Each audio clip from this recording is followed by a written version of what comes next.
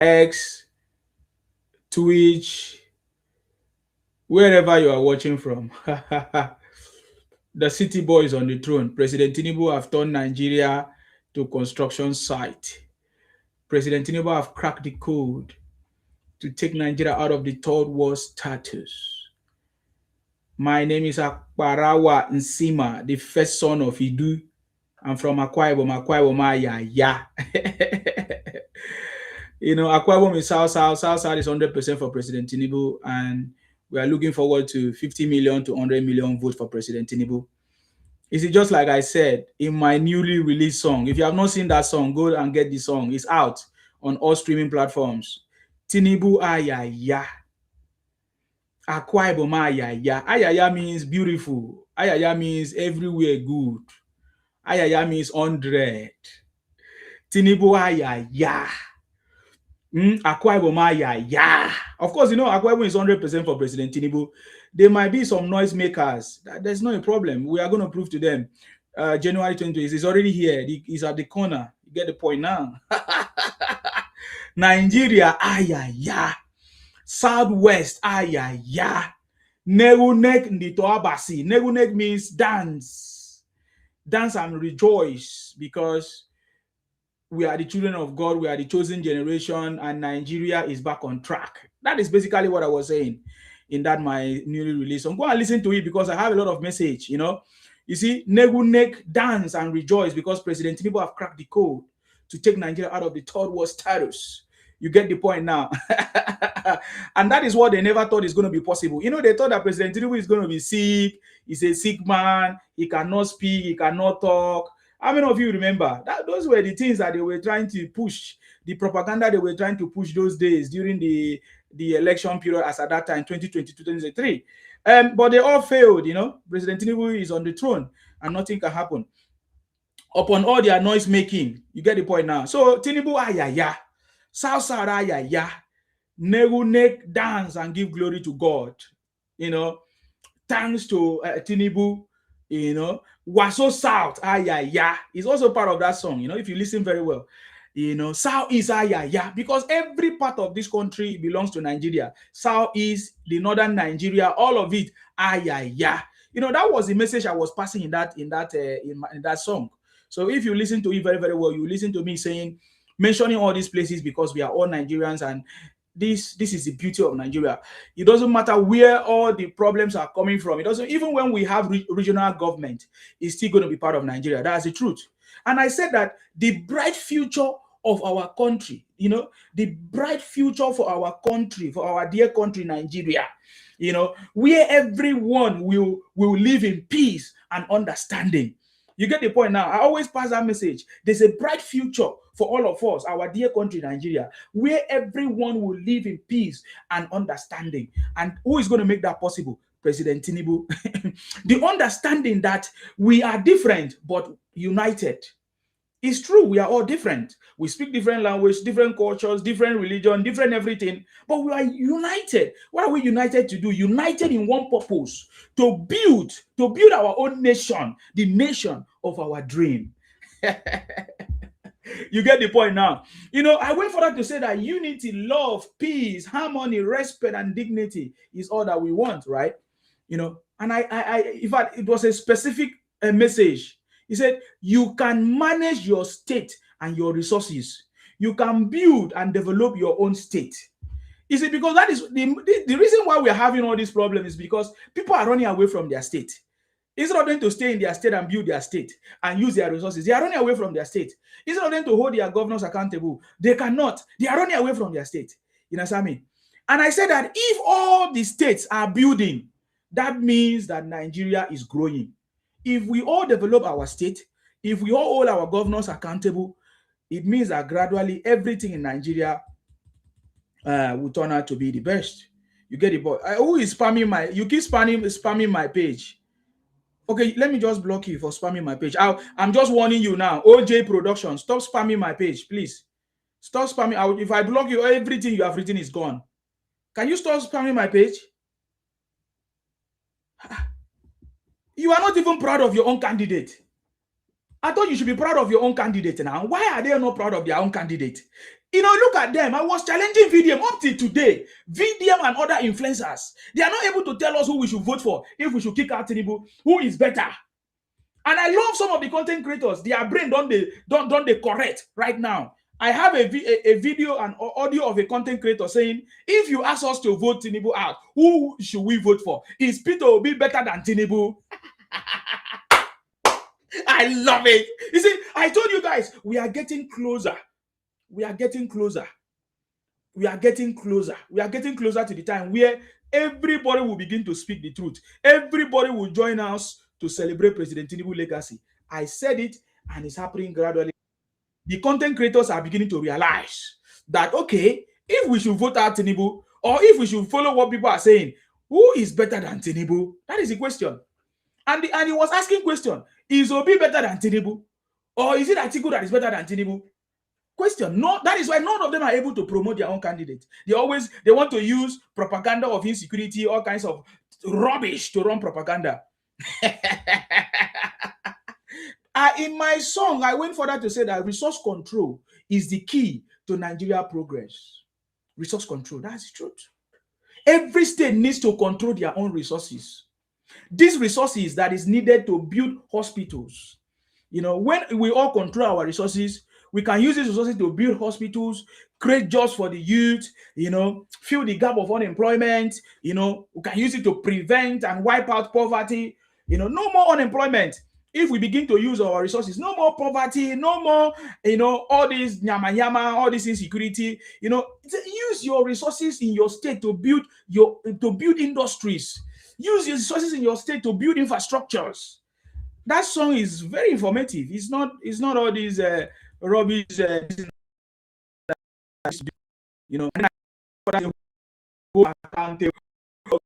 Accountable. All your reps are accountable.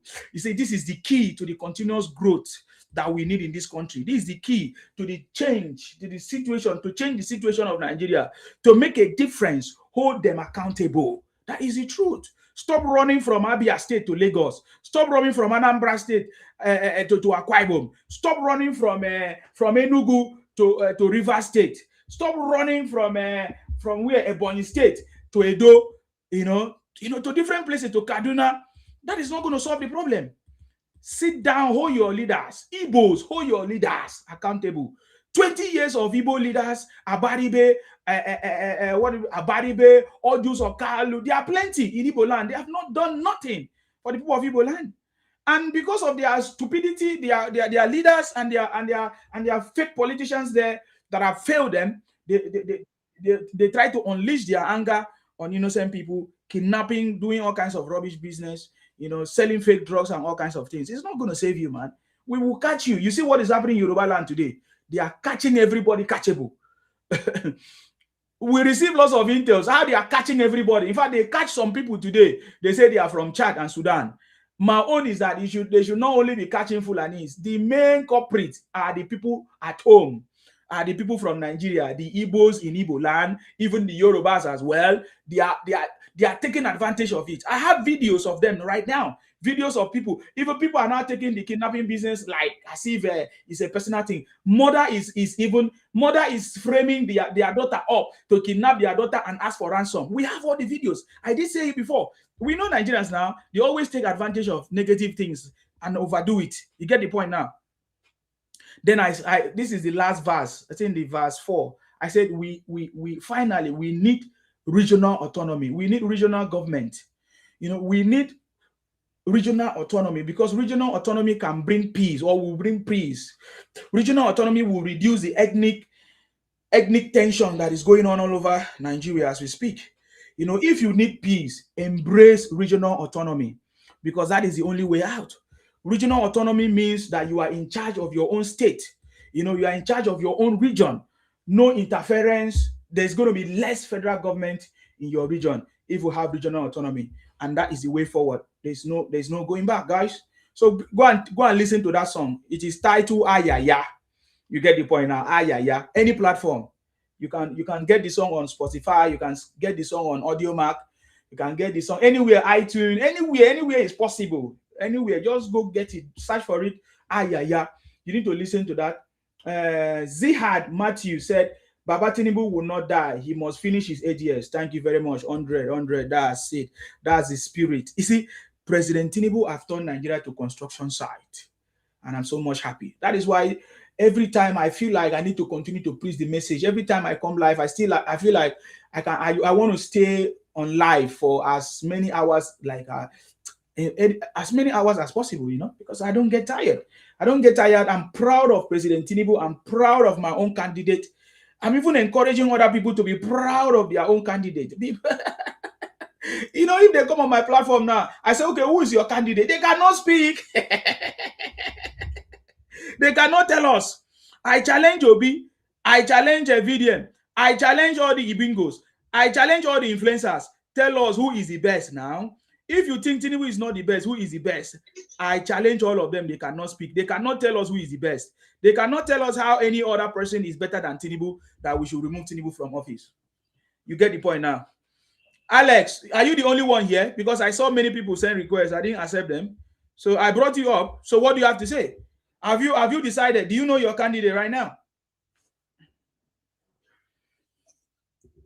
Something else. I'm not talking about candidates. You understand? I'm talking about candidates. So if you're not talking about candidate, fuck off. Fuck off. You're not talking about candidate. Fuck off. Allow me to talk. Fuck off. Fuck off. If you're not talking about candidate, what are you talking about? If you don't tell us your candidate, what are you doing then? You're talking nonsense. If you're fighting against Tinubu, then what are you doing? If you're fighting against Tinubu, so who is better than Tinubu then? I don't know what. At least when you bring somebody up. No, if you don't deal with the topic I'm discussing, there's no need of wasting my time. That's the way I do it. Yeah. See, let me tell you something. What you are discussing doesn't make sense. You understand? You can't just come up and ask somebody who is your candidate. Who is your candidate? Yeah. I bet. Let me bring you down because you're idiot. Come on, get out of here. If you don't have candidate, you don't have any right to come to my platform. If you are not proud of your candidate, you don't have any right. If you are telling us that Tinubu is not good, then who is better? Who is better than him? If you are telling us that Tinubu is not good, who is better than Tinubu then? That's the point. So if you are not proud of your candidate, don't come to my platform. Because I'm talking about Tinubu and what he has done, how he has turned Nigeria to construction site, all the good news that we have received, most of the adopters by Boko Haram, people that they have adopted for years now, President Tinubu have done many things to make sure that the insecurity and every other problem in Nigeria is solved. Those are the things we are talking about. So if you feel like you have a candidate that will be better than Tinubu, tell us. If you cannot, don't come to don't send requests. Because if you send requests, I will disgrace you. That is my platform. So if you don't know. Kola, what do you have to say? Please go ahead.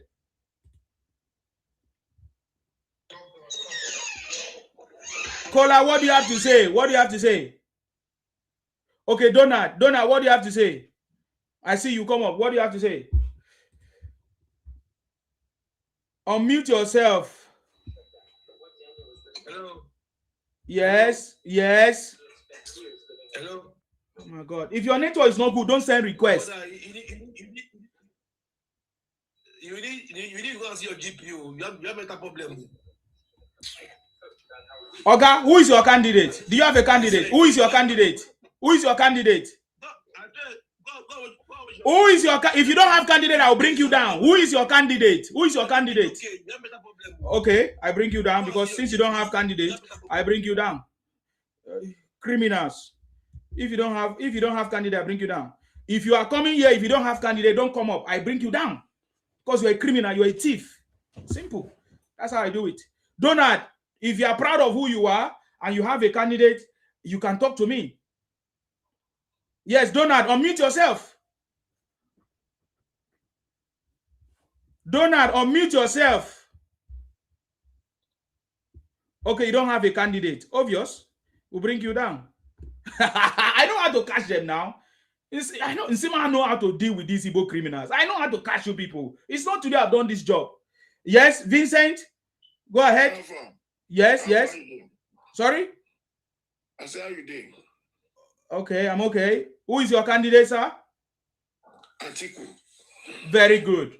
Now you are talking. We can have a play level ground now. Atiku. Very good. So what is going on? Have you seen how President Tinubu have turned Nigeria into construction site? Have you seen the effort of President Tinubu in infrastructure, education, housing, and healthcare? What do you think Atiku would do differently?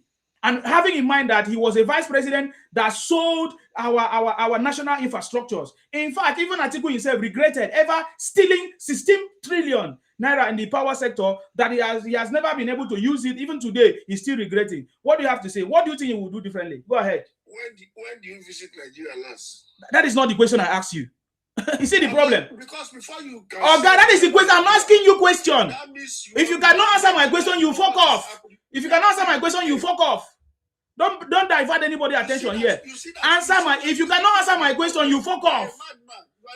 Your father is a madman, and you remain a madman. Your father is a madman. Your father, your generation, your children will remain mad, and they will soon get mad. You know, if that's how you come to people's platform and be talking rubbish. If you cannot discuss, any Igbo man that cannot discuss the topic, don't come here, because I know Igbos cannot discuss any topic.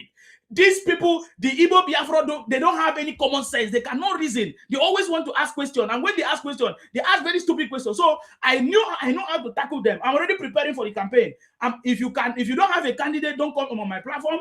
I'm not looking for followers. I'm not looking for views. If you don't have a candidate, don't come, because I know that Igbos are not proud of their candidate. Even VDM is not proud of his candidate. Even the fake influencers, the fake social media content creators, the celebrities, they are not proud of their candidate. So don't come on my platform if you are not proud of your candidate. If you don't have figures, facts and figures to come and defend your candidate, don't come. If you come, I will disgrace you and I'll bring you down. And if I lay a curse on you, that curse will happen. You understand me? That's what I say. Okay. You say you have a candidate. I'm going to put you on the bigger screen because I need to hear you. Very good. You are welcome. Is that your name? Nwaogu, yeah? Perfect. Who is your candidate? I can't hear you. We can't hear you. What happened now? We can't hear you. Unmute yourself.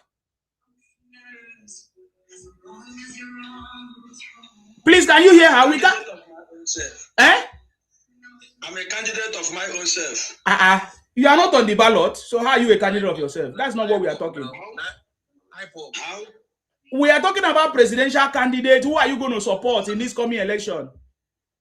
I'm supporting myself. If I should have the privilege, I want to rule. But you don't have now because you haven't bought a ticket. You are not a member of any party. Who told you that I haven't bought a ticket? Okay, tell us now. Declare yourself. Which party do you belong? And which party? And what position are you going for? I belong to a freedom party. A party where you can be free. What you want to be in life. You have good people around you. You cannot be marginalized. Oh God! People cannot be killed and people cannot be slaughtered. Where is the party? Where is he located? Where was he registered? Where is he registered? Yes. We are a government of our own self. Oh my God! Na bingo. Calm down. You never reach to insult. Okay, but you are insulting yourself now. This is not what we are saying now. You are insulting yourself by yourself. Can't you see that this is an insult to yours? If somebody begin to abuse you now, you say the person they abuse you. We say that if you don't have a party, don't come live. Don't come here. If you don't support any candidate, don't come here. Did you have party before? Did this country have party? Did this country, the executive country, have party? No. Is this country living like people that have party? Which party did you think that we have? Bingo, it's okay. Just calm down. I will remove you now. You are wasting my time. See, today is Sunday, yeah? I don't want somebody to waste my time. I beg. I don't want to be arguing with people that their brain is off. In Nigeria today, we have many parties registered by INEC. So if you don't recognize it, it's your choice. But there is a party. The fact that... Did we have INEC? Oh my God. You are wasting our time. I think we need to move to the next person, please. Please, this is how I'm going to catch all of you. If you are IPONG, if you are Igbo, if you are Biafra, when I say Igbo, I'm talking about Igbo Biafra, you know. And if you don't have a party, don't come live. Don't come on my platform. I'm not looking for followers. I've never looked for followers. If you watch me very well, because I don't say things that entice you to come here. Go to VDM platform. The stupid Agbola guy. We are going to catch him. How many days for him to come back? We are going to catch him. See, you tell us. You see, all of you saying that, oh, Tinubu is not good. Tinubu is not good. Who is better? Who is better? You are not proud of your candidate. whenever we bring you live here to come and talk, you keep talking nonsense as if you are all these people that are on colos. You do not. We know that Igbos are on colos. Igbo Biafra. You guys are on colos. Now, as we move on, before I give opportunity for people to speak, I see people on the panel. I want to play a video of one of the content creators. You know, the content creators are under this contract. They're giving them script to run propaganda. You understand me? So now, one of these content creators, when he was given opportunity to speak, the man was asking question. Okay, if we kick out Tinubu, who is going to be in charge? I saw the video. Where did I keep that video right now? You understand me? So the man was asking. So if we don't vote Tinubu again, you understand me? Or if we don't support Tinubu, who are we going to support? This is one of the first content creators that I've seen that makes sense. Unlike VDM, because he's doing it so that the Igbos will follow him and share his videos. He's looking for followers. He has been making money, and the money now is not even enough for him. He went and set up what did he went and set up a fake China automobile. You see, when you have not seen anything in life, when you are not seeing anything in life, that's how you be stupid. Come to UK, cars na water. Waiting be for you now business they do. Bunch of criminals. They go, they carry China car. The brother say the car he's selling is 119 million. I was just laughing. Now listen to this content creator so that you confirm that so many other people are waking up. We are raising awareness. So they say, okay, let president resign. Who's your presidential candidate? I don't have. Listen, this is. I think this person is even responding to VDM. You say make president resign. Okay, now pay attention. If you want to say, Rookie, this is why they say, okay, make president resign. Who's your presidential candidate? I don't have. Because I've not seen anybody that's credible enough for me to say, okay, go and vote for this person. Hospital be record. Say leave money for state account. That's the content creator. Please don't finish what they want to do for the state where they leave money for state accounts. I mean, they invest on behalf of the state. Okay. Or you lost ideas for things when you want to decide the state. Even talking about, okay, person who don't create record of who go fit build country or build community. Tinubu is more credible. Yes. Than the Peter Obi. When they price tomatoes, they save money for state account. All we are asking for is an accountable government. Yes. Government that we can cry to, they will hear the cry of the people. Yes. Then they swing it to action immediately, like the way other countries they do. Yes. But they are still leading this country. If you want these men, Rookie, this is why you hear that? So they are beginning to question. And I tell you, this campaign goes sweet where. Because go and verify is no longer trending. You get the point now. You get the point now. Go and verify is no longer what? Trending. People now know the truth. Go and verify is not trending anymore. I told you that VDM don't cast. People are not foolish anymore. You know, VDM deceive people, manipulate people, and collect money. You know, and go and build from NGO to CEO. Are you hearing VDM telling them that he want to go and build schools? He want to go and rescue children. He want to remember how VDM started. He said justice to Mohbad. Have we gotten justice to Mohbad up to today?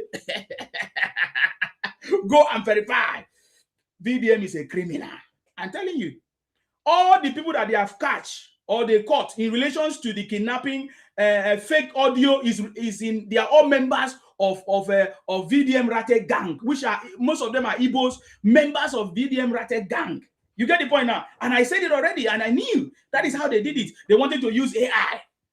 Thank God this government is now stepping up security and then taking action. With all this social media, buhaha, propaganda and everything, you go clear on for eye. You understand me? So this is a content creator under pressure.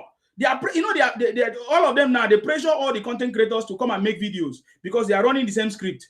And then this one is asking, okay, if you are telling us to say the VDM should resign, who is going to replace him? I want to play it again so that you listen. If you have not listened, play. I want to. If you want to say, Rookie, this is why they say, okay, make president resign. Who's your presidential candidate? I don't have. Because I've not seen anybody that's credible enough for me to say, okay, go and vote for this person. You see why? You see why VDM and others cannot be able to be proud of their candidate? They cannot tell us. Because if you are bold enough to tell us to remove Tinubu, who should we vote for? It means you have a candidate that is better than Tinubu, right? Tell us now if you're a man. You couldn't. That is how we know that you are all running the same script and you are being sent. It's a propaganda against Tinubu. It's a tool. It's a level of organized crime you guys are putting against President Tinubu and you guys will fail. Are you getting me now? So there are other people that have sense and they are beginning to question. They even question Obi. How Obi was saving money when they were when Anambra had problems. You get the point now. But Tinubu knows that you guys are a bunch of criminals. You guys are just playing game. And long time ago, he played this game. You see, VDM today is traveling to China in 2026. Do you know when President Tinubu traveled to America, traveled to China? You were not even born. VDM was not even born as a dad. That's why we call him City Boy. You're just a noisemaker. You see, when I see all these British and young people, Gen Zs, when they start to play their stupidity card, I wonder if they knew that there was somebody before there before them. I don't know if they knew that there was somebody before them, somebody was there before them. Somebody actually, all these youthful exuberance that they're exhibiting, we were there before them. I was a youth, still a youth, 50 years now, soon I'm going to be 60. We know the gimmicks, we know all the games, we know all the plans. All these ones are content though, because they want to make money. They want to make money on social media because they are all of them are ready to push fake news and everywhere, share the content among themselves. So they are just ready to share. Oh boy, you don't cast. Okay, if you never cast, as VDM made a video about the 250 children that have been rescued, that even international media is carrying the news, Al Jazeera, CNN, everybody is carrying the news that this is a good news, that the Nigerian forces have released over 360 captured children, that was in captivity of Boko Haram. Did you hear, did VDM make a video about it? Please, is there any video? Every little you rush. Anyone that said they should kidnap Tinubu and the Tinubu family, he will rush and go. So that is how I know these guys are enemies of this country. They are the market. Don't ever think that VDM want better thing for this country. He's a criminal. Where did he come from?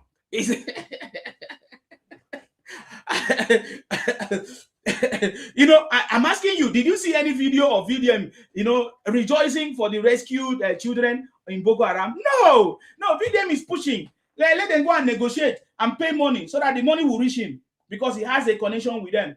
Always negotiating with his friends, with the ratted gang who have made up their mind to duplicate the story of Nnamdi Kanu. I hear all of them saying, okay, everything that Nnamdi Kanu said has come to pass. Criminals! I'm going to make a short video. There is nothing that Nnamdi Kanu said that has come to pass anything. You understand me? They are orchestrating all kinds of fake news, carrying out all kinds of organized crime and everything, and then using it as a, politicizing it.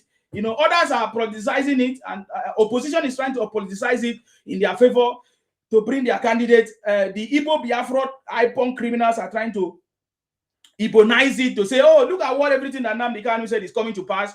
And then what is the enemies of the country are now using it as a yardstick to see, okay, if we can push the narrative that maybe Tinubu can return subsidy, or just like I said, 5 important components if you want to talk about the progress of this country. 5 important components. When we talk about the government, we must also talk about the sponsors of everything. They are sponsors. Everything that you see in Nigeria or anywhere in the world, they are sponsors. There are people that are sponsoring it. So we talk about the government, we talk about the sponsors, we talk about the so many, plenty, the work plenty. You understand me? There are so many things to talk about when we are looking at all these things. You get the point now, I made it very clear in a very short video. You can go and listen to it. I don't want to so the truth is that we already know it. All of them have been exposed. So I ask you, all those ones that were celebrating, telling us on, showing us that they have concerns, how come they are not telling us, they are not making videos about the over 360 people that the government just released or the armed forces have just rescued from Boko Haram captivity? You see, that is how we know that they are criminals. All the British are stupid. It's only you people that are giving them money now. Only you people are patronizing them. Because if people like us, oh boy, all of them go old. All of them go old. Me, I never patronize any British. Are they crazy? Are they crazy? All of them making videos. Have they made videos now telling us, celebrating this one? They were quick to make video about kidnapping somewhere. And they didn't even talk about where they come from. All of them have where they come from. Where they come from. VDM have where he comes from. Where VDM come from, there's a lot of problems there. He doesn't talk about it, where he comes from. All these Igbos, where they come from, they have big problem. And that reminds me, I saw Soludo addressing the issues that is going on in Anambra State. Soludo has exposed all the Nyambri criminals who have been accusing the Fulanis of all kinds of stuff.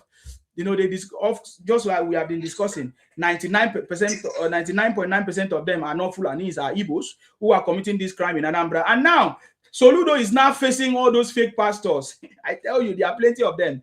I don't know why Soludo did not catch Ebuka Obi, did not catch Odumeje. All those ones are the top ones. That is why I say, Soludo, I don't understand what you are doing. For me, I don't feel like this is complete. You go and catch people that are just starting. Why don't you go and catch Soludo? Why don't you go and catch Ebuka Obi? Why don't you go and catch all these I came from spirit? What's that man name? Indabose, Bahose. Why don't go catch them? Those are the real fake pastors. Yeah? Liquid metal. In this fake pastor thing, Soludo is playing. Soludo is joking. The people that they're supposed to catch is Liquid metal, Bahose, Bohose, Ebuka Obi, and others. Those are the people that they're supposed to catch. You understand me? Those are the people they're supposed to. Even this Terry G. What is Terry G? That fake pastor, every time he say they do prayers in Abuja. What's the name of that guy? Terry G. They call him Terry G. What's the name of that fake pastor? Yes, Jerieze. All of them, they don't know anything. All of them are opening prayer industry. Mumu people, they are praying for jobs instead of them to go and look for jobs, instead of them to go and create jobs. I've never seen this kind of stupid people until our government rise up and stop this nonsense. All this thing will continue. You get the point? In the Boski Bahose, stupid thing. I call on Soludo, if you want to do something, if you are really fighting against fake miracle and fake pastors, you should start from Indaboski Bahose. Start from Ebuka Obi. Those are the criminals you should catch, not people that are learning from Indaboski. Why don't you go and catch those ones? You rush to go and catch new starters. No, so you are not sincere. You are not sincere in that one, Soludo. You are not sincere in that one. Okay, we have a lot of things to talk about too. That's why I wanted to drive away all those Ibotic criminals, because I know that they don't have anything to say. You understand me? I know. See, this one say gay twin. We will remind you in the future. Look at you. Now, they remind you. Where is your leader today? He's in Sokoto prison. Alpha, guys, the good news is coming. What we have been waiting for is coming. Finally, they will hang Nnamdi Kanu. Finally, they will hang him. By the special grace, they will hang him. That is the ultimate punishment for Nnamdi Kanu. Looking at his behavior. Looking at his behavior in the court, how he abused the judge, yes, how he was, he was not remorseful, and now his brothers with their gra, they went and appealed the decision of the whatever, and now the government is now taking a stand. There must be a capital judgment on Nnamdi Kanu. If not, another Igbo criminal will rise up again. So they must give a capital judgment to Nnamdi Kanu. That is the truth, and that is what the people want. You understand? So our prayers is finally come to pass, because right now they will not say that they did not pardon him. They pardon him, but because due to their gra, they went and appealed, because they want to show that they are gra, they are Ibotic. Definitely, Nnamdi Kanu will finally face capital judgment, and that will bring an end to this Ibotic propaganda, Ibotic Biafra that they have been doing for years. Okay. Excuse me. Don't unmute your mic if you are not speaking. If you are not a criminal. If you are not Ibotic. You understand me? And if you don't have any important thing to say, don't unmute your mic. Wait for your time. I'm just saying it. You are not listening. Why are you so Ibotic? There are people before you. Will's the best. It's your time. If you have something to say, or if you want to pass the mic, let us know. Hello, Isima. I salute you. I salute you. Congratulations to our Nigerian soldiers, our Nigerian army. Yes. They really do a good job. I saw the news.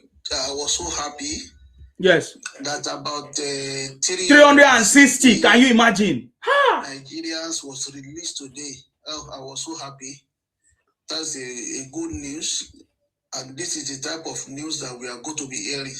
Amen. In the name of our Lord Jesus Christ. Amen. Really, I can't. It is a big joy for us that at least, you see, all these criminals, Fulanis, and any other criminality we have in Nigeria should please be erased. Nigeria needs peace. Nigeria have suffered a lot. We have come a long way. We have come a long way with this orphanage. And I've never seen one day when we say, we have peace in Nigeria. I don't know what is exactly our problem, really. We need peace. People must have peace. People must be able to close their two eyes and sleep well. And really, I don't really know why our people are behaving like this. I really don't know what is going to be their gain in destroying the country. I've asked myself many questions. I really don't know what is their problem. And again, this topic of today, Nigeria construction site. The topic is really true. That is a living witness with that because things are really happening in Nigeria. They are constructing the road. Enugu, I saw it with Savi. Enugu, Sokoto, Enugu, Port Harcourt, Sokoto, Badagry. I saw a lot of roads being constructed, and they are not even just ordinary road. It was concrete, and this is what we need because it has been on the map for years that they have been talking about this Sokoto, Badagry for almost more than 50 something years. Maybe 55 years. Maybe I was just about 5 years old then. Okay, and now thank God that even this what do you call it, coastal highway, it was during that Tafa Balewa. They are talking about it. But today, somebody who is bold to do it, because we have been hearing during the time of Obasanjo that he said if he do it. If he do that thing, they will go against him. Buhari also said the same thing. That if he has to go to all these things that Tinubu did, if any of them could touch it, people will go against them. And Tinubu doesn't care if you go against him. What do you think that is impossible? He will make it possible. That's who he is. That is who Tinubu is, according to the way I've studied him. He's a man who doesn't listen. He just wants to do what is right. He believes he's going to do what is right, and he's doing it. Moving forward, by the grace of God, this issue of insecurity, he will tackle it. Because I even remember those days whereby we queue for petrol. It's no longer happening. It's no longer happening. Nigeria is getting somewhere. We are really getting somewhere. ASU strike is no longer happening. No more ASU strike. Everybody go to school. They finish their 4 years. They graduate. Even technical school. If you know you don't know book, you want to go to your technical school, it's free. You go to technical school, they will still pay you. You go to technical school, you go and learn how to do handwork. Either anyone you feel like doing tailoring, anything, saloon, anything, repairing phones, repairing computers. Doing that, the government will still pay you again for doing it. What else do we want from the government? Lot of hospitals have been being repaired. So many have been rebuilt again. What else do we need from the government? The government is trying their best. They are trying their best. It may not be enough. Is somebody talking? It may not be enough, but it's still. I think I'll remove him very, very soon. Don't worry yourself. You think that I'm joking here? Go ahead. It may not be enough, but we are getting there. A room is not being there. Look at the longer years Nigeria has been coming. We have been suffering. Look at those years back. Because if I count among those our past presidents, all of them are just coming and bring stories. At the end of the day, look at the way Atiku and Obasanjo destroyed the country for us. Because during their own time, they have started with all this small project. From that time till now, at least Nigeria will have been well developed before now. But then none of them do it. None of them do it. And somebody who is there now, who is doing his best, we should try to support him so that we can achieve what we want to achieve. Because if to say this man come, I will even go against Tinubu. So if to say when he come, he also come and gaslight us with stories and go like others did. Yes, that's when I will go against. But he's doing it, and something we can see.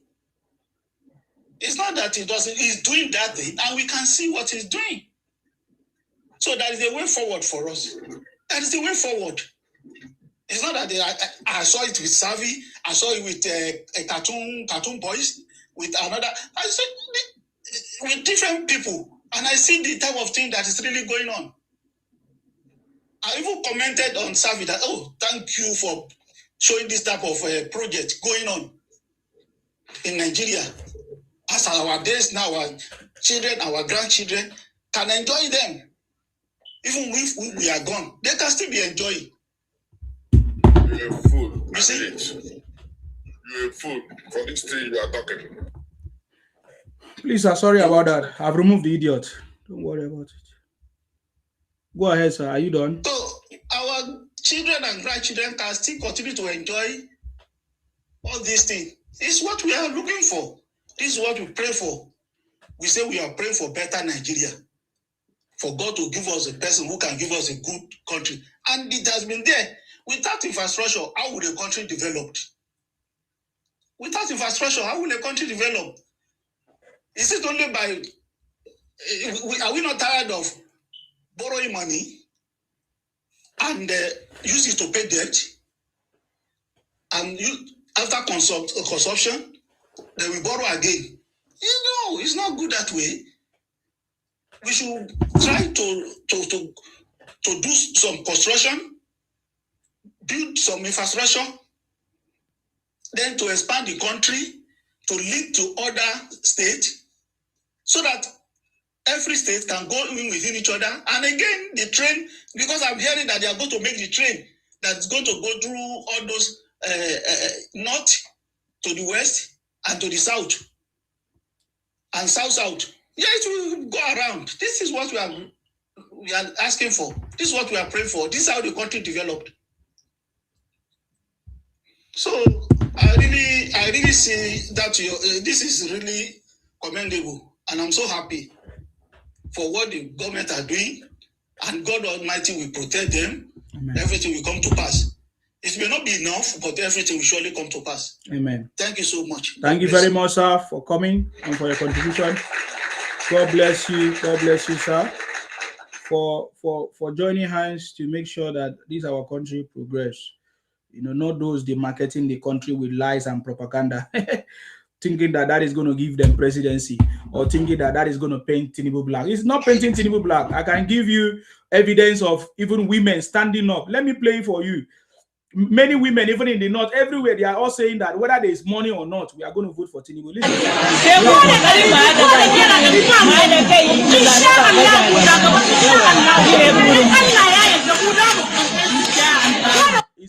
It's the year outside.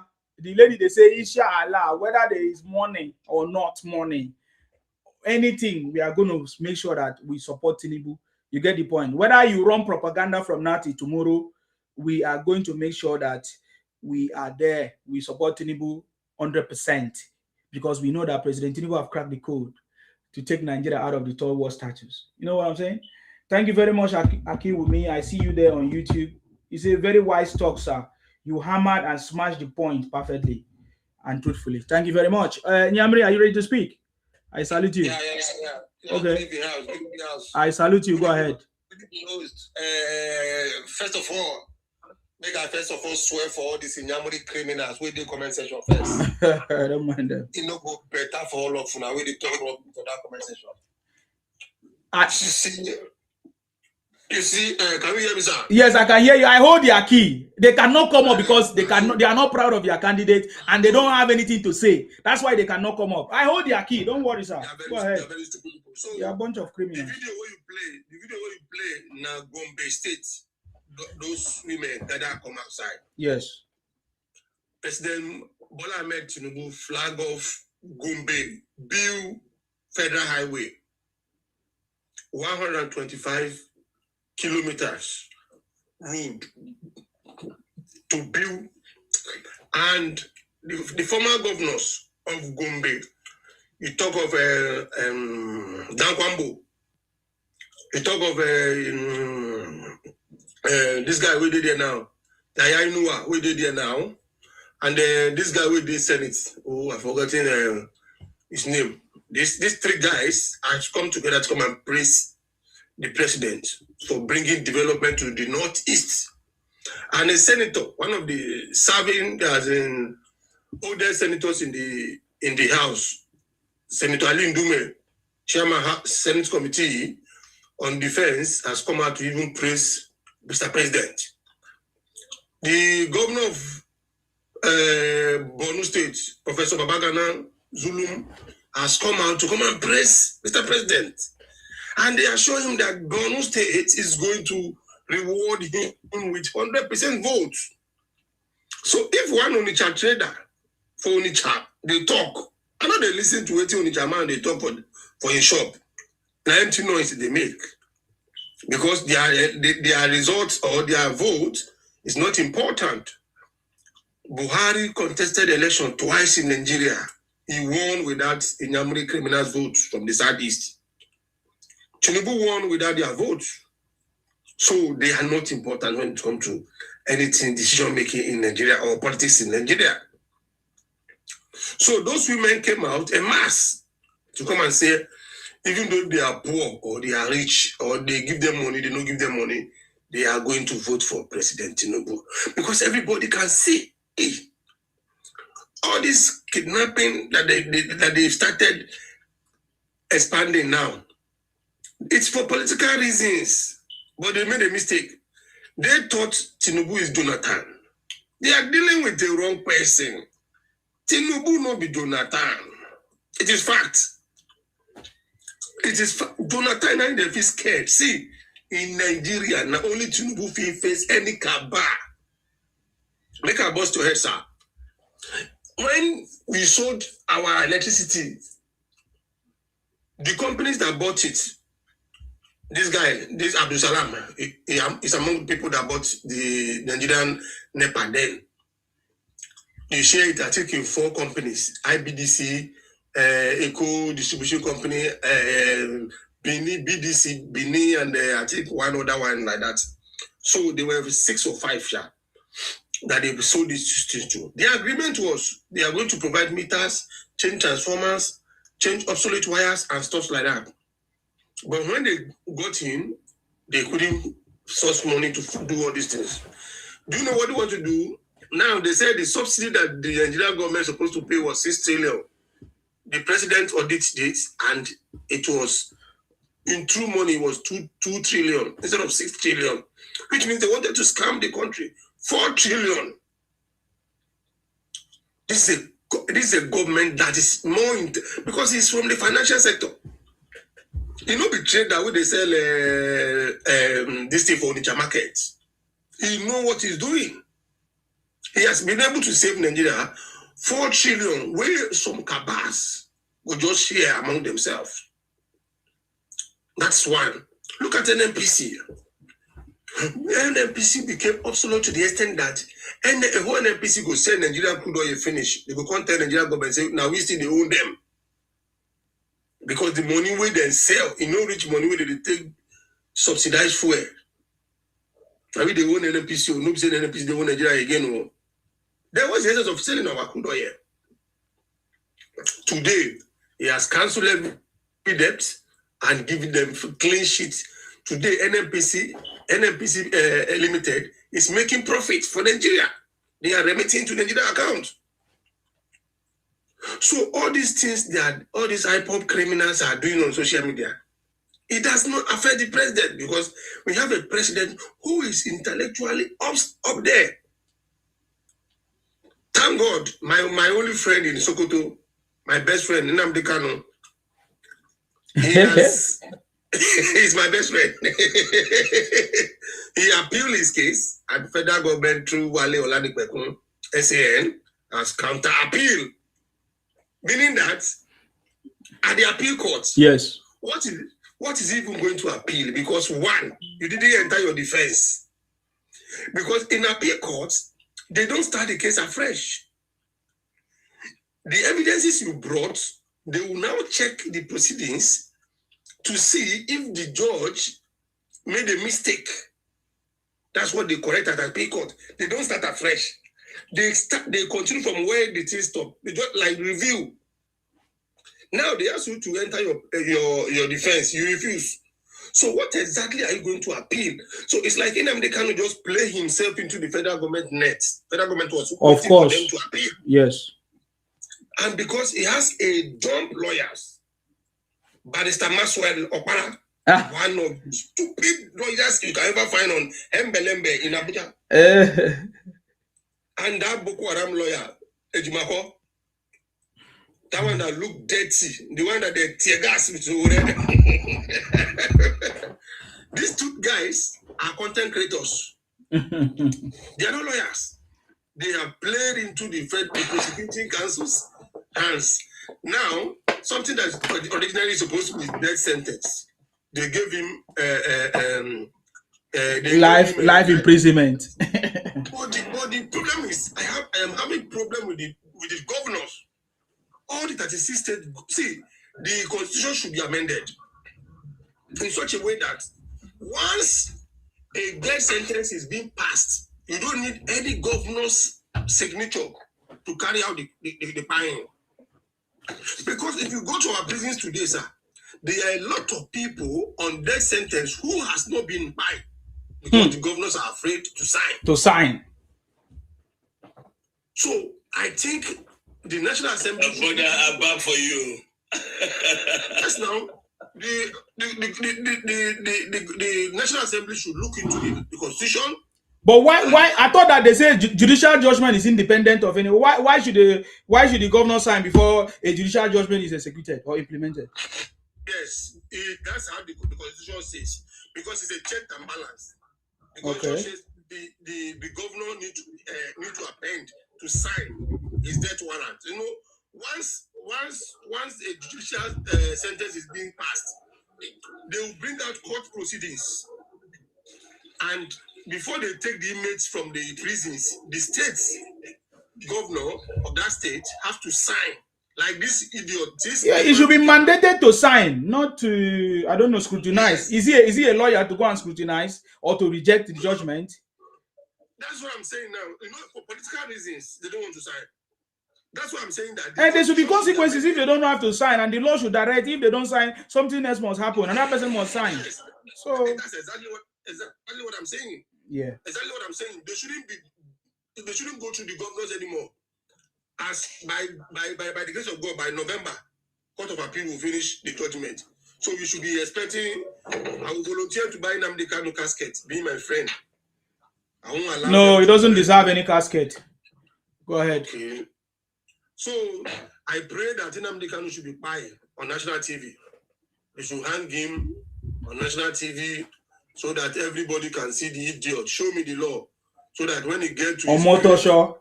Justice Motor you know the pray. Any bandit shouldn't pass in front of a motor show. It's the same person that jailed Mama Saleh, former Minister of Power under Buhari. He jailed him 75 years. Motor show know the play. That man know they talk well. You know they talk plenty, but in Bairo, if you write sentence for you now your own. So I thank God that every Nigerian is awake against these criminal inyamuris. They are the one committing all the medication, all the DRG and powder way, all these bandits they take before they carry out attack. It is supplied by these Inyamuri criminals. Because before you can go and attack and buy your fellow human being, you need to be on powder for your eye to dirty well before you can do such an atrocious activities. And these Inyamuri criminals are the ones supplying these powders to them. So, Inyamuri is a problem in Nigeria. And thank God their leader is going down by the grace of God. After Court of Appeal, I know the Mumu will go to Supreme Court, and Supreme Court will still not come to. After that, now to all NTA, Channels TV, TVC, and hang him on live TV so that I will be happy. I will be the happiest man on earth by the grace of God. Inshallah. Amen. It no go better for any Igbo man.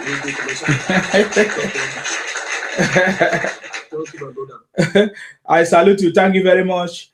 Somebody say if NNPC is making waves financially, then why is Tinubu constantly borrowing excessively? He said, and Mumu, Tinubu is a colossal failure. Can I respond? Can I respond, sir? You see, these are dumb questions. United States of America produce times 10 of what we produce as an oil nation.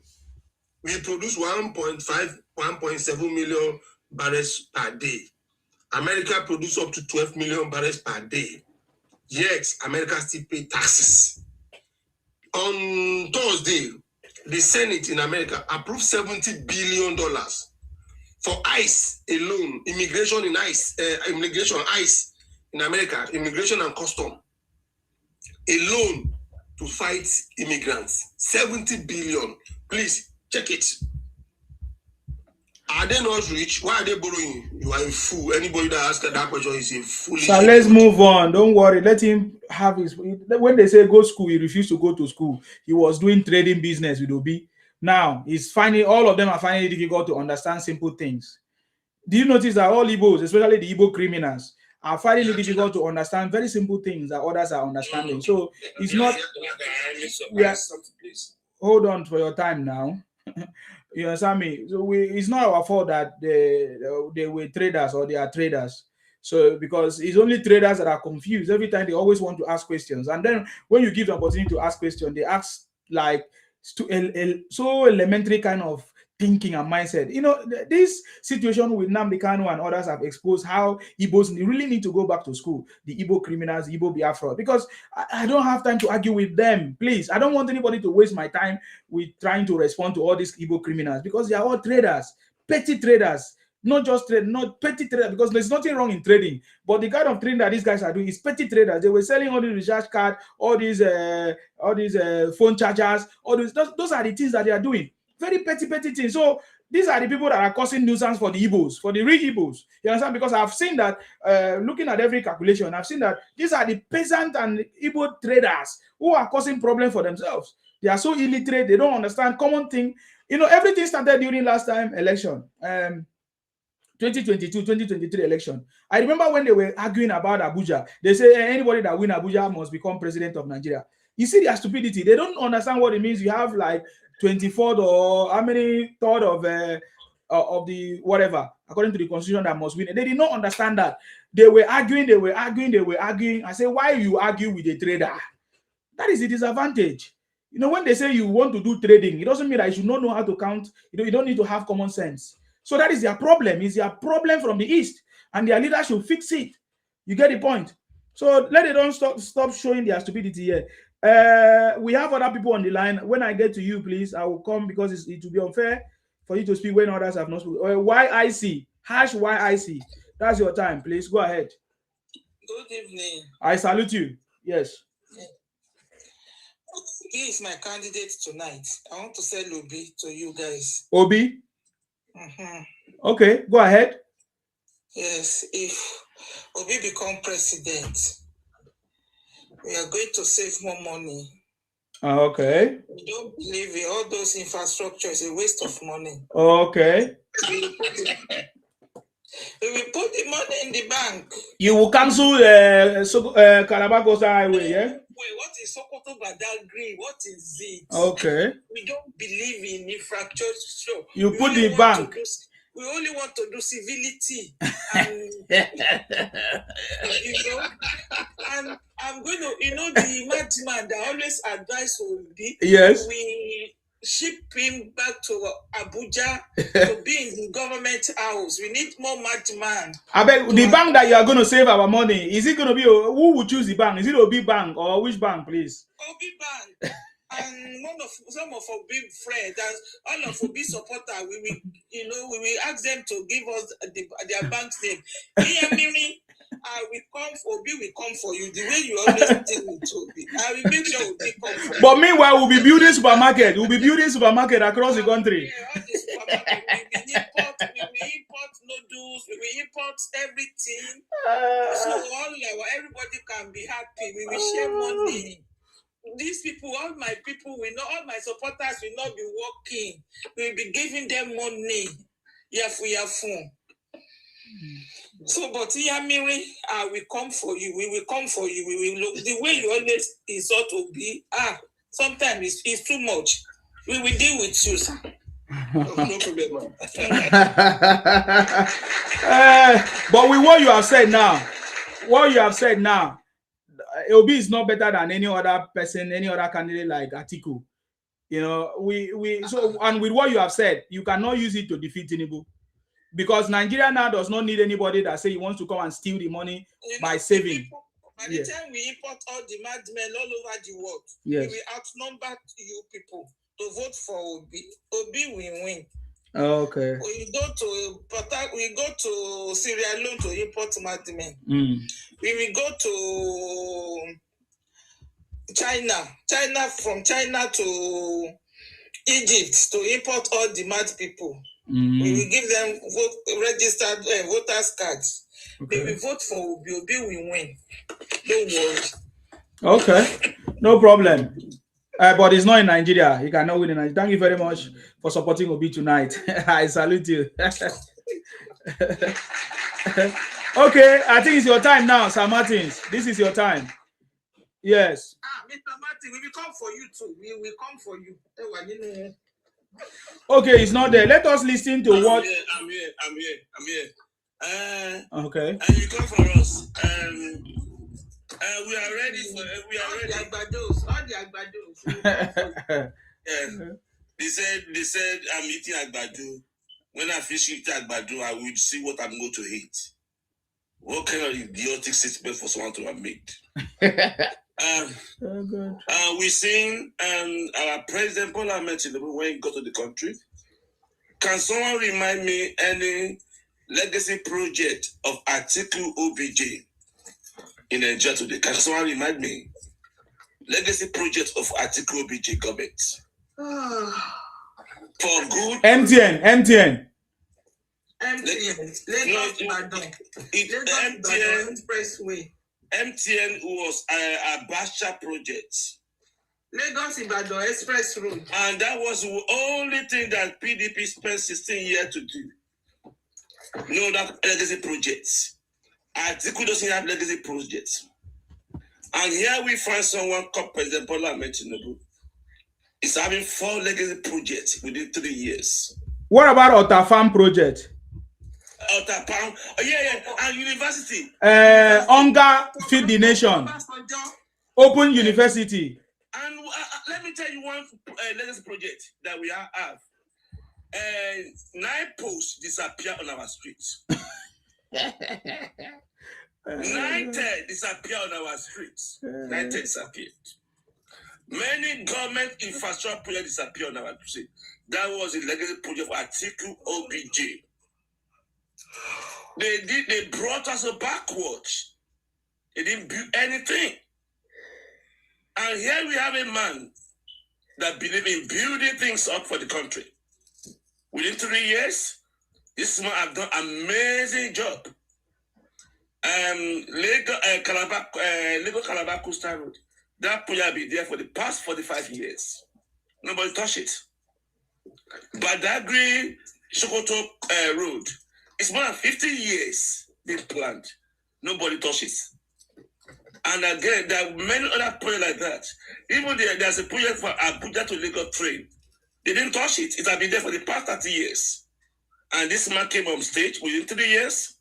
He faced all these additional projects. And you are telling me I couldn't say something? You might be mad. This man is doing very, very necessary things for the country. And we know on our own side, we are the patriotic Nigerians on our own side. Mm-hmm. On their own side, they are own patriotic of Nigeria. So they couldn't see where we are saying. They have called us all kind of names. They call us zoo. They abuse us, they insult us. They are bitter, miserable little souls that doesn't have any good for the country. On their own side, it's negativities. and evils that come on our own side. On our own side is positivities and good for our country. So we are going to beat them because we hold the truth. They are not within the truth. President Bola Ahmed Tinubu do amazing for this country. It's only one we have able to have in the modern living memory that we're able to achieve this amazing job within 3 years. Let me tell you, this man went up to the head of having police reformed, local government reformed, tax reformed, and which other one? Forest guard, several policies. Several policies that we have positive impact in Nigerian life. This man is doing it. We haven't had it like that for only God knows. Only God knows. And these criminals, bandits, that only believe in negativity and threatening and abusing people, these anarchists, they believe they're going to defeat us. We are standing with President Bola Ahmed Tinubu. It's not going anywhere. All those projects will be achieved. We won't let it be abandoned. Let me tell you, we will never let it be abandoned. See all these criminals jumping around, ADC, PDP, whatever they call themselves. These bandits, they were in the charge of the country when the Nigerian finally collapsed. These criminals, Atiku, all these criminals, they were the one in charge. Was it Tinubu? Murtala Airport was built when we are about 60 million population. That project, that airport need to be expand compared with our population. These people criminal abandon those things. We are 60 million people in Murtala Airport. We are now about 250 million people. We decide brand new one to carry the economy. So this man is investing on the future of Nigeria. President Bola Ahmed Tinubu, it's not going anywhere. Obi is not going anywhere. Obi is a blind mind, confused, miserable soul, does have no clue of what he want to go and do there. Obi just want to be there for his own personal self-interest, egoism, not for any positive things. How could you be asking Nigeria to give 4 years to change Nigeria? So Nigeria is very stupid, not be intelligent. You're just after yourself, not after Nigeria. So in any case, on our own side, we hold that to President Bola Ahmed Tinubu because we want change, we want investments, we want infrastructure to be built. The population of Nigeria is growing. We cannot leave this old infrastructure to carry the population. In the next 10 years, there will be 400 millions. It's a high need to invest in the infrastructure of the country. And this man is doing it. And you are crying. You are not going anywhere. Those infrastructure will be built to carry the load of Nigeria. You are not clear. We wasted about 16 years in PDP. Nothing built. Nothing built. They only built Lagos Expressway, by the way, for about 16 years out of the country. Lagos, every year budget, Lagos Ibadan Expressway, Lagos Ibadan Expressway, Lagos Ibadan Expressway, nothing infrastructure built. These criminals. Go and look at this national stadium in Lagos. How have be abandoned? These criminals. These are the things this man is trying to manage, to build up. And you are trying to let you. You are not going anywhere. You are not going anywhere. We want our system to be built. We are running behind this time. The population is growing. And we just need to make sure we build foundation for the economic development. We cannot allow the coming population to be poor and miserable. We must invest in every area. Even this man invest in energies, energy. The way the policy energy, he attracted investors to this area. So this might give a very good policies in the country.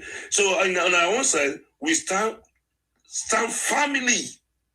I repeat, family with President Bola Ahmed Tinubu. We are not abusing you. We are not saying you go and buy. We are not going to insult you, but we stand family, and we know we are going to defeat you at the ballot box. No matter how much useless game you might play, we can see you are playing kind of game of insecurity. Tinubu, criminals are people. The whole thing we are ignorant of your tactics. You want to smash partner for the good of Nigeria, for your personal emboldenment and selfishness. You have destroyed the country far too long. We have no time to waste. We have to build. We have to invest in those infrastructures. And there's no time for us to save. For the coming generation to be able to carry a population, it's high time to invest in infrastructure. And this man is doing it. I give him the kudos for that. President Bola Ahmed Tinubu is a giant. It must be a bold person to be able to combine Lagos Calabar Coastal Road, 750 kilometers, and Badagry Koto Road, 1,006 kilometers. You must be a giant and strong courageous man to combine it. Not only that, there are several other jobs going on in Nigeria. So President Bola Ahmed is not your mate. It's not going anywhere. Thank you, every Nigerian. We stand with President Bola Ahmed. Thank you. Sorry if I annoyed you. I'm so sorry.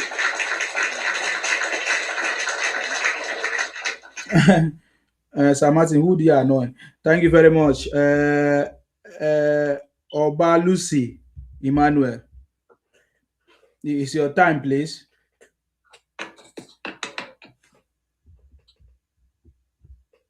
Okay, let's move to Eze. Eze, are you there? Yes, I'm here. Good evening. Good evening. Good evening, Sima. Good evening. I salute you. Please go ahead. Sima, how are you? Go ahead, sir. I greet everyone in the platform. I say may all our prayers be answered in Jesus' name. Sima, I heard what I don't know, respect or something. So I don't know if he's still here or you don't go. Can you say your own? I want to say my own. Say your own, please. For me, and my own point of view, Yes. I've never seen a country or a nation, or even you that you say that you are living in a Western world.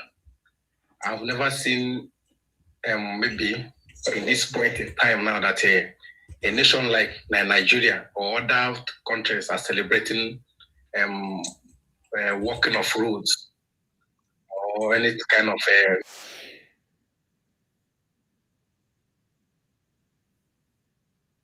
who is your candidate? I will reply. Who is your candidate? Let's know. Oga, if you don't, who is your candidate?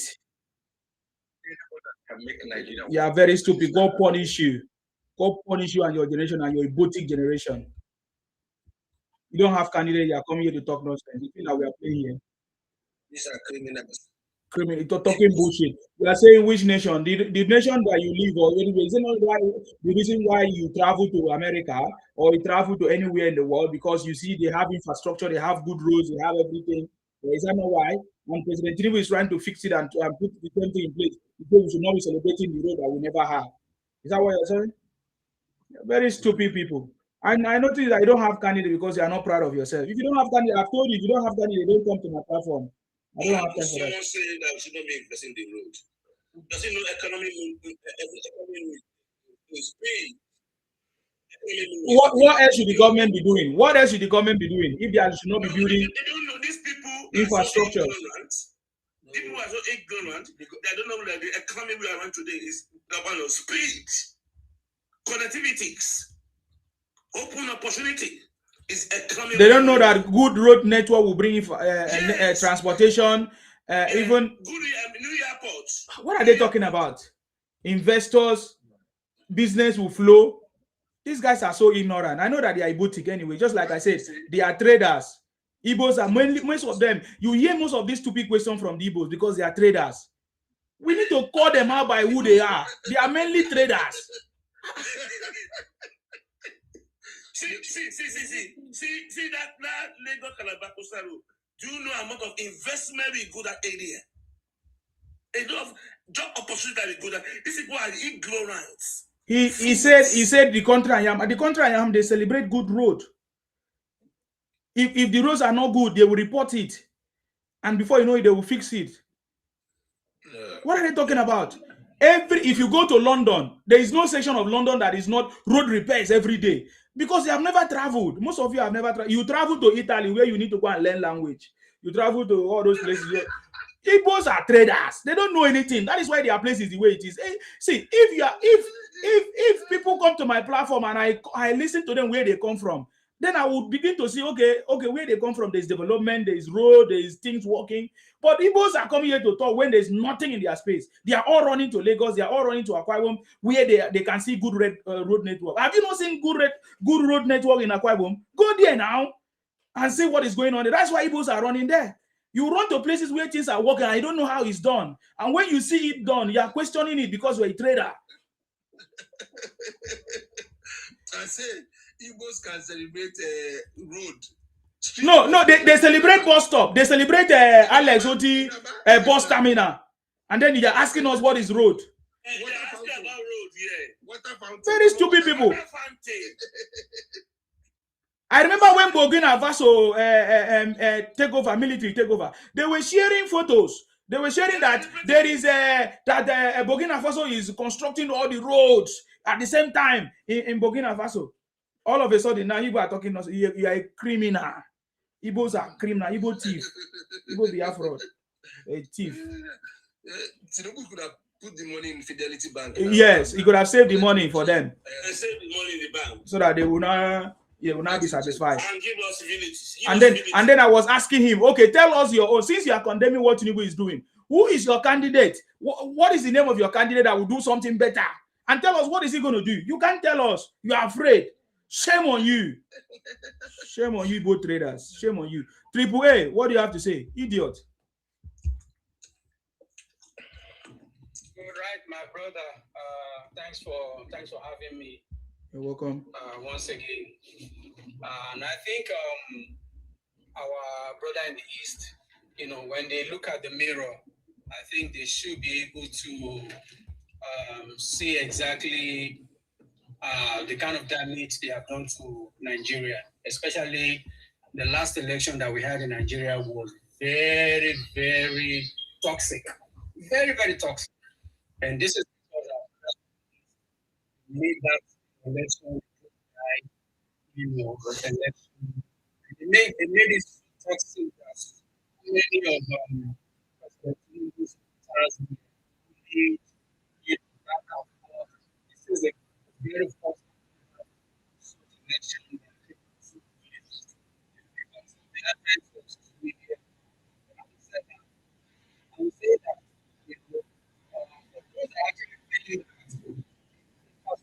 like good roads, development. I think they should assume of themselves. Just like you said, when you go to advanced countries, what are the things that compare us to Western countries? It is these infrastructures.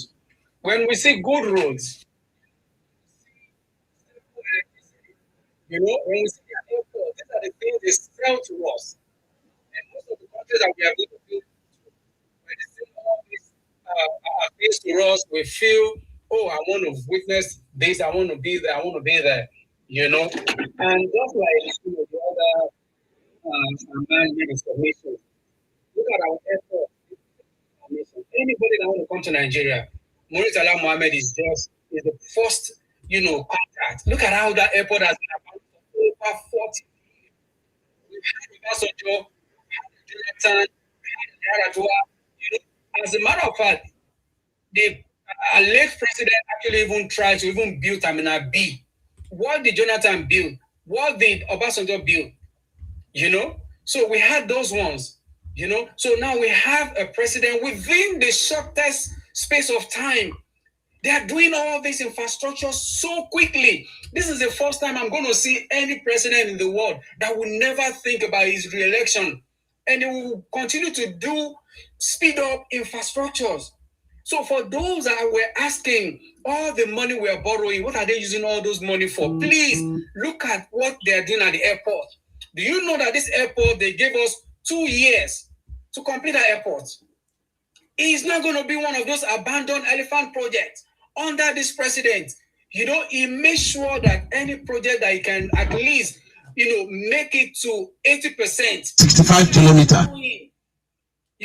Under Buhari, under Jonathan, they were borrowing money to actually pay subsidies. Do you know we're borrowing money to pay subsidies? That's why when people are asking that all the money they save from subsidy, where are those money? My brother, we have no money. They were borrowing to pay salaries. Governors were borrowing to pay salaries. Did we have amnesia? Our brothers from the East, did they forget so suddenly that even their governors from the East, they could not do anything? They need to look at the mirror and see themselves. You cannot hate this man to the extent that you start to think that we don't even think. And as a matter of fact, if they don't vote the president, just like you said, the president will still win. They did not vote Buhari won. They did not vote Tinubu won. As a matter of fact, when you look at the entire, some of them are listening to me, they should fact check what I'm saying. The entire Southeast is just a little bit bigger than Oyo State. The entire Southeast, the entire landmass of Southeast, the whole of the Igbo State is about 29,000 kilometers per square meter. Oyo State is 28.4. So if you guys don't even, as a matter of fact, you should even be, you should continue, you should even actually align yourself. You should beg to align yourself to the West. Because this is the opportunity that you guys have to actually hold either the Senate president again or the next one to hold the vice president. Why should they hold the Senate president again? They are other ethnic group. No, I'm talking about if President Tinubu. I say, sir, they are other ethnic group. Stop prioritizing these traders. They are other ethnic group. Exactly. We need to punish them. We need to punish them. As a matter of fact, because they have done, they have done us so bad that I was telling someone, I said, look, a vote. The reason why the Igbos were actually pushing for a Igbo president is not because they want to take over Lagos. That is their plan. They want a president that will come from the east that will help them to push. So they will start to ride, and start to, look down on everyone. Sometimes when you go to where all these Igbos, and this is not all the Igbos actually, majority, especially the traders, when you see our women dress, you see the way they harass them. Either you go to Alaba International or you go to where they sell their spare parts, you see the way they harass women.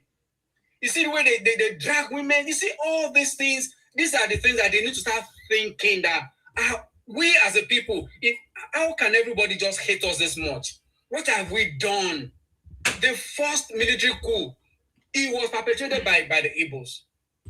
And when you look at it, we had a regional government before. It was an Igbo man that took all of us back into central system. Aguiyi Ironsi, when he became the military president, the military head of state, it was the one that actually eliminated the regional system where every region were developing themselves. And you know why they did that? It was because they were so greedy. They wanted to take over the South. Why did Ojukwu went into that civil war? They went into that civil war thinking that they can actually take over the entire South region so they can merge it with the Southeast. But unfortunately, they failed on that. So our brothers from the Southeast, when they look at the mirror, as many of them that are listening here, they should actually look at the mirror and see the truth and know that, look, we have actually done, a lot of Nigerians who've done them wrong. How did you do people wrong? Because when you start to, as a matter of fact, when you look at how this insecurity actually spiral up again, if you remember before they went to go and, to Washington, to go and tell Trump to put Nigeria as a country of particular concern, do you know that insecurity was already going down? If you remember, the insecurity was already going down. Nigeria was already doing well. As at that time, people were saying, oh, we are hungry. And this president decided, okay, look, all the farmers, all the food, all the harvest, you are either selling them to Niger or you are actually putting them in a warehouse so that when the price goes up, you sell. But this president said, okay, we're going to open up and import, and they started importing food and they dropped the price down. When they saw that the economy is picking up, the naira became stable, all these things. Then they decided, okay, we're going to use insecurity. Immediately they did that, this insecurity spiraled up. Immediately, it spiraled up. We are the only people in the country that will go and be calling another president or another country to come and take over our country. Come on. We are the only one that never say anything good about any government. If this one, comes there, is done badly. That one comes there, is done badly. Now we see a president that is actually futuristic.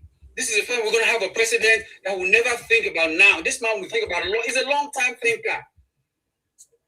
Like the other man submitted that our population is expanding at a very, very high rate. And our infrastructures also must be able to catch up. The only thing that this, president is done is to make sure that he saved the country. He saved the country from collapse. This man did it, and he did it at Lagos. He did the same in Lagos. As at the time when Babish was almost being overrun, this man, took over. He took the challenge, and today Babish is stable.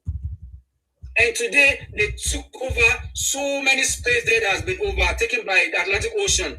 Now we see what is going on at Eco Atlantic. We see the train system in Lagos. And I used to tell people that, look, as a matter of fact, they are so, I think they apart from this, when you look at, some of the finest, politicians that has actually come out of the Southeast, Obi is nowhere near any of them. Obi has never won any primary election. When they call him a fraud, Obi is a fraud. This is a man that has never won an election. As a matter of fact, before he became the Anambra State governor, he lost primary to the former chairman of ADC, Raf Nwosu. He was not that won that primary. They had that guy to step down for Obi to come in. And the next election is not even he had to run. The first primary he was going to run was the one he ran away when Atiku was going to win. Then he became a vice president. The one after again, they ran away. Under this one again, how can you rule a country of over 250 million people when you are running away from ordinary party politics? You cannot sort out the problem in labor. You cannot sort out the problem in ADC. You cannot sort out the problem in AGA. And you keep running away. Why are our brothers from the East, some of them, because I know some very intelligent, among them that support this presidency. I'm not going to lie about that. We know Zakoji, these guys, they support this presidency. I'm not going to say all of them. But the traders, like Insigne said, the traders among them, what is going on with you? You guys cannot think. When they do that, when they finish this Sokoto Badagry road, please, you guys don't boycott it, don't drive on it. When they finish Badagry, Lekki, Calabar Highway, don't drive on it. Because this is a road that will open up, the ecosystem within that area. This is the road that will open up those areas. Businesses will start springing up. Now, if you're going to Calabar, you're going to Delta, or you're going to Undo, you can drive within hours. You'll be there. It saves you from the, problems you have to face going through, the hold or a road and all that. So, to me, I think, this president means well for our nation. It might be rough because of the kind of nation that we have. But I believe Nigeria will get there. Step by step, we will get there. And by the grace of God, the next election, after winning the next election, all this noise, everything, will die down. And our country will be on the path of development. Thank you so much for this platform. I appreciate you. Thank you very much, sir. That was very informative and powerful. Just like when you were saying that maybe they could have been Senate president or anything. We have many ethnic groups in this country. And the reason why we have not progressed is because of this Wazobia mindset. Is it Wazobia or whatever? There are other ethnicity in Nigeria that must test the power. Everything has to be rotated. It must be properly organized so that there will peace in this country. We cannot continue to have a group, a set of people that rule us, and then yet the problems of this country is not solved. So that is what I say. So that is the only part I want to add. There are other ethnicities in this country that deserve to also be in power, to bring their own experience, to bring their own knowledge, to contribute to the success of this country. And for me, I feel if we have that regional government, if we decentralize all this power, if we are able to control our resources, state control our resources, maybe get to them, everybody will have equal opportunity. You understand me? So that is one of the things that we're advocating in this, for this administration to do. Everybody needs to be there. There's no reason why some people will be dragging to be president. What is making the presidency so attractive? There must be something. Yes. It means that somebody wants to come and steal money. Somebody wants to come and steal. They are not doing anything tangible. Correct, we have seen it. We have seen it for 67 years. You understand me? So there's no need of us testing it anymore. We need to do the right thing. Let us dissolve the power or decentralize the power so that it will not be any longer attractive to anybody that wants to come and steal the money. Let regional be on their own, or let state control their resources, and then give 5% or 10% to the federal government, or 20%, whatever percentage that's going to be given to the federal government, so that all these people that are fighting tooth and nail every day, causing problems and all of that. And I want to tell you something that you don't know. You mentioned in your conversation that the Igbos are interested to come and take over Lagos. Yes, Lagos is part of it, but it's not just about Lagos. It's about the whole of the country. That is why they brought out an indigenous bill. You understand me? Is they want to take over the whole of the country. They want to be in charge of the whole of the country. That is why they are spreading themselves across every nook and cranny of this country. That is the truth. You understand me? They want to take over everywhere. They want to be in charge. Ahmadu Bello already gave us, I don't know why we are repeating. The reason why we have failed in this country, because we have failed to take action. We keep repeating the same mistake. Ahmadu Bello told us that these people, anytime you see, anywhere you see an Igbo man, he wants to take over your space. He wants to take over your, and it's happening. Is it not happening in Yoruba land? No, I'm asking, sir. I'm asking. Is it not happening in Yoruba land? It's happening in Yoruba. So what are we talking about? Why are we wasting our time? Why are we deceiving ourselves? I'm when they said the NDC party in Lagos State. Okay. The NDC party in Lagos State, did they not bring all the candidate Igbos? No, yeah, they brought all candidate Igbos, and they made their jingle in Igbo language. Okay. Not in Yoruba language. Okay. Not in English language. Okay. In Igbo language, in Yoruba land. Okay. Okay. They are doing the NDC party. Mr. Martin. Sorry. All their candidates are Igbo in Yoruba land. And they are making their jingles for that candidate in Igbos in Yoruba land. How insultive can that be? So how can it be more account of position someone belonging? It's like until I'm agreeing with Isiman that they want to take away Lagos from Yoruba people's hand. So it's not just not only Lagos. It's not just only Lagos right now. It's not only Lagos. In nearly every part of the country, these people are criminals. They are everywhere in these Nigeria. People are criminals. One thing I must let them know is that Igbos, you can never have in Lagos. No matter how much you labor. This thing. See. I saw what happened at Ladipo yesterday. When someone like Igbo man went there, and this popular Igbo politician in Lagos, and you are being bullied. You are being bullied in Yoruba land, on Lagos land. So that's Ladipo will be regenerated. Igbo will never get a grip of Yoruba land. You are criminals. We don't drag Igbo land with you. Okay. The whole Eastern region, let me say this one, please, Mr. Sima. Whole Eastern region, the capital of Eastern region was Enugu. All investments in all Eastern region was in Enugu. In Western regions, Lagos was investment of Western region. Our investment in Western region was in Lagos. These criminals.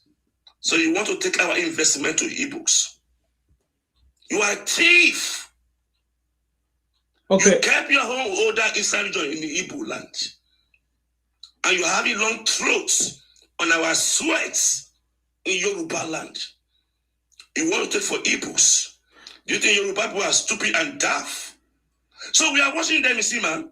And one good thing is that President Bola mentioned before he leave the office, it will disorder central government. It will never be attractive again. That's my prayer. All right. So Igbo can let. Thank you very much, Sir Martins. Okay. Thank you very much, Sir Martins. You see, just like I want to add, because we still need to pay attention and understand this game.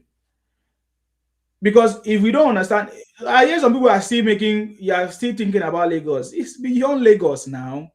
You have seen them in Oyo right now. You have seen them in Ogun State. You saw them. They built a factory in the bush. What about the ones in the township, in the cities?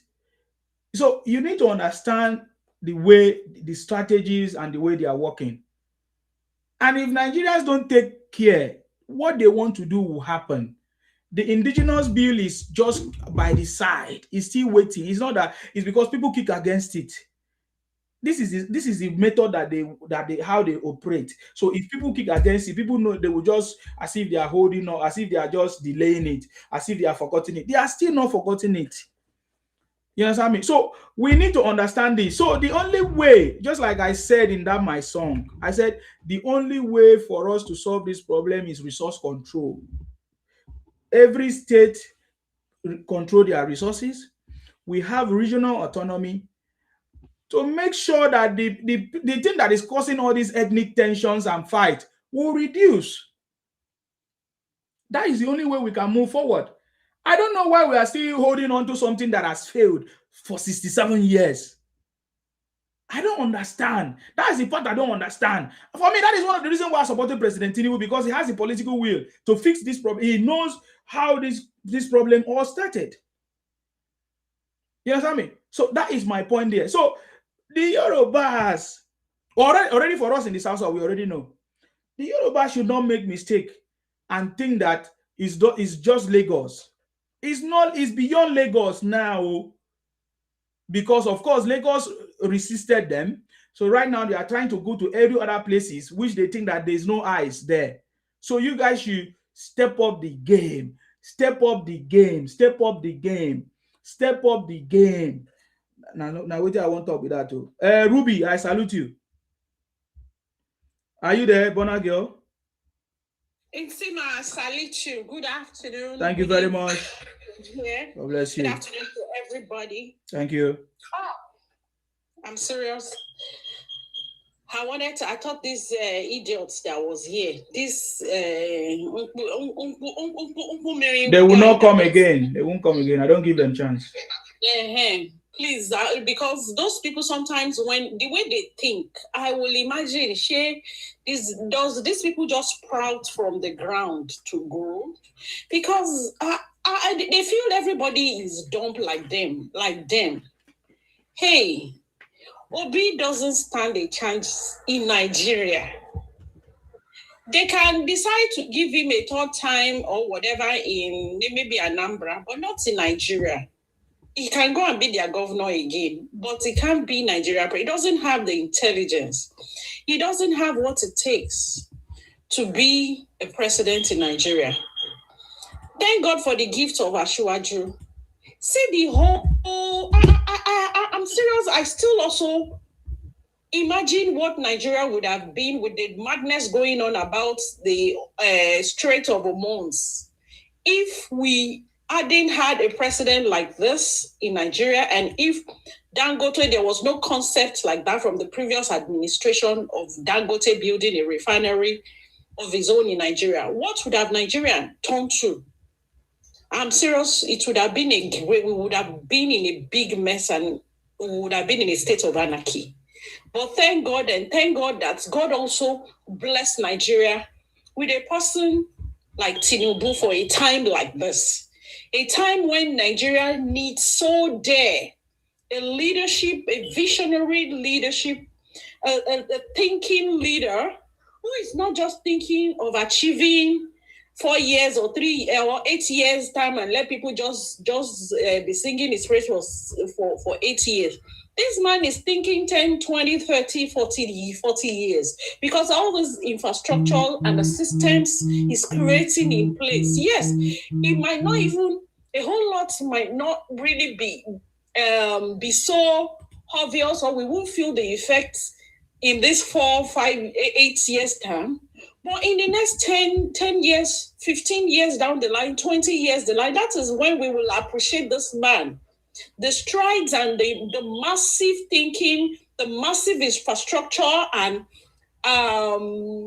restructuring that is even going on. I'm serious, is unimaginable. You came, the previous idiot came here saying we are rejoicing over infrastructure. Please, should we be crying on it? Infrastructure that has never been there before. The first point of call of every every person that stays abroad is the airport. It has always been the first. Once they get into that airport, everybody is always complaining of it, complaining of how the conveyor belt not working, how traffic and long queues. It's always complain at the end of the day. But now, a whole lot of people traveling home now, they are wild into the airport of the transformation that the president this minister of aviation, who is working under the leadership of Ashwaju, has turned around the airport. That's the first point of call. And after leaving the airport, massive infrastructure is going on, the road infrastructure, a whole lot. I'm serious. It's has never been like this in Nigeria. And we appreciate this president and we guarantee him another 5-year term. And thereafter, we go back to the region. I'm serious. We need, after this election, we as private citizens, we need to form a movement. If our House of Rep, the Senate and the House of Rep and the senators, if they refuse to pass this bill, let the private citizen, individual, let's all rally, let's not sign, let's move around and move emotion and signatures that we need this country to go back to regional governments. If these our senators will not build the car, this is what we citizens want. We want every region back, everybody back to their region, because we want to make the center attractive to be anybody. We want to make the region to powerful. We want to make the local government and the states to be autonomous on their own.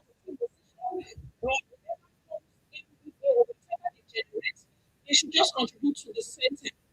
So at that point, all these has going up and down, saying Biafra of no nothing. We give them their assaulting when they get it. They should change this region to Biafra.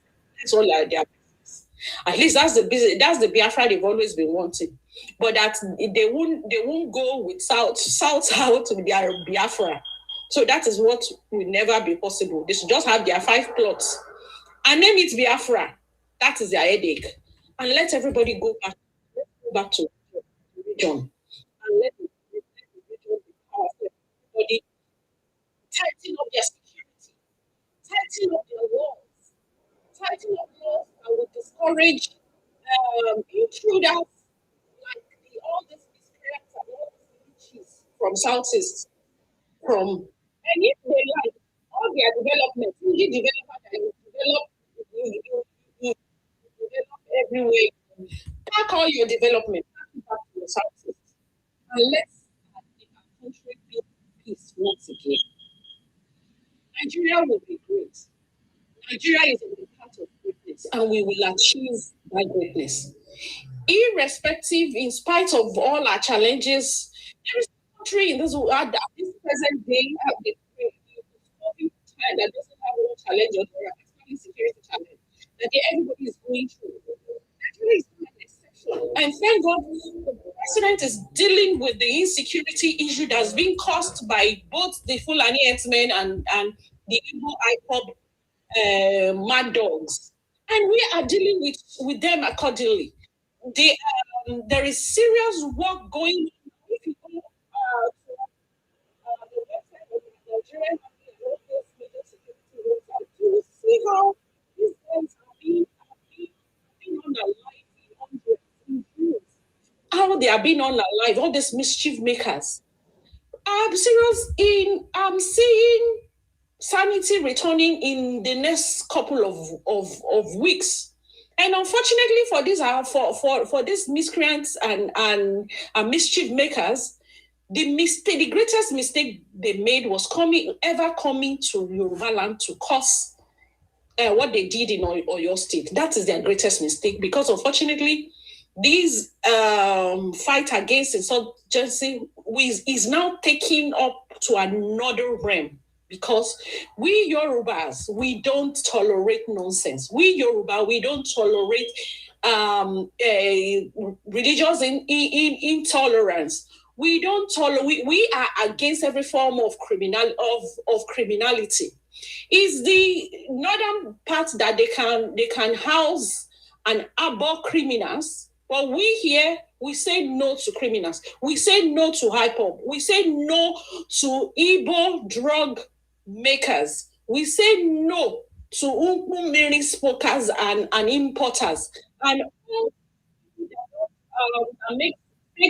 we say no to you. Your days are numbered.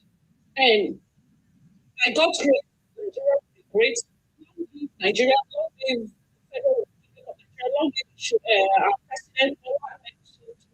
And another 5 year time. Yes. For all Ahmed to go thereafter everybody, we Nigeria is on greatness. God bless our country. Thanks for everything, for your own relentless effort in creating this massive awareness. Really, your love for Nigeria, the Lord will renew.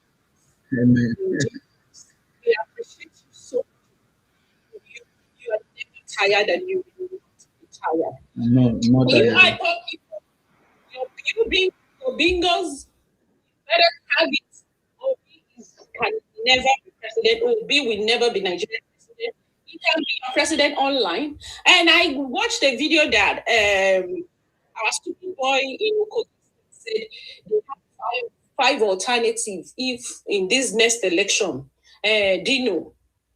Okay. We saw their, he was bragging that alternative A, B, C, E.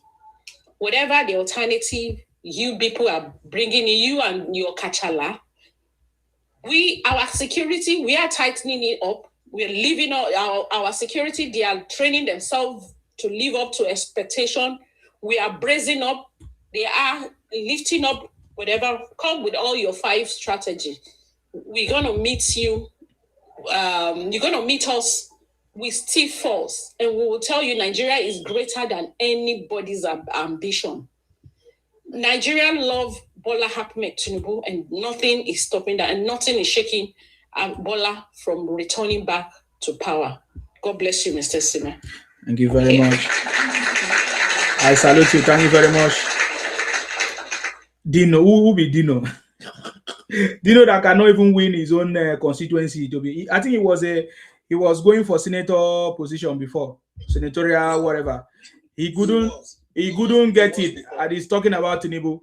He should go and solve his family problem first, after he embezzled all the money from Gogi to buy cars for himself. What nonsense is that? Just talking nonsense.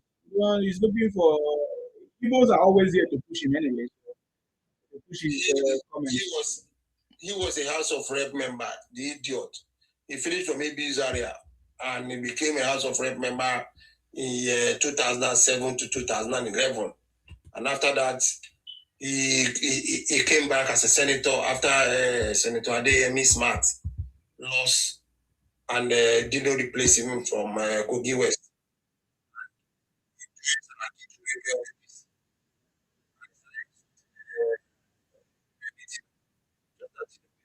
If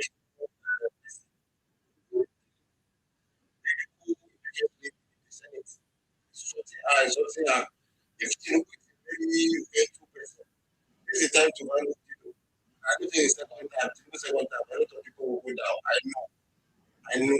Especially there are some useless people which say they think they maybe they are going.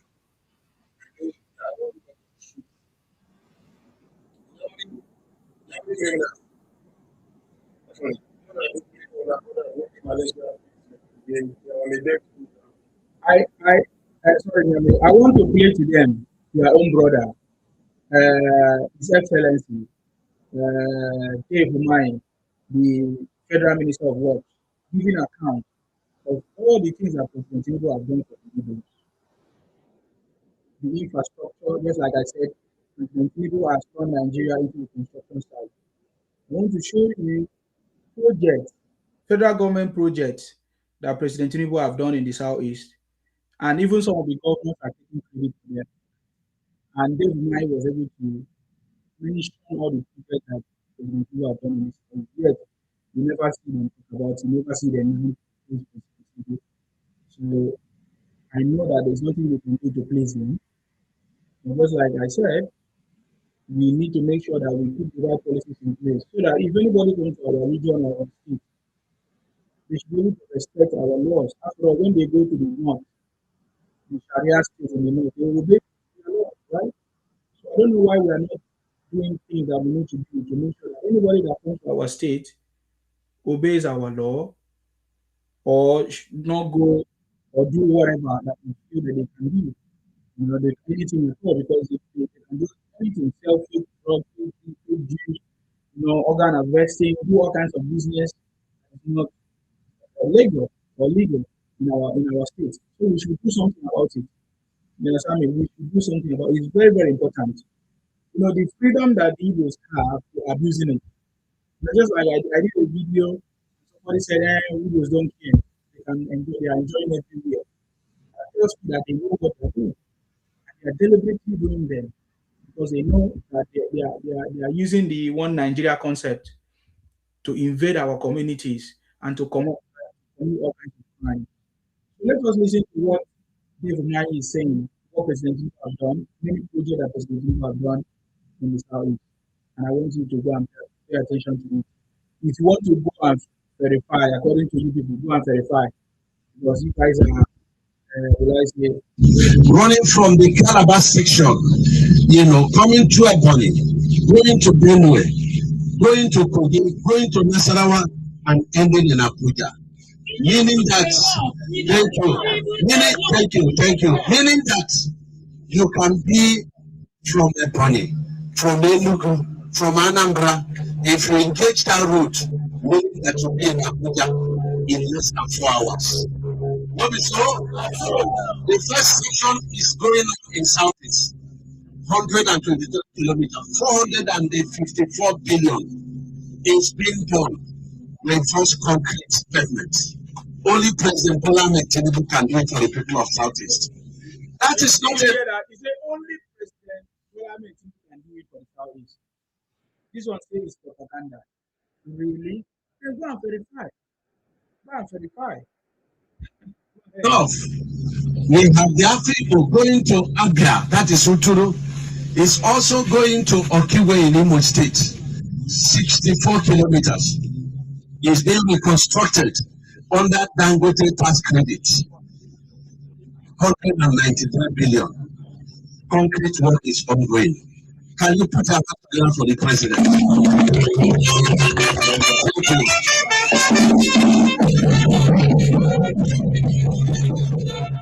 We are barricaded Benin Road. One full carriageway is completed.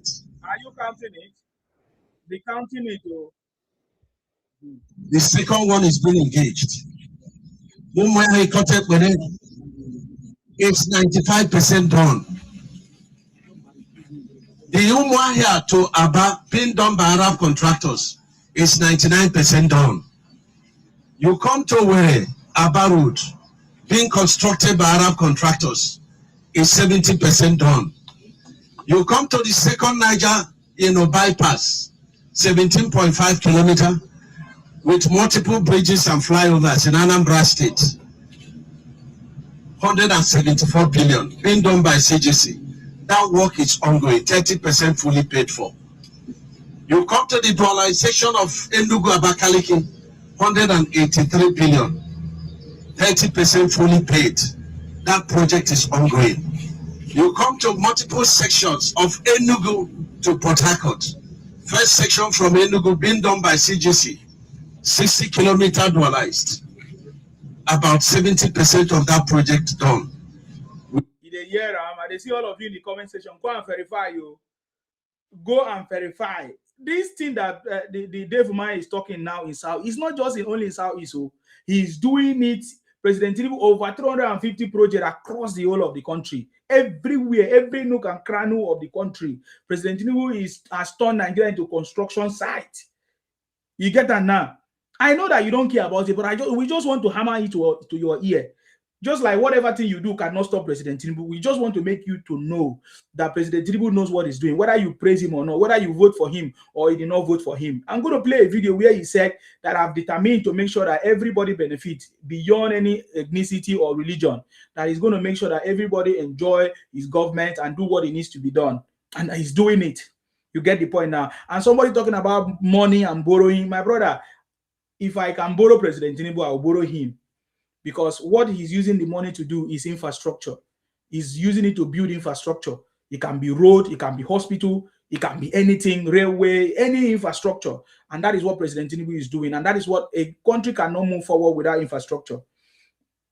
You know, if people are talking about if they want to go and invest, they say, do they have infrastructure? Do they have road network? Do they have railway system? Do they have good telecom system? Those are infrastructures. And President Tinubu is building it. I'm aware that President Tinubu have also approved how many companies now for this data issue that is going on in Nigeria. This data problem that we are having. Please, can I explain? Hold on. Can you hold your thought? Okay. No, not the data something. Okay, yeah, go ahead, sir. Go ahead. Okay, thank you very much, sir. There's one company called Ospata. Yes, I know the company, Octavia. I worked with them before. Octavia, yeah, one of my company, oh, sorry, sir. Anyway, go ahead. So, this company based in South Africa. Yes.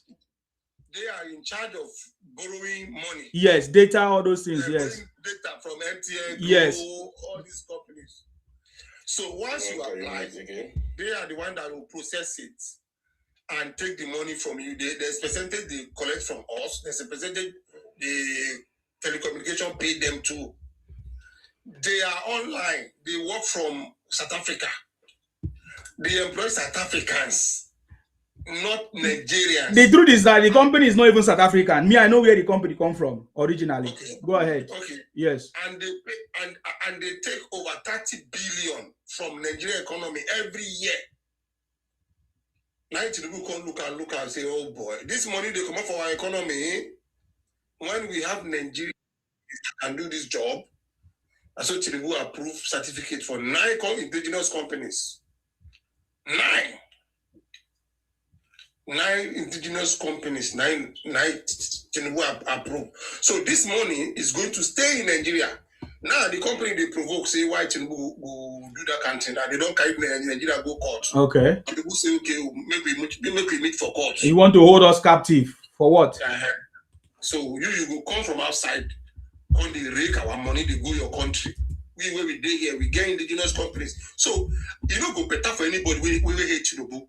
You don't go better for anybody we hate Tinubu. Because the man is trying, he's doing everything for Nigeria to be better.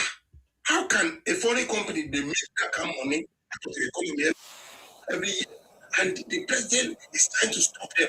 And because of your bitterness, because of your stupidity as an able man, you hate Tinubu, you don't go better for now. You don't go end well. Now you hate Tinubu, anyway, people they cause everybody. Anybody who support Tinubu na terrorist, anybody who support Tinubu, you don't go better for you, you don't go better for una too. We hate Tinubu, you don't go better for una. If any infrastructure built by Tinubu, if any Inyamuri or any idiot use that infrastructure, make him buy useless set of people. Nothing say now when I go feel stop the man. The man is doing what is right for Nigeria. Like him or hate him, you don't care. Your vote are not even important in Nigeria. Buhari contested twice. Twice. On a life, no, on a vote no determine whether Buhari go win or not. 2015, 2019, una no vote for him. He won. 2023, Tinubu, una no vote for him. He don't win. So una mumu, una life, una life no get meaning. So understand? So your useless lifestyle will they use. That's why idiot in the comment section. Niger cartoon, I mean, you know, go better for your papa. Okay. Criminal father. Okay. I don't give him back. I don't give him back. Thank you very much for your help. Thank you very much for your help on that explanation. So President Tinubu is building infrastructure.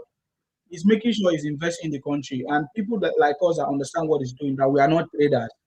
Our brain is not condemned to container business or China or be China. We are not all those. So we understand what Tinubu is doing for the future of our children, and we know what he's doing for all of us who support him. There are more than 50 million Yorubas that can vote in Nigeria today. Only that one alone can give President Tinubu vote. There are more than, I'm not saying Yorubas are 50 million, I say there are more than 50 million Yorubas that can vote in Nigeria today. They are currently in Nigeria.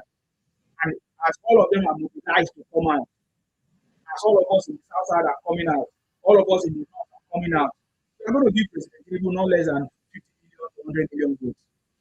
This is the reality that we need to make it happen. You get the point now. So President Tinubu is facing the country. Look at how often that the Southeast people did not vote for him.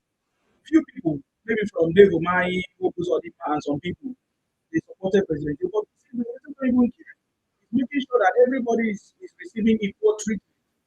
I hear when some people complain, Tinubu is building, collecting loans to build Lagos. Are you normal? You say, I hear you people is collecting loans to build Lagos, this and that. I hear you people, putting out those kind of rhetorics and just to incite your base or your group of idiotic people to continue to run propaganda to deceive yourself. My brother, this is the best president that Nigeria have ever had. This is the best president that have looked into every issue of this country, and he has a solution one by one, and he's fixing it one by one, gradually. That was how people were talking about passport issue. He fixed it. That was how people were talking about what do you call it? What was the latest one that people were complaining? Food. He fixed it. Today people are just, they don't know what to say anymore. They are just forming things. Now look at the infrastructure. President turn Nigeria into a construction site. Now people are talking about gas, the price of gas and this thing. Look at it. If people did not do subsidy, did you know? Have you guys forgotten all the prediction of even on Wise TV?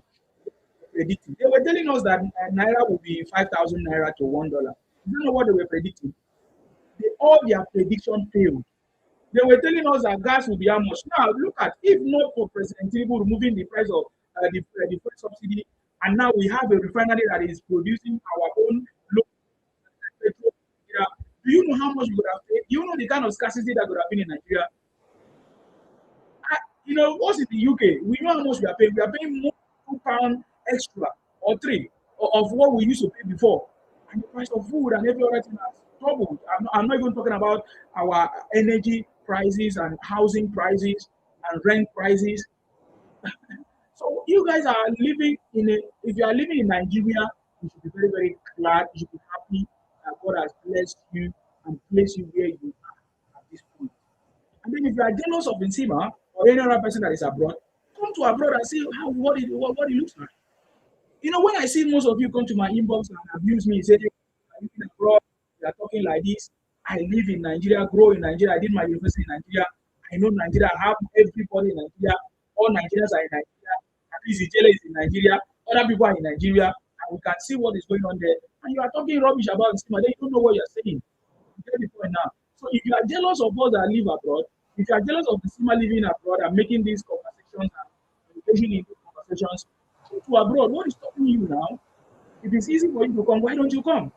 Look at the people that are already here. Look at what they are complaining about, especially all these Gen Zs, all these newcomers that came to the UK and US and other places. Look at what all of them. Look at what they have done themselves to. Some of them that sold their properties. They came to the UK and they found out that man, it's not what they told them. It's not what they thought it's going to be. So appreciate what you have. Just like I said before, I did say to some people in a video, I said Tinubu came to Nigeria to serve, and he's serving. He didn't need to come to. Is that English? Yeah, he didn't need to come to Nigeria to or to be a president of Nigeria, but he just had to. He decided to. He's serving us. He brought his wealth of experience to come and serve Nigeria. So Nigeria should be grateful to President Tinubu because there could have been no other person that can solve this problem. Today, Nigeria could have been worse because the price of gas would have been so much that you people will be complaining. After all, the first thing that will even happen, the first thing that will even hit Nigeria all over nationwide will be scarcity. That is the first thing that would have happened to Nigeria, scarcity of gas or petrol or whatever that you are using right now. But President Tinubu, with his wealth of knowledge, looking to the future, was able to partner and work with other people like Dangote. So today we have a refinery that is working, that is refining our own local petrol that we can use. You see the point now? So you should be happy, man. Stop blaming and talking nonsense because people that live abroad don't have any option. We are also surviving. You get the point now. So, but all this excuse is not what is going to do people because I've seen you try to use the price of gas, petrol, or whatever, kidnapping business or whatever, politicizing it and trying to say, okay, based on this Tinubu is not, you should kick out Tinubu. That is not what is going to kick out Tinubu. What is going to kick out Tinubu if you have somebody that can do better than Tinubu. And the last time I checked, there is no other person that can do better than Tinubu. They have not born that woman, that man, or that anything. Before I said in a video, I used to think that Showere can do better than any is a young person that can do well. My brother, after listening to Showere, he's bunkum. You know what is bunkum? He's bunkum. You understand me? Showere is good in organizing protests, he's a lot of protests. There's no problem. He can organize protests, he can, yes, SUG method, you know how to survive in terms of protests and all those things. You know how to juggle with police and all of that. Those are his specialties. Now look at somebody reminded me. He said, look at Senegal. Senegal that was still using subsidy, right? Yes, now. Look at how the country have collapsed, and it was led by a young people, a young person. Everything has crashed. Exactly. So I don't know what. Yes, that is what I'm saying. That Nigerians should be grateful to President Tinubu for his wealth of knowledge, and it's not just him. He's with his team of people that are working. Because I came across a video of somebody saying, Tinubu came with his Lagos boys to Nigeria. He's using his Lagos boys. He has turned Nigeria to Lagos. I let President Tinubu turn Nigeria to Lagos because we want Nigeria to be like Lagos. So I don't know what is your complaint. You understand me? If you have a better idea, bring it out. Come and remove President Tinubu with better ideas. Before why I used to follow Shoko. Someone say he has a better ideas. One day when he said that is a drone that will be the Minister of Defense. That was the day I know that Showore is a bunkum. I think because he has stayed in Nigeria now for so long now, his brain is knocked. That's all I can say because I don't know what else to say. For what has happened to him, for him to make that kind of comment. No. Yes. Okay, now the tear gas in the tear gas and every time. No. Showere cannot fit to be a president, cannot do anything different.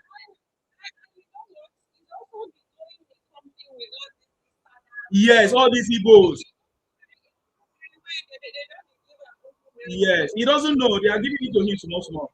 He doesn't know. Yeah. So that is that.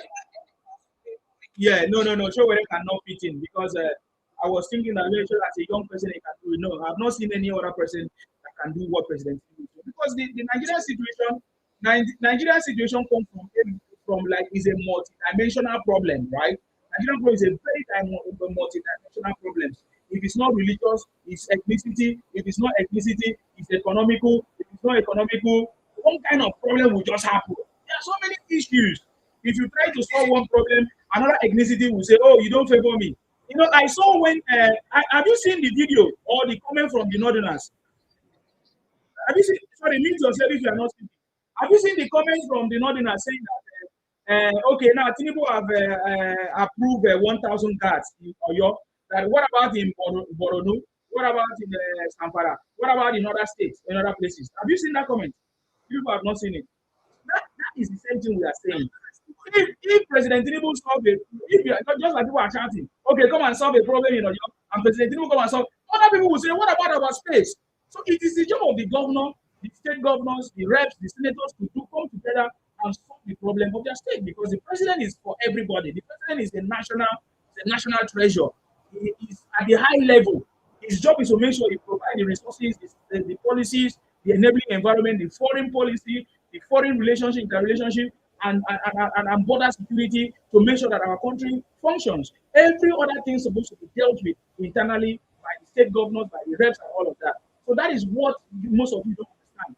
But I can tell you that we understand. You guys are too small, like 1% of you cannot defeat us, cannot overwhelm us. Right, getting me? So that is what we are telling you today. You know, sometimes we keep quiet because we just want to look at how stupid you are, how foolish you are, and all kinds of things. And we have seen how foolish you guys are. You know, you have not been able to present us. The opposition has not been able to present anybody that can defeat Tinubu. The opposition has not been able to present anybody that have any superior idea or argument. Even Showore himself has not presented. I saw his manifesto. Have you guys seen manifesto? He says he's going to build his manifesto is housing. But President Tinubu has an integrated solution. You know, President Tinubu have already started building housing, and I've learned that over how many millions houses have been built already. And through this credit facility, people are already taking out mortgages and everything, which is surpass what any other person is trying to do. So I don't understand what you guys are doing, man. Renewed hope housing is already in motion. So I don't understand what sometimes I listen to you guys. I'm not interested in all those things because I'm overcome it. Anyway, I've told you guys before, you know, there are some people that have a better ideology, a super ideology, and we're already building wealth for future. And the wealth is not embedded in properties, it's not embedded. It's our wealth is embedded in digital. It's something for the future. It's the next generation. If you don't know, you know. So that is by the way. So just like I'm saying, I'm sharing my own knowledge. You know, if I ask any obedient, disobedient, or Obi or Atiku, come here and share any superior argument or superior ideology on how you can tackle insecurity. None of you can do it. None of you can do it. The Atiku where he came from in Adamawa for many years, he has not solved the insecurity problem. In fact, he has not even addressed it. He only tried to politicize it. Where he comes from? Do you need to build anything to solve a problem in your place? He's never even suggested any idea or supported the government in his time. Of course, I learned that there's a lot of problems in the state where we come from. Nobody supports him. The youth in Adamawa now come out to say we support him. So he's already a confused man. He has run out of funding. Before Atiku used to take the resources of the South people through the PDP governors. But that has failed. There is, in fact, if you are thinking about what happened in 2022 election, comparing to 2027, you don't know that the playing field, everything has changed more than 1,000. You know, the dynamics have changed if you don't understand that. But you will understand very soon when it's time. Obi today stand at the risk of not even being on the ballot, which we have already said before.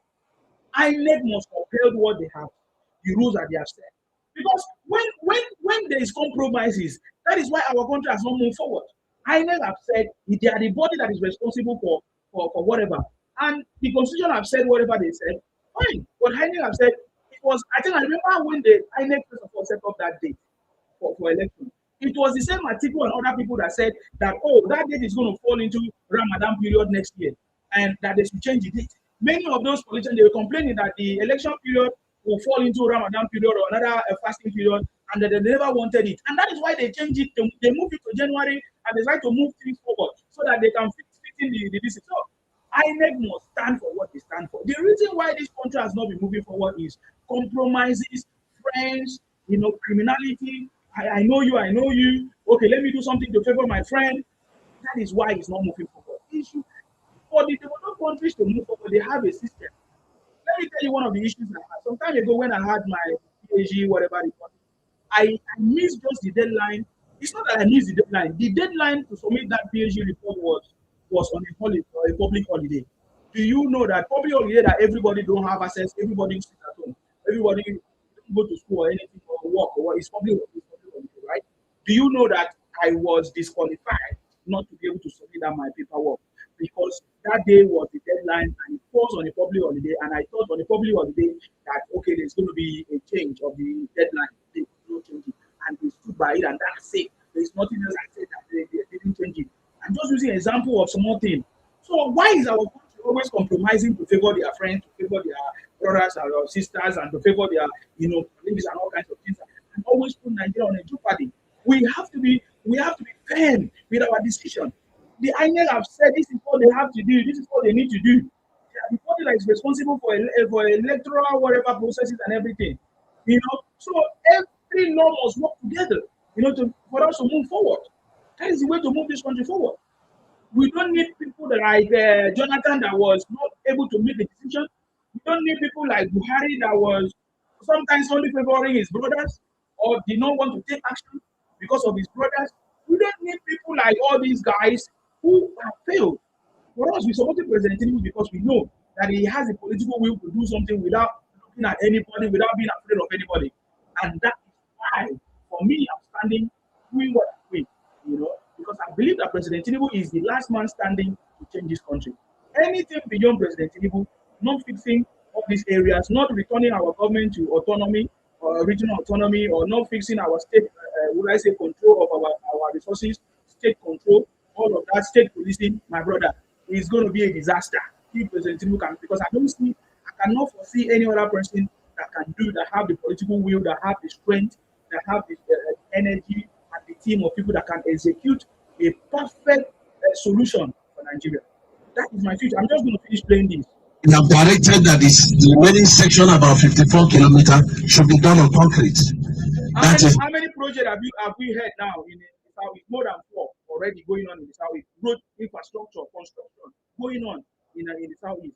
More than 4 now that David Maya have mentioned here, His Excellency. Let's continue. Done by CGC, and that is 100 billion.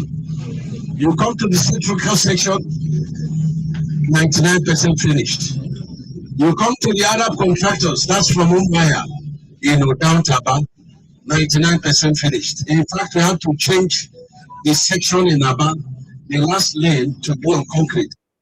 Sorry? Yes.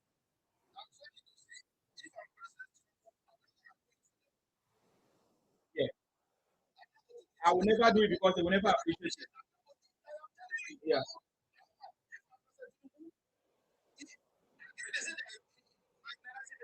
They will start marginalized like that. We do it. I'm not making road for them. I will let them cry. Yeah, They but will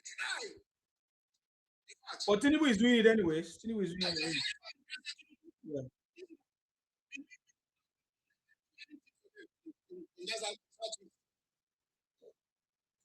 Okay, let's go ahead.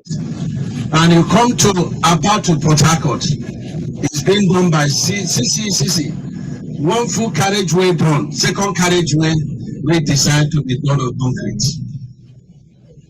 Time will fail us to say all that the president is doing in Southeast. For Owerri to Onitsha, that project is ongoing by CGC. You come to one of the biggest flyover in this country at the Kobinago. That project is 99% done. It's almost 1 kilometer of flyover. You all witnesses to the quality and the beauty of that project. And it's for the president to commission it.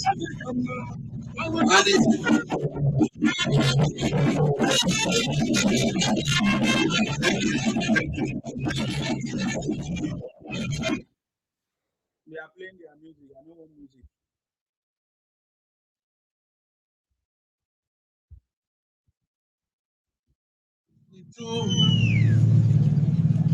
Bridges that collapsed at artisan section of Enugu State. Within 9 months, the president reconstructed them with solar light. You can see this Enugu Onisha is going to be solar light all through. That's exactly what is happening in Lagos Calabar Coastal Highway. That's what is happening in Sokoto Badagry. So that was the other things here. So let me just stop there because it's getting too long. So you can see lots of projects that President Tinubu have done for the Southeast. Build bridges, about 3 of them. All the roads in the south, all the internal roads in the Southeast has just been constructed. They are all under construction, which means that President Tinubu have a vision, just like he said, by 2030, Nigeria is going to be a 1 trillion economy, right? So for that to happen, he needs to make sure that every infrastructure, all the road networks, transportation system is working. And I always reminded the government about our farmlands, the road that leads to our farmland, because agriculture will not function well, farming will not work well, we will not have enough food if the road that leads to all these farmlands are not motorable, are not working. You understand? So I believe that it's part of the construction, and even the state government should do their part, because right now the government is doing what they need, the federal government is doing what they need to do. But I know that all of them are hoarding money for election, anyways. So, but the truth is that President Tinubu have gone to the southeast what no man can do, what any other president, even the Igbo president in the past, couldn't do for them. We are not just talking about that, though. What about the development commissions? The development commission. This is a man that wants progress for Nigerians. Development commission, every region has a development commission. Over 200 billion or trillion is already assigned to that development commission for development, infrastructure development as well in the region. So what else do they want President Tinubu to do? What else do they want President Tinubu to do when he has done all these things, put all these things in place, and hold your governors, your leaders accountable? Can you imagine? Every president in the past, even what's his name? Ojus Okalu, is it no Ojus Ike Ekweremadu, who was a vice president how many times? Couldn't work a perfect solution for the Igbo issue. President Tinubu came today, has given them the Southeast Development Commission, awarded lots of money to it for them to use for the development of the Southeast. And they are still running propaganda against President Tinubu. So what else did President Tinubu do for them to be happy? No. So I know that he's just doing it for his legacy. And that is why I'm saying that President Tinubu doesn't care about what these guys are doing. He's just focusing on his legacy. And that is why I want to play this, because he said it in a statement. He said that he's going to make sure that he's going to make sure that he will work for everybody and everybody will enjoy his government. Now let me play it. That I will lead with sincerity. I will lead with sincerity. Go back there. Let's go. I can promise you as a leader that I will lead with sincerity. All that I can promise you as a leader is that I will lead you with sincerity.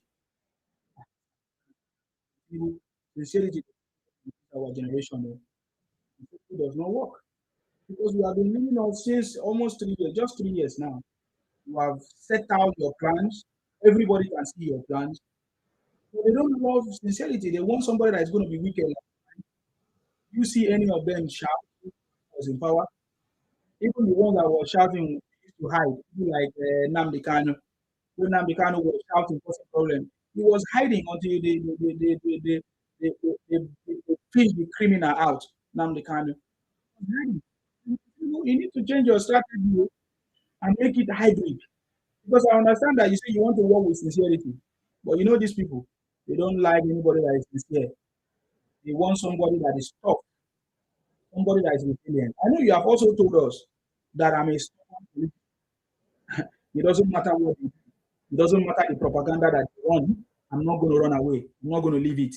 I'm not going to resign, because you hear it and running the same resign, because they know that people if Tinubu resign, that means they have the free ticket, because they cannot compete with Tinubu now. I can promise you. They cannot compete with Tinubu now. So I'm just going to play this again for anybody or those who have not heard the promise of President Tinubu, and they are really doing it. You know, I've just read out update the Minister of Works, what is going on in the East, in the Southeast. The Minister of Works has also given us updates that is going on in the South every year across the country. How a president will be doing all this at the same time, and somebody is not giving him credit, and some people are still lying for that. Those guys must be very wicked. Let us see. Hold on. Somebody is calling me. Hold on. When I can promise you as a leader that I will lead with sincerity, regardless of tribe, religion, I don't care. regardless of tribe, religion, whatever, I don't care. That is why all their rhetoric is about Tinubu failed. Because I remember when they were talking about those Muslim tickets, and the purpose of the Muslim ticket is to come and Islamize Nigeria. You see, that narrative all went down. They don't know what to do again. That rhetoric. I remember how that rhetoric was so strong. It was one of the campaigning points of Obi and the Obingos and the Igbos. All their churches in Igbo land, all of that, all their channels, they were using that Muslim ticket conversation of propaganda to push and to confuse lots of people. Some people were confused too. But people like us were not confused because they know who Obi was. He is a fraud. Obi is Obi China.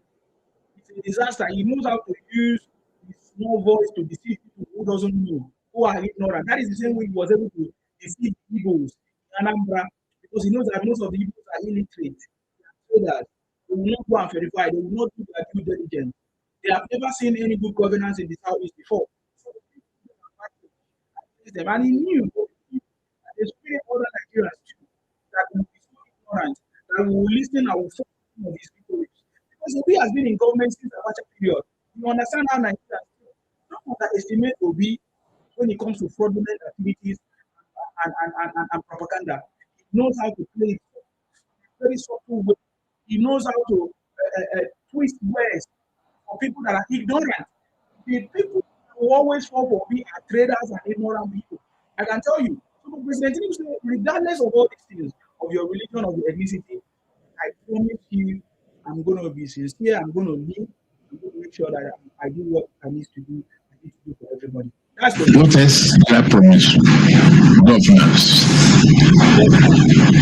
Nigeria's prosperity is beginning to manifest. Nigeria's prosperity is beginning to manifest. And that is what they don't want. They don't want that prosperity to manifest. They don't want Tinubu to be the one to achieve it. If I even add it, they will say, they don't want the Yoruba man to achieve it. Because it's always, just like I said in my video, it has been destined for the Yorubas to save Nigeria. That is the truth. That is the truth. Of course, President Tinubu is not working alone. Of course, he's working with his other people. But I'm saying it. You understand me? Because what I've seen the Yorubas have done right now is a proof that if every other region took steps like the Yorubas, Nigeria would have been a better place. The insecurity that all of us are talking about today all started in the north when Obasanjo and Atiku was there. You see. But the north did not do anything. They didn't do nothing. They were cheering their brothers and sisters. They were saying that it's their brothers from Sahel, it's the Fulani brothers, and they will integrate them. He has been running rhetorics. Integrate them. He's one of the criminals too. Integrate people that are running, integrate people that have been kidnapping, all kinds of business, all kinds of insecurity problems. The federal government has spent money more in the north. Yet the north is not contributing to the national treasury in terms of the solid minerals. Because I think in this government, I've seen a lot of changes. The minister of solid minerals already, I saw a video of him saying anybody that is carrying out illegal mining will be arrested or something like that. I think there's a lot of changes that is going on under this government, and that's why they don't love him. Because the north are using this kidnapping business, fronting people like Okumi. In my opinion, Okumi is a criminal because when you are aiding and abetting criminality, you are a criminal. That's why I call him a criminal. Okumi. So aiding and saying they are his brothers, which is integrating that they are just looking for food, comparing them and say, oh, IPOB is doing this, but the Fulanis and the Boko Haram and the bandits are just hungry.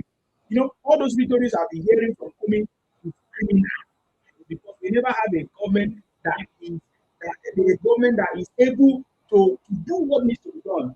That is why all these people will be because I've seen Kumi moving around with police and all kinds of things.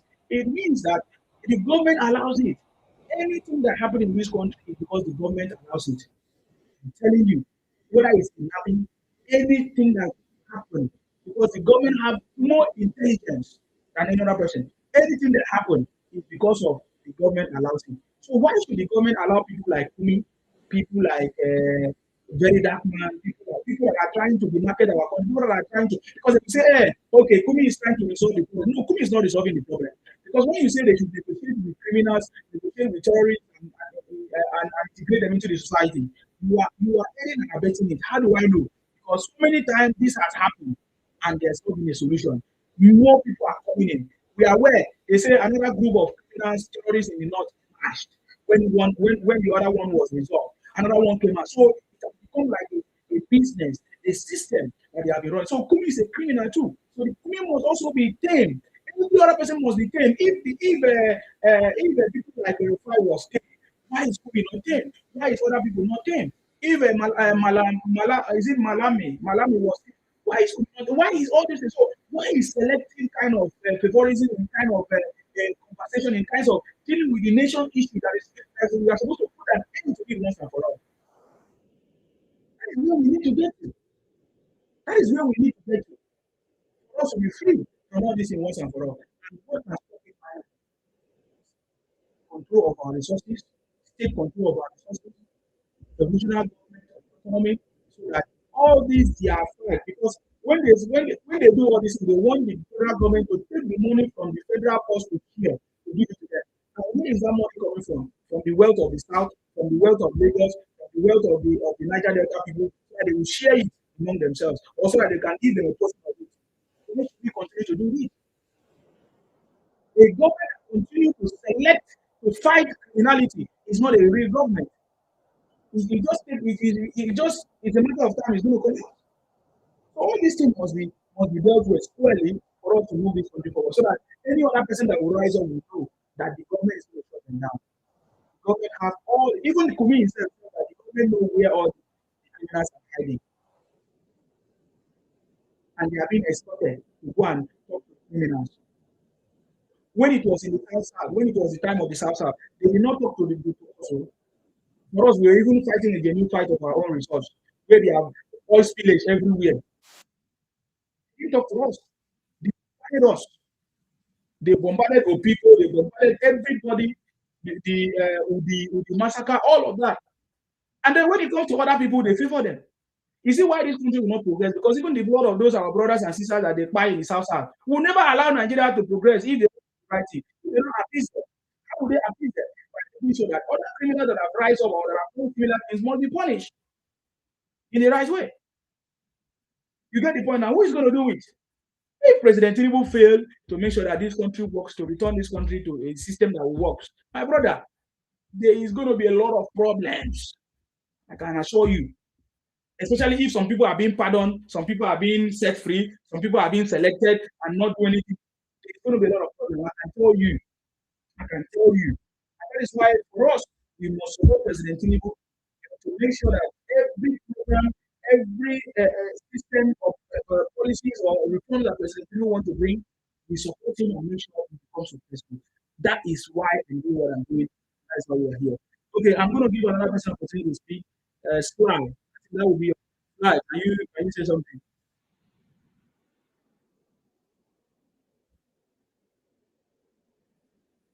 Okay, Sly is not there. If you are not there, I remove you. King JB, are you ready to speak? Please go ahead. Yes. I salute you. You are welcome. Thank you for having me. You guys have been doing. Yes. So, when I look at that, you mentioned team, the present team, and stuff like that. And I wanted to like go to like the car of course examination is previous like Lagos State, And I look down to those people, those governors like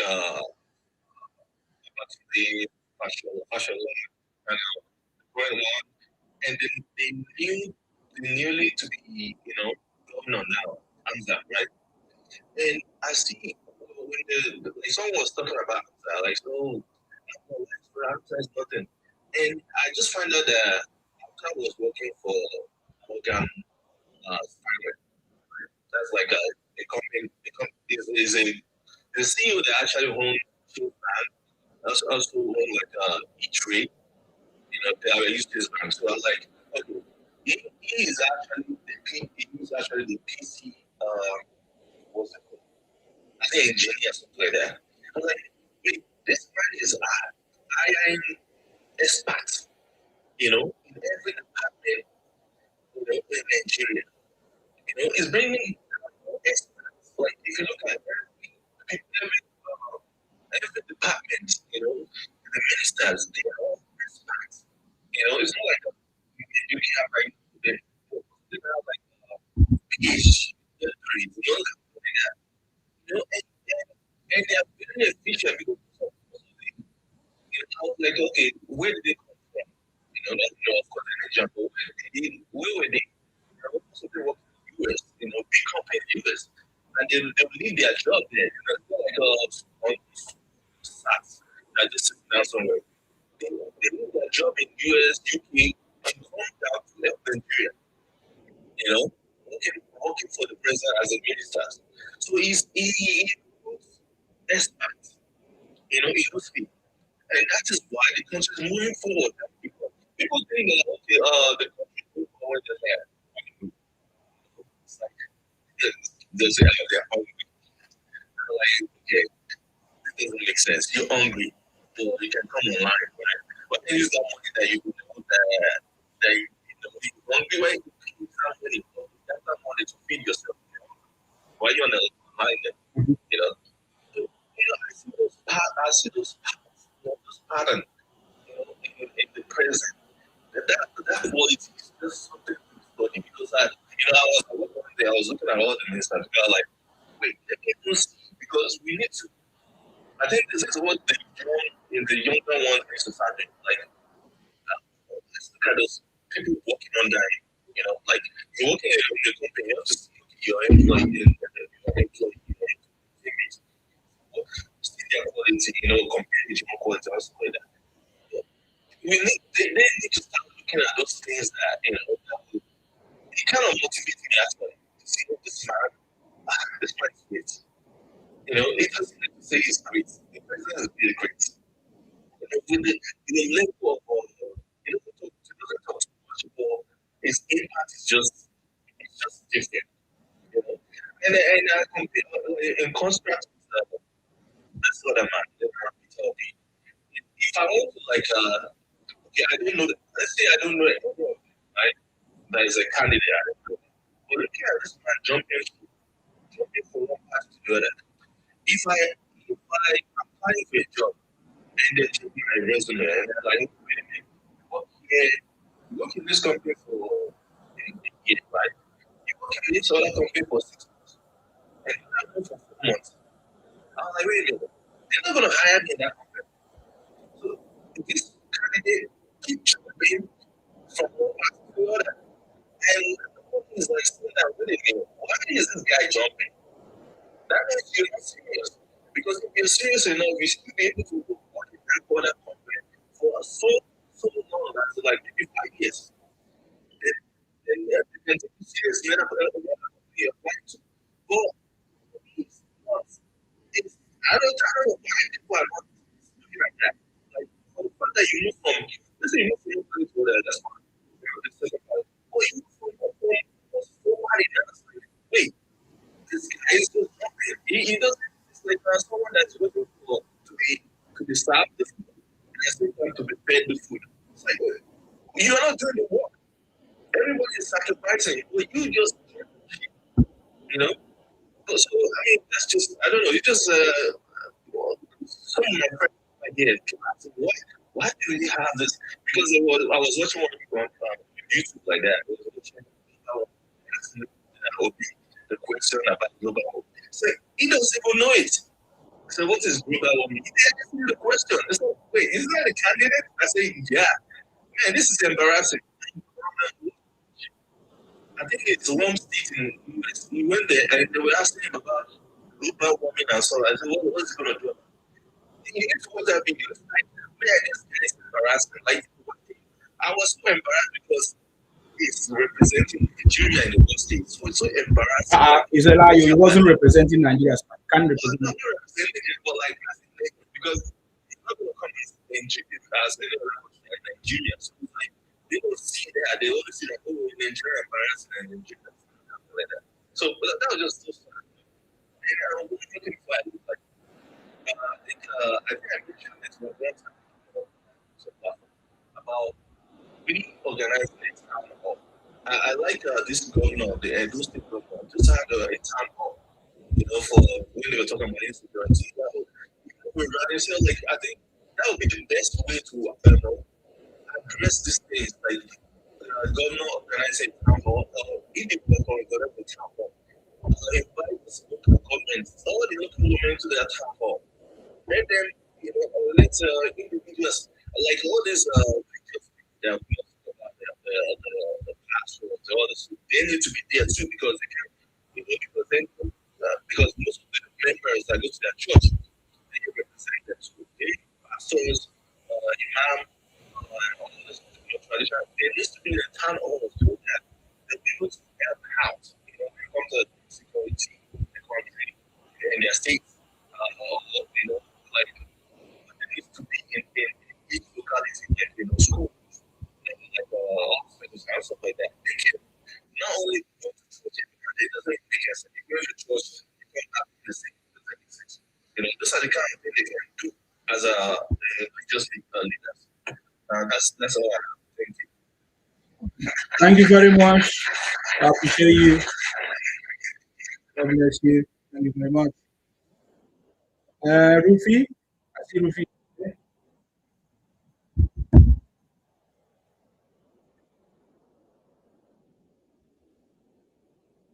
Rufi, are you there? That's your time.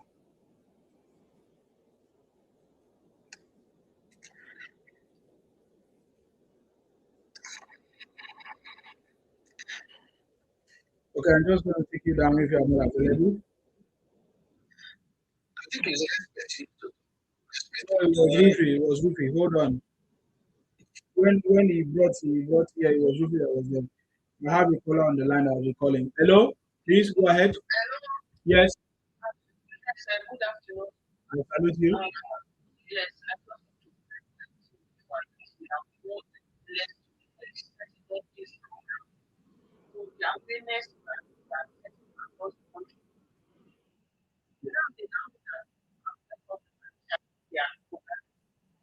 I have never people in my life confidence. They lie and they swear. This thing they are saying, if it's not true, God should kill their children, God should kill them. They lie with confidence, they don't have respect for life, they don't have respect for humanity. This program has shown a lot. Do you know they are not coming out again to talk like before?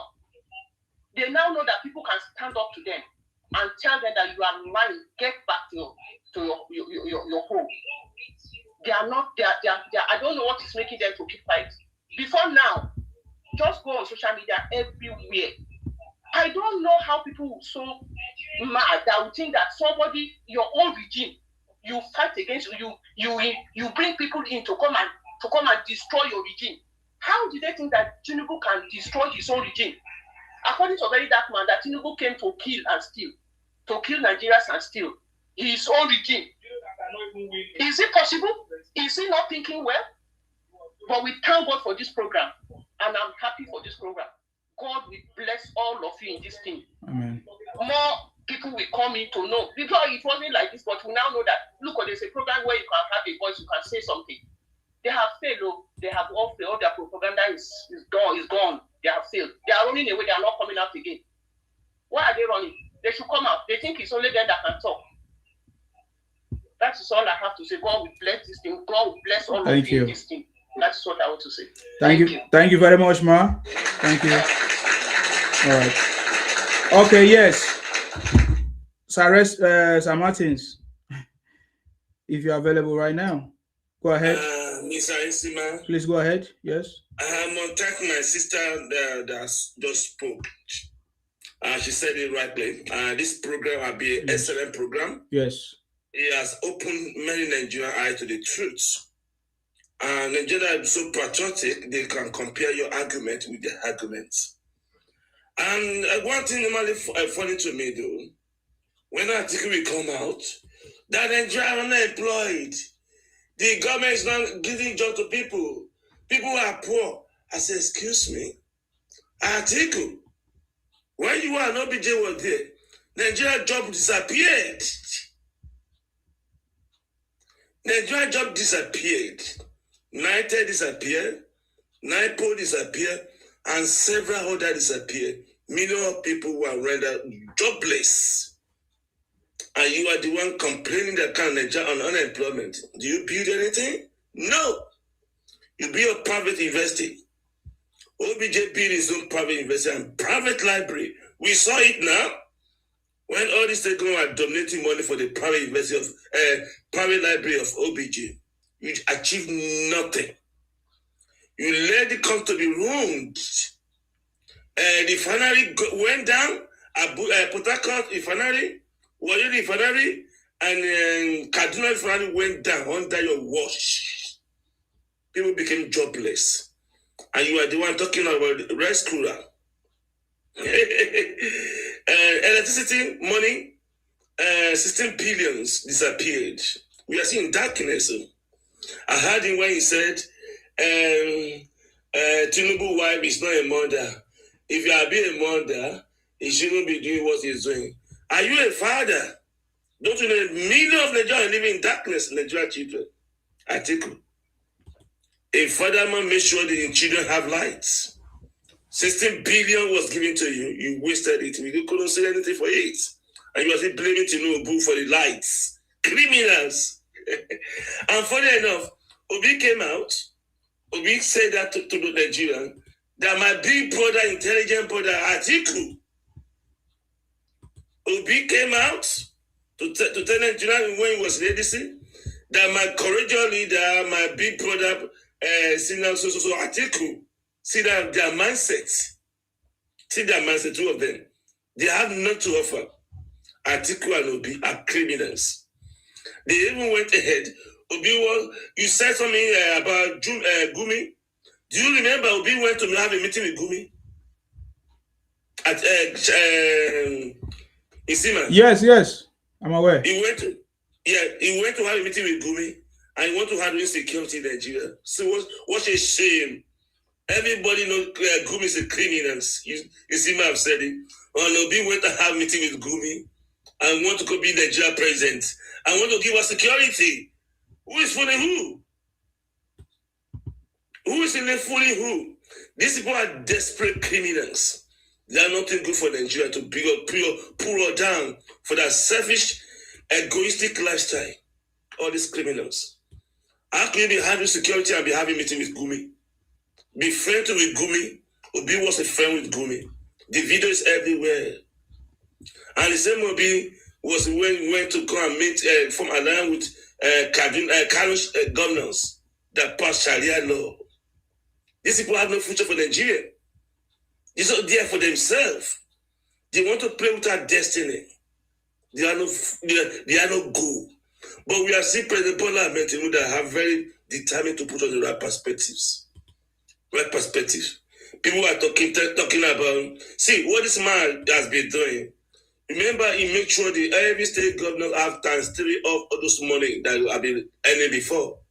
See, all the state governors in Nigeria, some of them are investing in their infrastructure in those states. And we have Igbos coming out. Alessoti is doing wonders. Alessoti is doing wonder. Alessoti is doing this. Alessoti is the Messiah. Alessoti is this one. Where is he getting the money from? Is it not for the policy of President Bola Ahmed Tinubu? Criminals.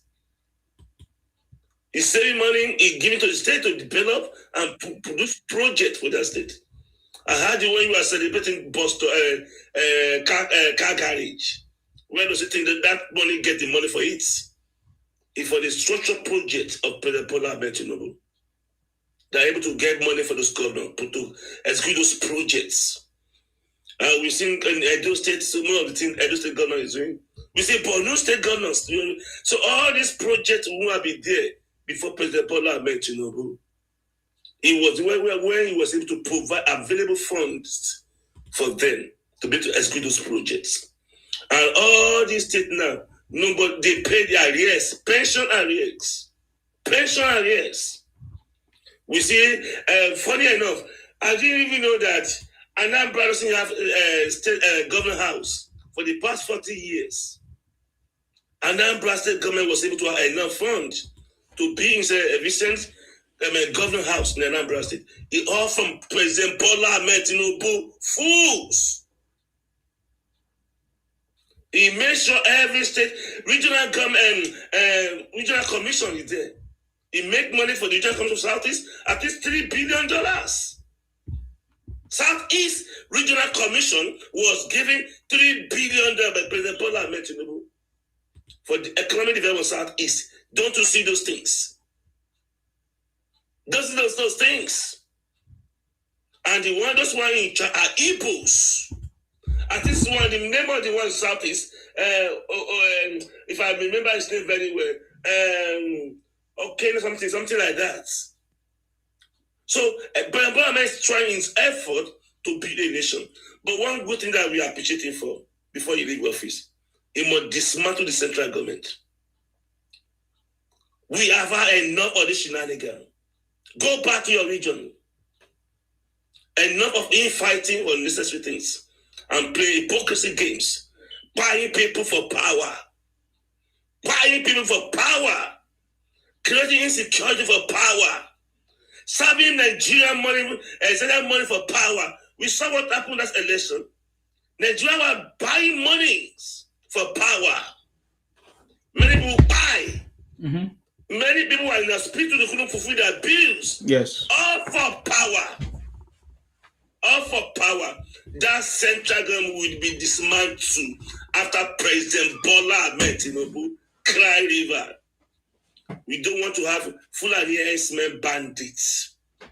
And I don't want to have Igbo agenda. Everybody go back to your region and case stopped. Control your resources and govern yourself.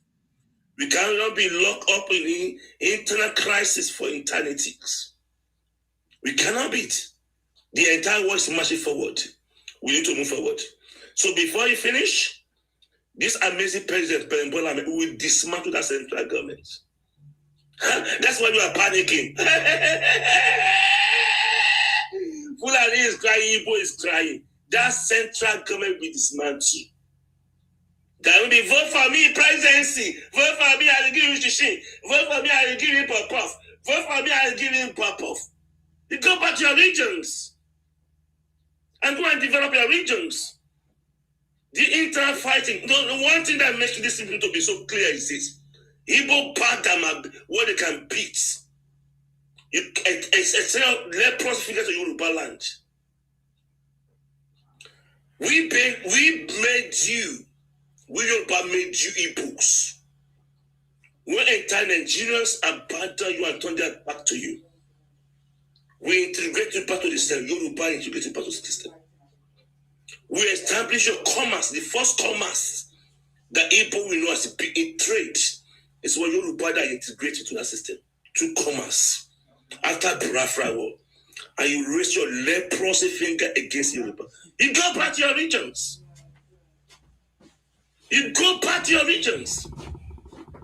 And Fulani staying so region as well.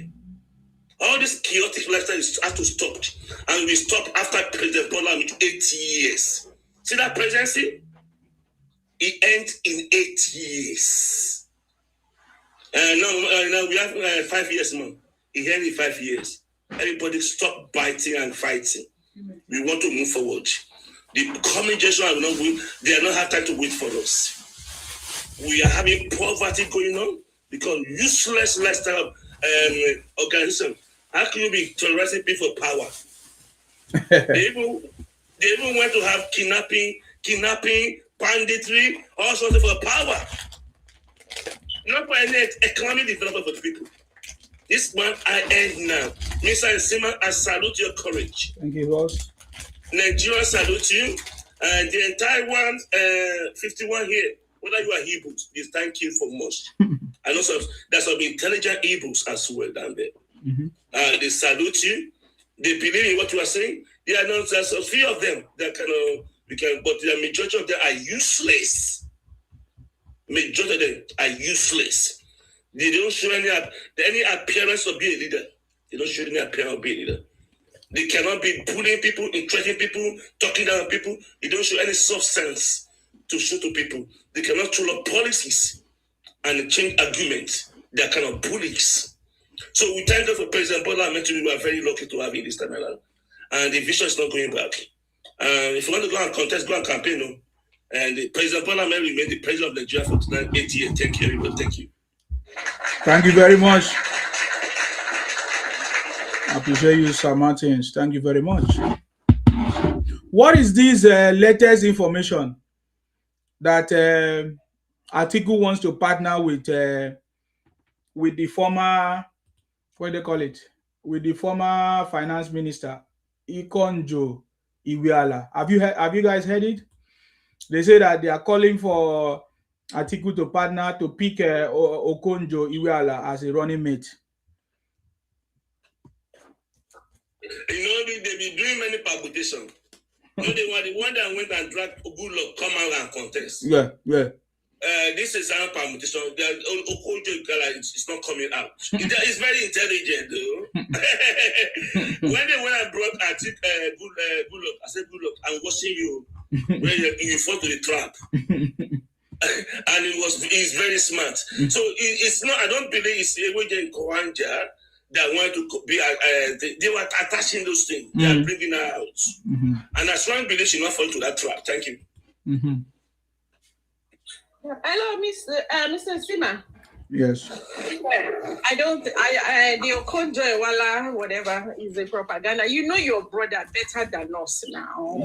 You know how they do their thing. Exactly. So it's all lies. They've already cut their neck off. They are just struggling to stay afloat, to stay alive. They've brought Goodluck Jonathan's candidacy. That one did not go. So what other else? They should go and bring Obama, bring Trump, join. Even bring Russia. We can't hear you again, no. Bring Putin.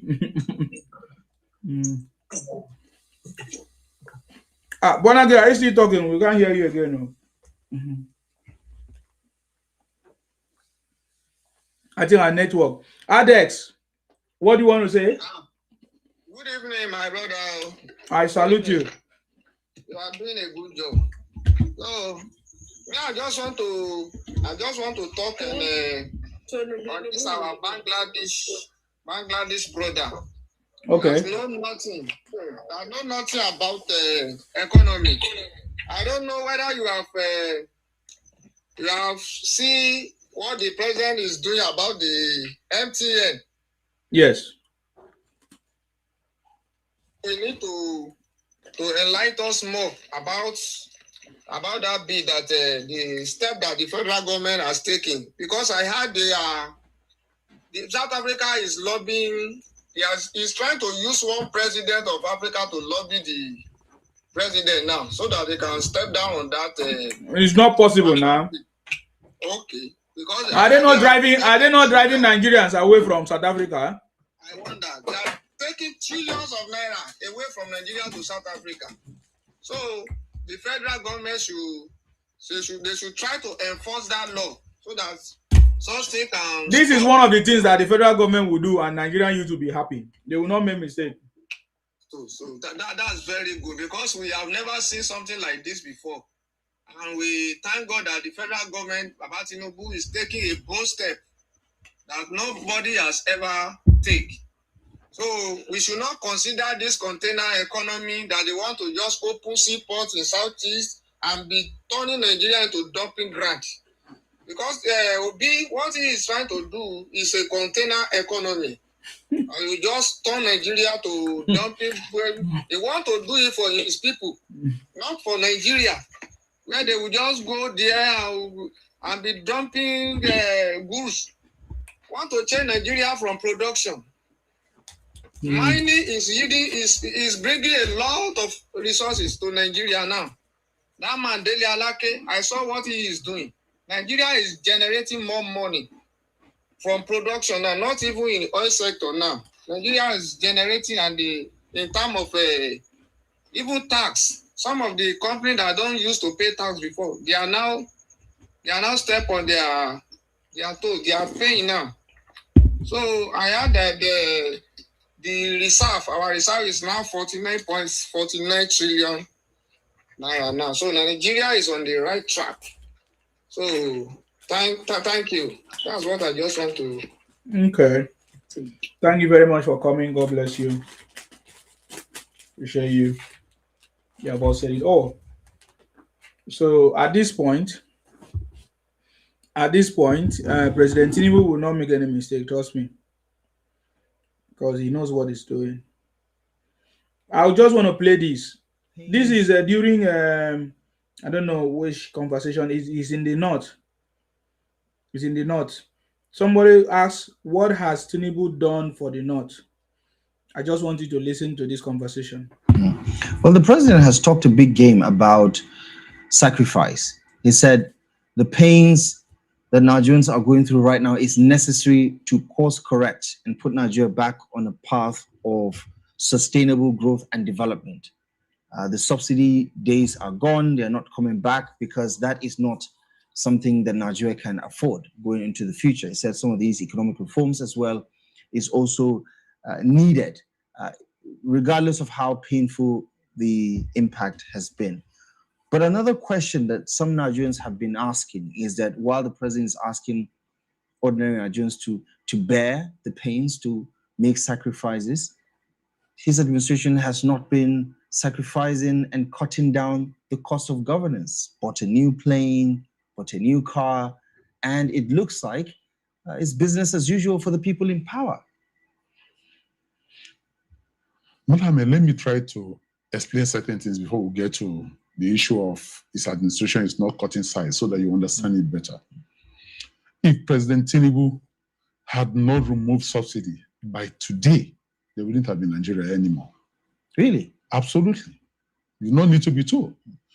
Because the late president, President Muhammad Buhari, was living more and running the administration through ways and means. And you know what ways and means means? We're printing money that we do not have production to support. Outside that, we are supporting subsidy with our foreign reserves. The foreign reserve was depleted. So by the time Tinubu was coming in, there was nothing to even pay the subsidy with, except you are going to be borrowing to pay subsidy. It then means that we'll be running into a deep sea that we will not be able to swim out of. Now, coming to this other aspect, there is no way you actually equate your MD with you sitting here. I mean, this is a private company. It doesn't matter. I'm just giving. I mean, I'm when giving it comes you, to government, I'm giving you an example. Yeah. There's no way you equate your MD of Trust TV with your own position. As either a reporter, a presenter, a producer. It's different. His office is different from yours. If they are to buy utility vehicles for you people, his will be different from yours. Obviously. So in the same way, in the same vein, in government, there are certain things that are called spoils of office. They go with the status of that office. I'm asking if you understand, if you appreciate the irony, if the president is saying to Nigerians, bear with me, bear with the government, bear with the reforms, make sacrifices. And then Nigerians look at him, and then look at him, and then it looks like let me cut in. Mr. President is in a different book entirely. Let me cut in. I was an adult, a staff of Nigerian Television Authority, when former President Ibrahim Badamasi Babangida was president, military president. This plea of bear with us will soon get there. We're there. He didn't stop the administration from buying vehicles to run. That was a military administration. Hold on, I'm coming. Military I'm taking it government. one by Right, one. Right. Now, let's leave Babangida because Abacha took over from Babangida. Abdulsalam Abubakar also took over. Then Obasanjo came as a civilian president. When he started, we also have bear with us. We're just starting. There are pains we have to bear now. That's why I say anytime you carry our newspapers, old past newspapers, Yes. this thing has become a recurring decimal. History is repeating itself? It's repeating itself. It's not new. But what I'm saying is that this administration has more or less faced it more squarely than others. Thank you very much. This administration has faced the problems of this country squarely than others. Because Nigeria themselves, even in common business that they want to start, they need answer, they need profit, nah. And that is why some of them get scam anyways. They get scam. There are many times there are different businesses that has come to Nigeria, MMM. I think I remember the other one, they were talking about investment that just happened recently. They just want quick money. They just want quick thing to be done, quick stuff. quick things. But quick things do not bring permanent solution. Quick things does not fix things, right? So when I hear some of them talk about, that's why I play this, because some of them say, okay, government say we should sacrifice, we should do this, but they are buying cars, they are buying this. These are the equipment, these are the tools that they need to use to do their operation and do what they need to do. Simple. You can say, okay, well, maybe they should buy a lesser one or they should buy a cheap one. They can also it can even be more expenditure or more wastage, buying a cheap one or a lesser one or those kind of stuff. But they need the tools, they need whatever they need to do for them to be able to achieve results. So that is not the point. Those are just sentiment. And I see even when the guy was keep on asking, okay, there's an irony, this and that and that. No. You understand me? They have to do what they need to do. They have to buy whatever they need to buy. They have to do everything. In fact, everything that they need should be given to them so that they will not have any excuse. You see, that is why some of you do not understand how the government works. You have to give them everything that they need to work so that there will not be excuse. When you needed this, did we not give you? Did you not get it? Did you not? So what is the excuse? So there will be no excuse, right? But when you start, causing problems, fighting, running, they all have excuse. They all have excuse. Nigeria could have moved forward in terms of economy and do other stuff, but the security is there. So the government needs to invest in security, right? Which means some of the attention on other things will be kind of reduced. That is the cycle that we have been going through every time. We keep on repeating the same cycle. Every insecurity, every year, every election period, every time we keep on having insecurity. So what is the permanent solution? Of course, this government has already suggested a permanent solution, which is the state policing. Permanent solution, state policing, once and for all, regional government, state control of their resources, put an end to it once and for all, and stop remarrolling and beating around the bush when there's supposed to be a solution, a permanent solution. All of us, we are all intelligent, we travel abroad, we have seen other places, we have seen how things are done. Why should we continue to keep repeating and running in circles? If another president come, insecurity, every time. So which means we are going to continue, and it's coming from one side. So sometimes I don't blame people when they want to duplicate the same insecurity that is going on in the north to the west or to the east or to anywhere, because they also deserve the money too. You see the point now? That is the thinking. Because if the North keep on carrying out criminality, insecurity, and the government keep on investing in our money in the North, instead of to use it for the development, other people will rise up and say, okay, let us also cause this insecurity so that the government will divert the attention and the money and give it to us too. That is the other thinking. That is the other side of the story. You get the point now. So at what point will the government continue to play the gamble? Has the government been sincere by publishing how much they have invested in this insecurity in the North? Let Nigerians know how much our government have wasted in the name of fighting insecurity in the North, when this money that is collected from the South or from Lagos supposed to have been used for the development of the people from the South. You get the point now. So those are the conversations. And somebody from the North will come and talk nonsense where we are. That is nonsense. We will put you down where you belong.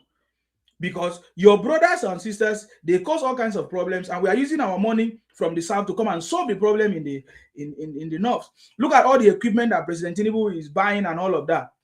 How will they repay it? Because we are trying to solve some kind of insecurity somewhere. So what is the permanent solution? Just like I said, regional autonomy, regional government, if you like, if you want to call it, state control of their resources, state policing, making sure that the center is no longer palatable, so that we can have a permanent solution, so that all these ethnic tensions and fight and all these religious nonsensical rubbish we can put an end to it. Now, some of these stupid people were complaining that, okay, bandits were on social media, bandits were everywhere, bandits were on using social media to what do you call it, to share money, to celebrate on social media. Now that the government have dealt with these social media bandit or TikTok people, how many of those people come out to say that, wow, kudos to the government for putting an end to it?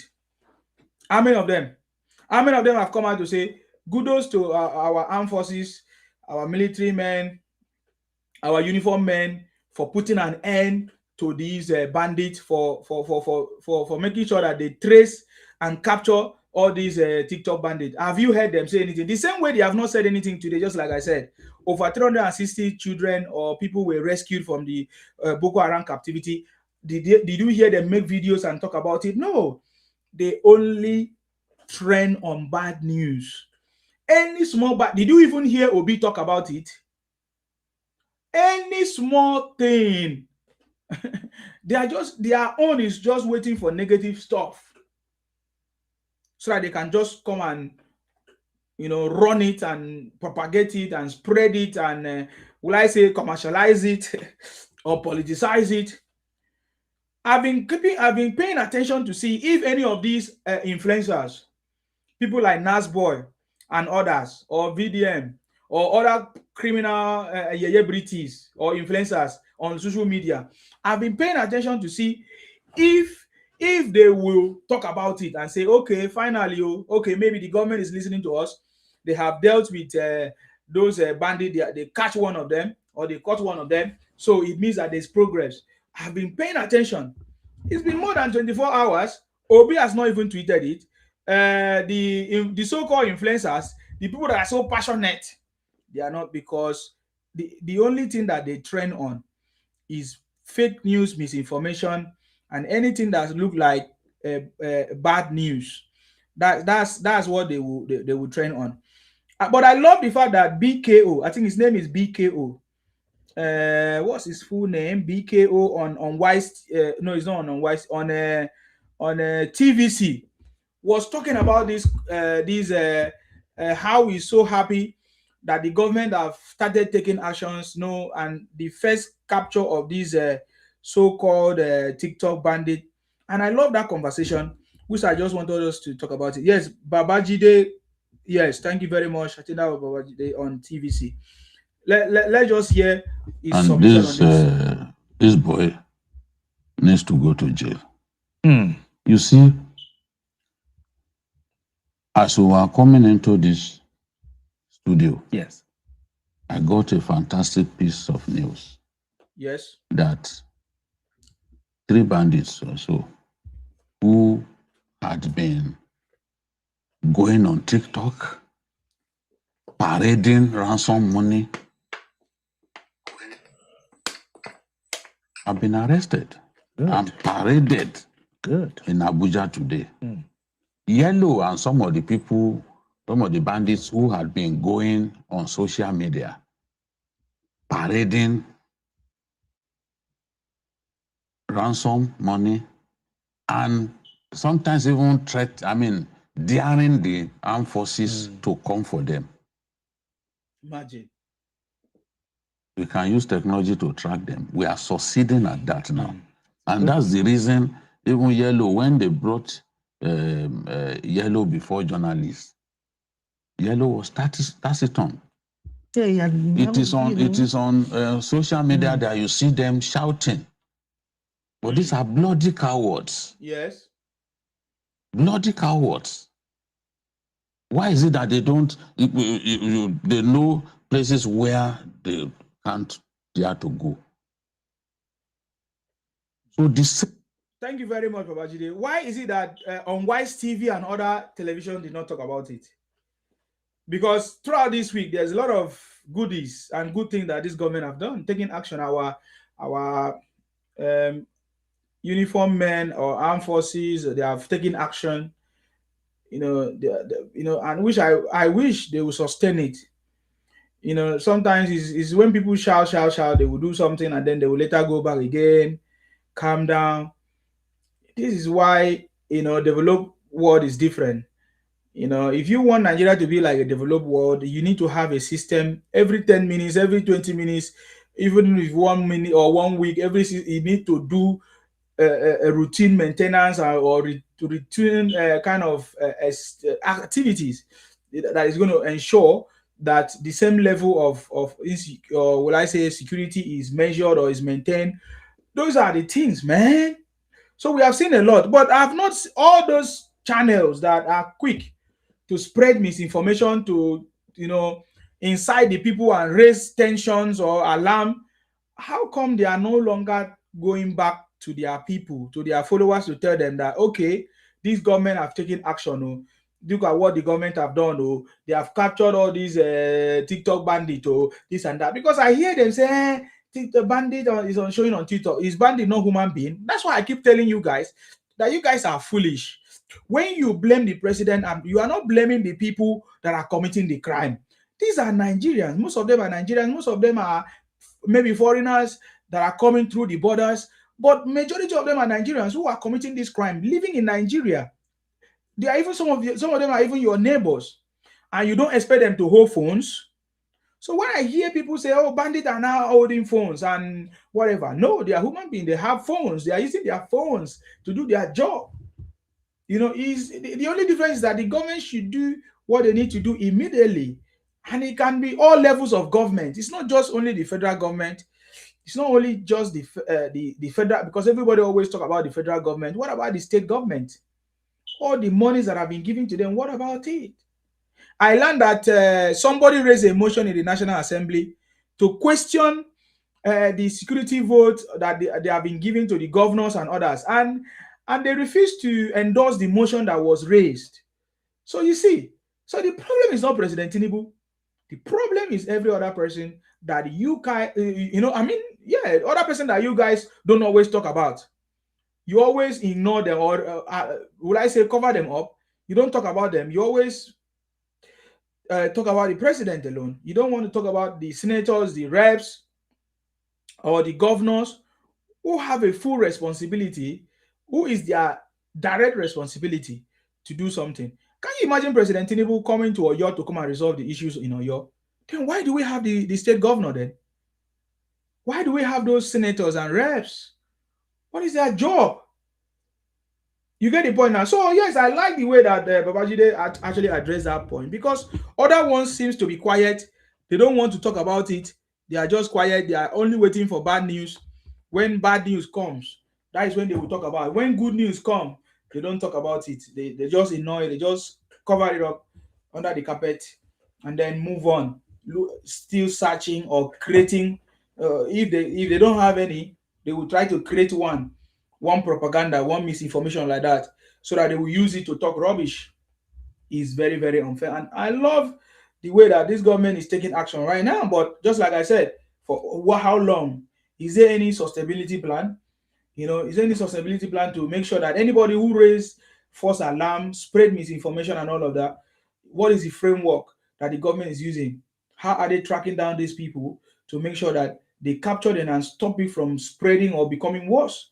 That is what the government needs to do. It's not only when people shout, shout, shout. Okay, it will look like the government is now stepping up. Then after a period of time, they are not doing anything again. So those are the things. In this government, we have complained about communication minister, national orientation agency. There are lots of things that government have done. Somebody even shared the news that President Tinubu have paid 5 months or 6 months of salary to the lecturers. I'm like, is that correct? That would be a very big disaster. If you don't they pay 6 months salary already, if they finish the money, what will happen?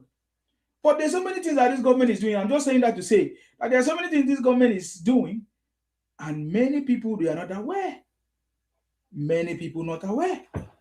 So the communication minister and all these people that are responsible should step up their game. You get the point now, because you will not give room for these criminals to continue to run propaganda. Are they coming? If the government is doing the right thing, there will be no room for people like Yeye British or VDM or all these on Nas Boy who will running propaganda against people, against the government or any other thing, because the government is always updating the people, just like what is going on, just like what is going on, just like what is going on in the US. The US update their citizen every day. What is stopping our own government from doing it? I salute you. Please go ahead. Thank you very much, Nsima. I salute you a lot. You have been a very patriotic citizen. We can have, people like you. And let me also commend you. I love that initiative that you bring up sometimes, where people will call in and whatever, bringing up platforms like verificationboard.com. That's highly innovative of innovation into podcasts. That's I commend that. Thank you very much, my brother. Yeah. Kudos to our armed forces, kudos to our uniform men. I also want to tell people, I hope many Nigerians know that Nigeria Navy was given the best soldier, like the best naval force in Africa for 2025. Right? These are a lot of progress. See, it's not easy.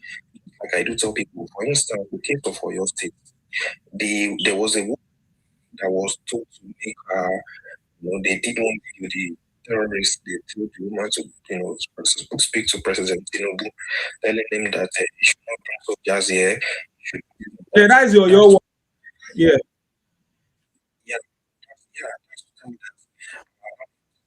Around that place. And I tell people to rescue those guys, though the armed forces is a special tactical thing.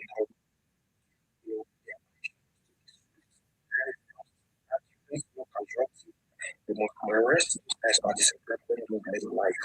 And it will require a lot of intelligence that as they are working, as they are tracking, a lot of intelligence that will be going on. So it's not an easy thing. I don't protest, is it protest that will bring it out? Bring those people out at all.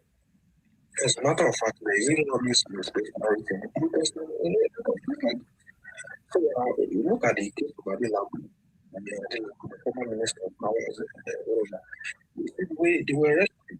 And according to the information I gathered, the police guys that went to that place, they made us understand that they are even the house that they took those guys to. People are living, they have neighbors, and they've been seeing people coming there to kidnap, to keep with them, and people get demanding for us. They never said anything. Exactly. Crying out loud. Crying out loud. Even the case in my state, there's one that sells bread and beans. They spoke about this. These Fulani guys that will come out, come and buy bread and beans, what car, 30,000 naira. And they buy and go back. And anything.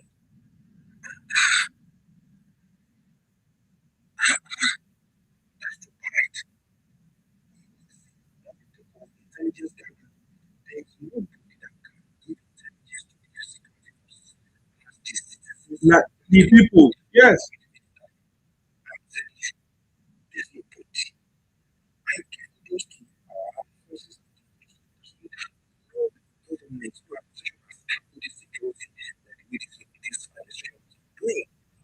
You know, bringing out the fighter jets to come and what are the things. Yes, submission because for every submission of bring to board, every matter we discuss, it's also good for us to recommend solutions. Here is my own recommendation. Now, if you look at the case that happened in Owo, they sentenced those guys now to death penalty, right? It took 4 years, right? Now, here is my own submission. They should keep apprehending these guys. Yes, kudos to them. We are doing a fantastic job. But I think a special court should be created for terrorism. Just by the way, we have a special court called industrial courts, right?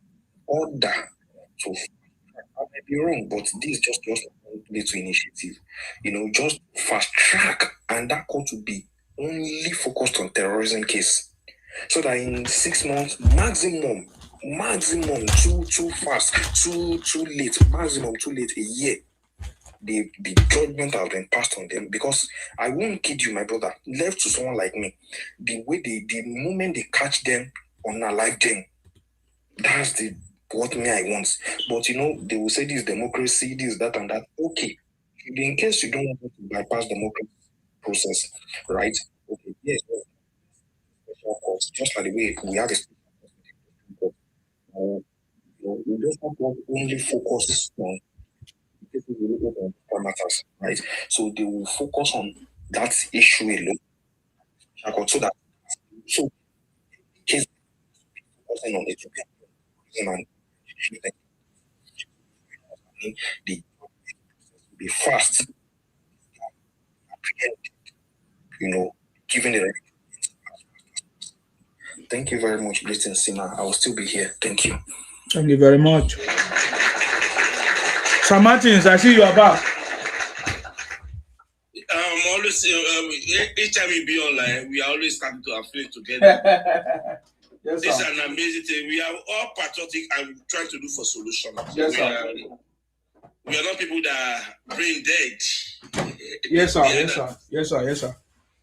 I just want to employ you, Mr. Nsima. Mm-hmm. We know that we are going to win this election. Yeah. After this election, we mustn't relent. We must continue campaign for the solution of the central government. And that should be our agenda. We must make sure we focus on that agenda to make sure we achieve it on the President Bola Ahmed Tinubu, to be creating awareness, the benefits and disadvantages of not doing it. That should be our agenda after we have won these elections.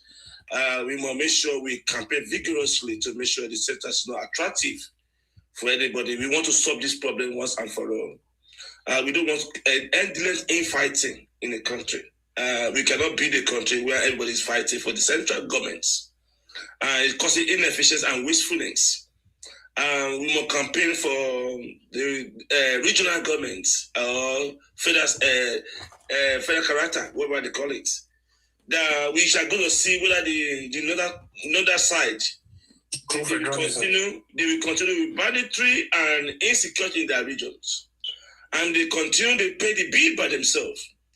This kind of system we are running now is wasteful. We have spent a lot of money to cater for self-inflicted insecurity and bandit in the north.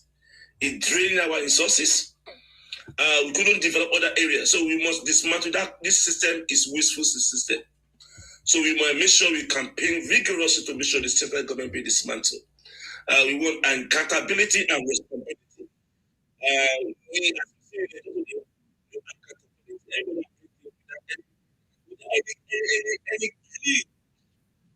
We cannot be in this on that platform. So we are make sure we campaign vigorously to dismantle central power. The same way we are. That we make sure that everybody can take as responsible. And people are wasteful our resources enough. Create insecurity and poverty. when they defeat their bills. When they pay the bills, I think they will stop. But when they're not supposed to be paid, it continues. And if you don't stop it, we engulf the entire country. That's kind of risk that I'm afraid of. It will spread everywhere. And the current also in Italy, and I think we need to stop it. So our response is our goal after they have won this election, and we believe that only people that can help us achieve it is a amicable good solution. Permanent solution for the job problem is President Bola Tinubu, and we want to show we campaign aggressively to make sure you notice it, that it must go. And President Bola made it smart and clear. So courageous and bold is the only option we have now to make a purpose so this long-term crisis that we have. Everybody will go back to their regions. We don't want Fulani herdsmen today. This one, this one money, this one power, this one, no, this. We want to use our energies. So this central government must use your foreign minerals in the lands, in your regions. And for the great Nigeria and banditry, that's left to you. It's not only going to be like in Nigeria and Senegal. That's left to you, our money. So you cannot be paying for this kind of behaviors. That's not it works. We are looking beyond. So when we have a system that's going to be accountability and responsibility, this is what we get. And we don't take any system keep on being kings. To everybody pay rich. So we are tighten it up. And be accountable and effective and responsible. Everybody carry your load. We are free. We are free load. Every leader think what we can do. We are going to get a lot for the center. A lot of destroyed everybody for we are so corrupt. So a lot. A lot we are getting free money. We don't contribute. Everybody gets free money. So we're not fighting for free money. We're going to get a lot. By the time we make sure we disrupt that's the problem. That's not be dismantled. And make sure we are equal power and regulations. Everybody carry your load. Kaya. If you want to have, go to your region, yes. And if you want Sharia, yes, it be it. And if you want to be by yourself, it's among you. You can't be paying your people. When you are paying the pay of your behaviors, we can't be financing it. We are the enablers of your misbehaviors. The enabler of the removed, including evils as well. So our system has been inefficient, not being organized. It became lawlessness and anarchy. And we can put any rubbish.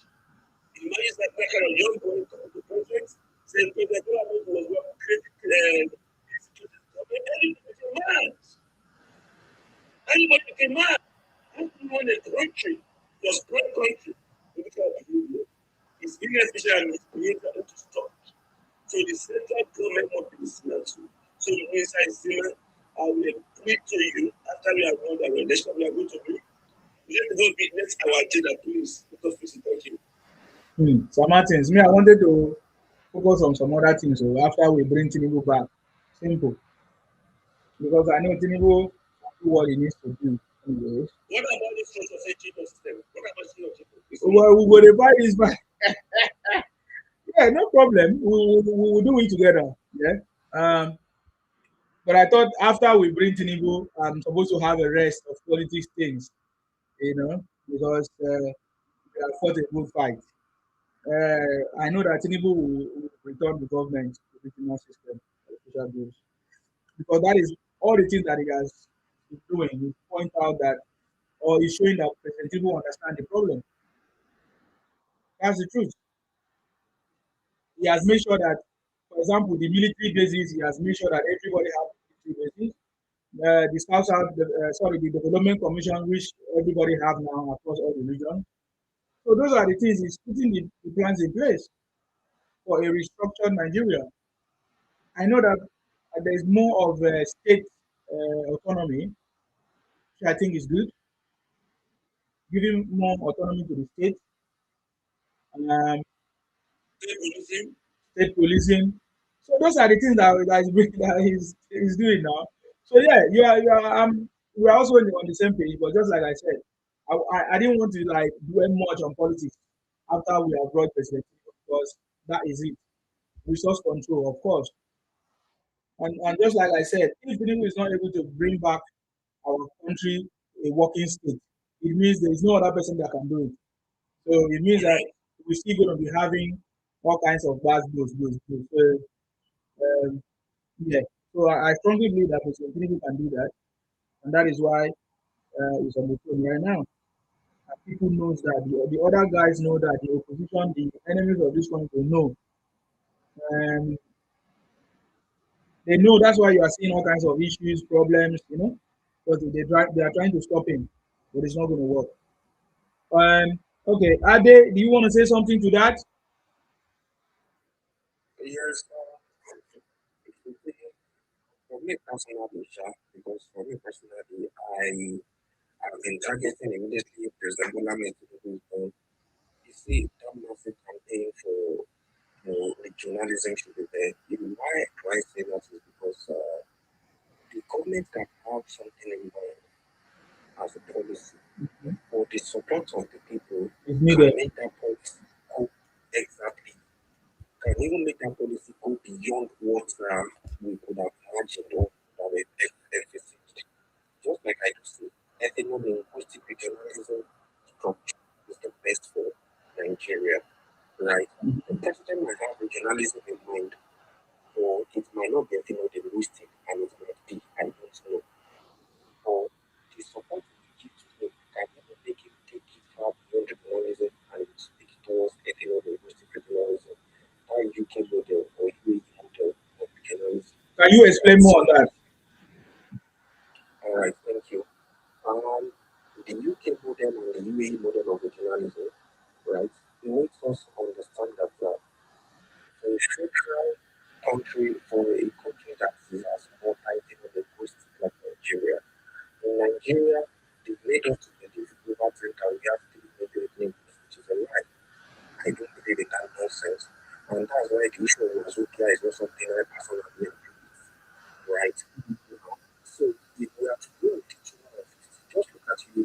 We have 7 nations, look at what they are doing. Look at the United Kingdom, they have 4 nations, look at what they are doing. So how many nations will Nigeria have? Nigeria has over 250. Because the ethnic groups we have are equivalent to nations on their own. Yeah. Because what's a nation? A nation can be defined as a group of homogeneous people with homogeneous historical background, culture, language, tradition, and what have you. Right? And we have, so the idea of having, look at I think there are some folks in Imo State now. Speaking of that, they want to do their progress and so, we need to really come to the stage, and we really want to define something that will work for us. People with common value systems should come together and form a region of their own. And that's why I personally, you see, what we have in the First Republic in itself was federal. But when you compare to the standard of true federalism, it doesn't pass it, right? Although you can say what we had in the First Republic is more federal than what we have now. So if you go to the United Kingdom or UAE, you can never see anything like Northern UK, Western UK. No.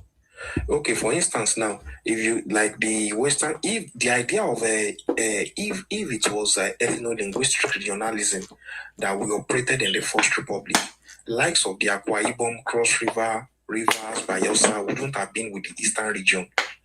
It would have been Igbo land, right? Because when the same people of similar value system, I understand that the South is so heterogeneous, and Awolowo recommended that people of the same value system should come together, right? And people that seems to be minority not because they are not important, not because they are weak, minority because when you talk of geographical size and population, they can come together to form a formidable minority because geographical size and population, they don't really have it compared to others. So they can come together and form it. So for the ethnic groups in South now, they can come together, form a formidable political structure for themselves, and they will decide what their name will be. For instance, now, even in Yoruba, see something in Sima, if we had that linguistic regionalism, the issue going on in Kwara now, Jeba, Ilorin, Ofa, all those things will not be there because they would have been with their brothers who are the Yorubas. Not if you are saying northern region, western region, that means you can even say northern region should begin from Ibadan. Eastern region should begin from maybe Ondo State. All they will need to do is to make sure it conforms with the positioning of the 4 cardinal points, which can be fraudulent. Again, I disagree with you. That is not what it is. It's a geopolitical zone meant for administration. Now, let me cast your mind back.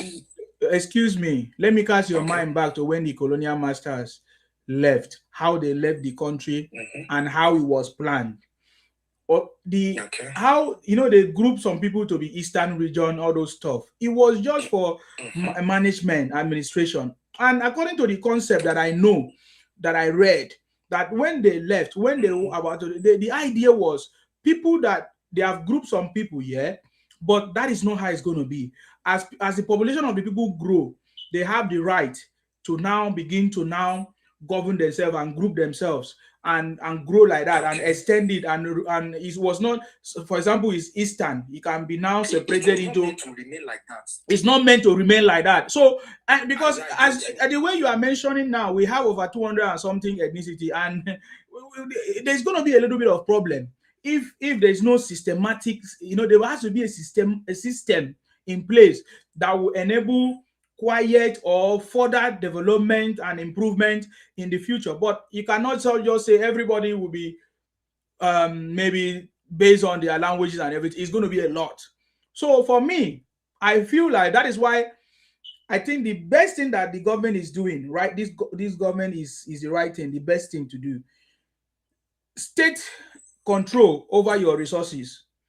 You get the point now. Every state have, but they also need to amend the system or the constitution in a way that if some people feel like, okay, they have maybe they can now go on their separate ways. Like, for example, the Igbos are saying they want to go on their separate ways. The constitution should be able to allow them to go on their separate ways, but they cannot say, oh, they want to go with other people or force other people to join them. I don't know if you understand me. So those are the kind of things we need to allow that room.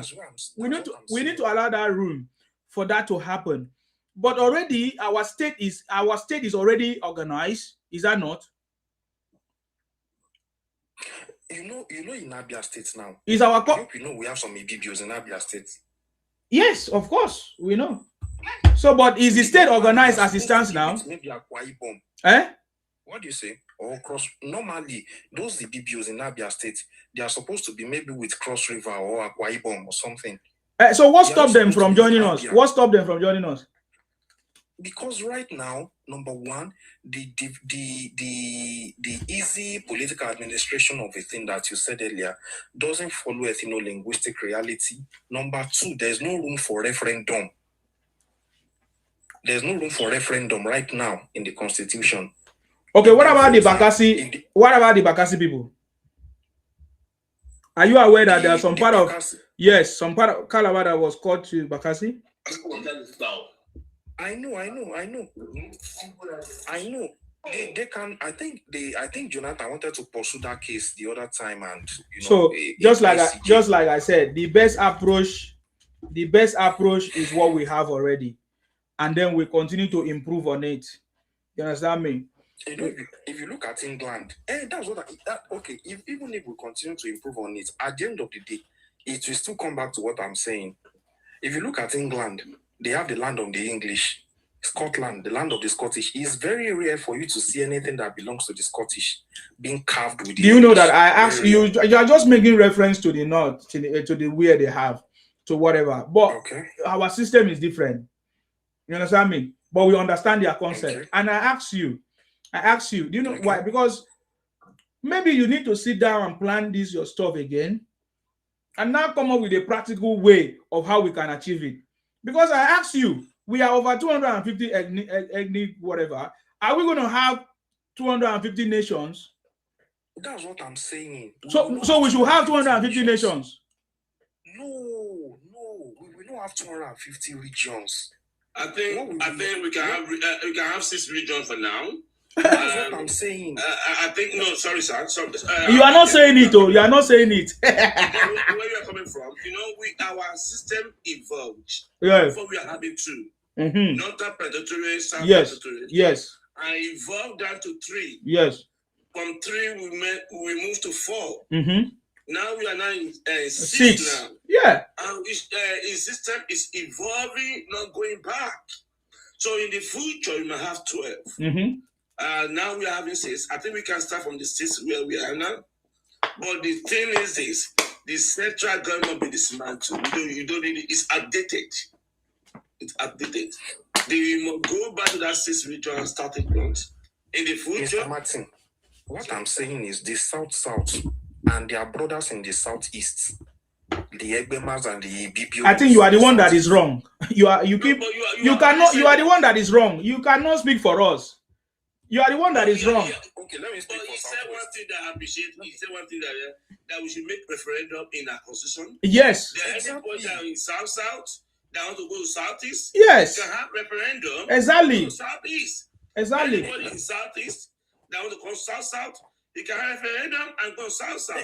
Exactly. Anyone in the middle belt. If you have referendum in our constitution, and if you want to leave, we must make it so flexible. Not be rigid as we have it now. Mm-hmm. Thank you. Exactly. So at the end of the day, it will still be 6. It will still be 6 or more, whichever way they want to have it. Yeah, so we can have it 6. We can have it 6 the guys in Jeba can vote that they want to be part of the Yoruba province. Yeah, they can do it. Region, whatever. They will. That's yeah. I don't have problem with that. I've never said I don't have problem with that movement. Like that's why I say they need to add it in the constitution so that people are free to go to anywhere they want to go, as long as they all agree and they accept them. But it cannot be like, okay, we want to go, so you must join us, just like what the Igbos are trying to do, and follow us. And then I hear you say the South and their Southeast sisters and brother. Who said that? Well, please, no, we are not. When I said the Southeast brothers, don't say it. We are not. We are not. I'm not. That is. You are right. I don't agree with Adekunle. You don't believe what I'm saying. Oga, don't say it again. We are not. You are not. The Yorubas that you are talking about now, you understand? Yes. Do you know that some people in that Kwara state, they are already, they've been indoctrinated, and they are no longer behaving like normal Yoruba people. Yes, do you know that? Do you know that? If they want to go with the North, let them go with the North. Hold on. No. Some of these people that were arrested, do you know that most of them are Yoruba speaking side of Kwara State? Who compromised? Who are the ones that were telling those people, and this is where they are? And they planned the logistics with them. Those people who were arrested. So I think the best way, the way the states are created is working. So we don't need to tinker with what is working now. If we have referendum and some people want to join, we even have to still profile them to be sure that these ones are still carrying our culture. You understand? They are not going to import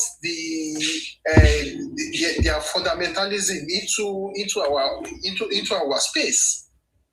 That's what I want to say. Yeah. I said it earlier already. I said referendum will have to be in the constitution. Yes. So that anybody who wants to join anywhere will be able to choose and say, okay, these are the people we want to go with. That's what I'm saying. I'm not, when I say the Southeast, I'm not talking of Igbos. So I hope you get me. I'm not mentioning Igbos. Mm-hmm. For instance, Ibibio in Abia is a brother to Ibibio in Akwa Ibom. That's what I'm saying. I just want to clarify that part. And again, if Ibibios in Abia say they want to go with the South East top with referendum, now then no. If they want to go with Akwa Ibom, the South, now then no. But referendum would determine that. Again, what I think is the best way is what we have already. And then if there are people that feel the otherwise, then with the provision of the referendum and the constitution, they will be able to make their choice. And then even the people that they want to go and join have the right to say, no, we don't need you, or we need you. Because that has to be there too. Yeah, because some people will say, oh, come and join us. No. All these years, you never make an attempt to join us. All of a sudden, you say you want to join us. No, whether there's referendum or no referendum. I know what I'm saying, man, because you are talking about people that are in Abia State now. They have never made any impact. They say they want to join Akwa Ibom or all kinds of things. I've not.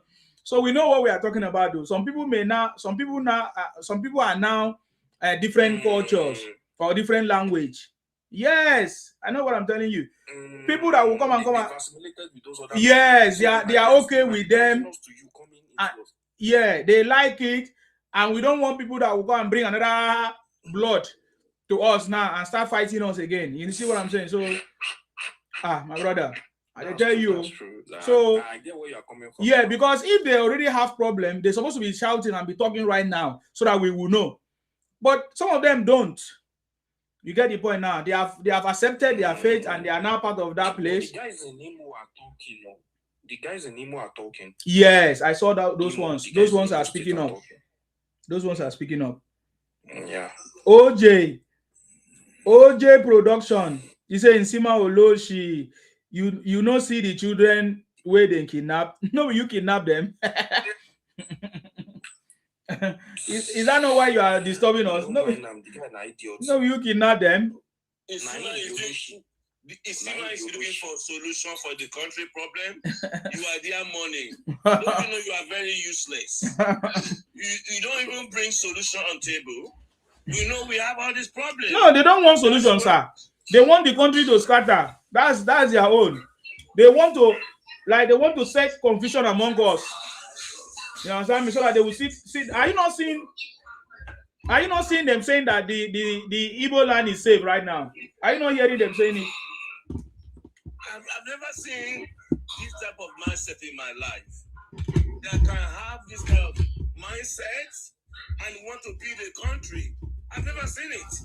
But in any case, they make us to look for solution. Of course. We are looking for it. Yes, of course. I think everything is working together for our good. Femi, do you want to say something? Yes, brother. Yes, go ahead. I just want to quickly add that the way things are going now, we really appreciate the way Tinubu is handling things.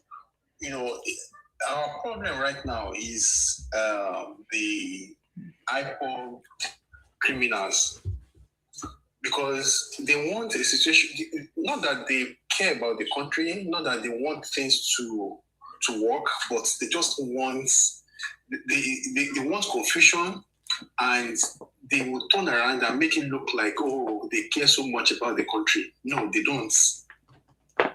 If anything, they are praying every day for bad news, and that is what they inherited from their brother. That's Peter Obi. This is someone who wants to lead the country, and yet he doesn't wish good for the country, because it's only bad news that he propagates for the country. So his own is just by himself, because we know that he can never be Nigerian president. Never. As for the guy, those people who are also propagating, who are planning, who are doing propaganda, who are making AI videos and all that, I think the next place they should go to is Sokoto. Let them go and be whining and dining with their leader there, Nnamdi Kanu. So that's my recommendation. That guy that the courts that did the one for VDM, he should go and be whining and dining with Nnamdi Kanu in Sokoto. That's where they belong. If they think that they are going to put this government in, they will be putting problems. They will be creating problems for this government. Then we should deal with them the way they understand. You should speak in the language they understand. That's what I want to recommend. Mm-hmm. Of course, I agree with you, sir. There should be proper treatment. Yeah. Immediately. You know what I mean? Fast. They should not be pardoned. They should not wait. They should immediately they do it. They should track them. Yeah, I also want to align with Adekomi when he said that a special court should be set up to try terrorism, because it is because those people, we keep them for too long. That's why they are doing all these things, that they are negotiating, that they want us to release their leaders and all that.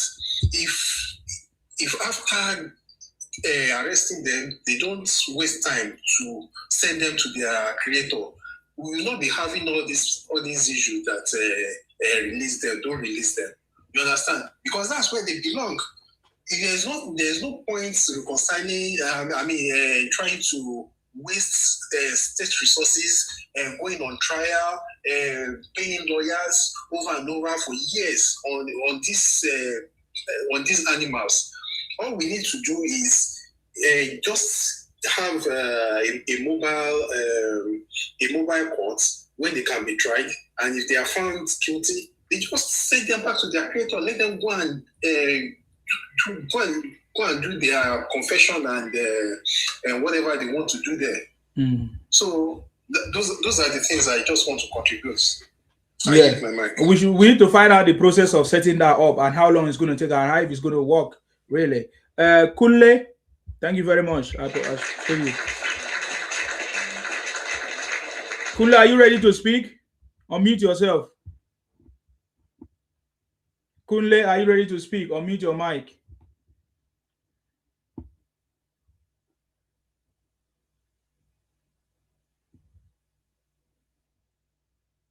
It's like maybe he has a call or something.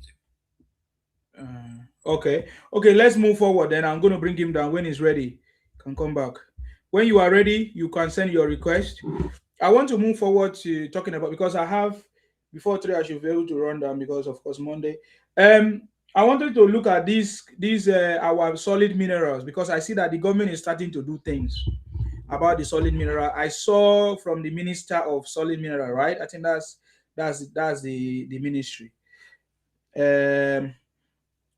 He was giving a kind of a yes. Is that his name?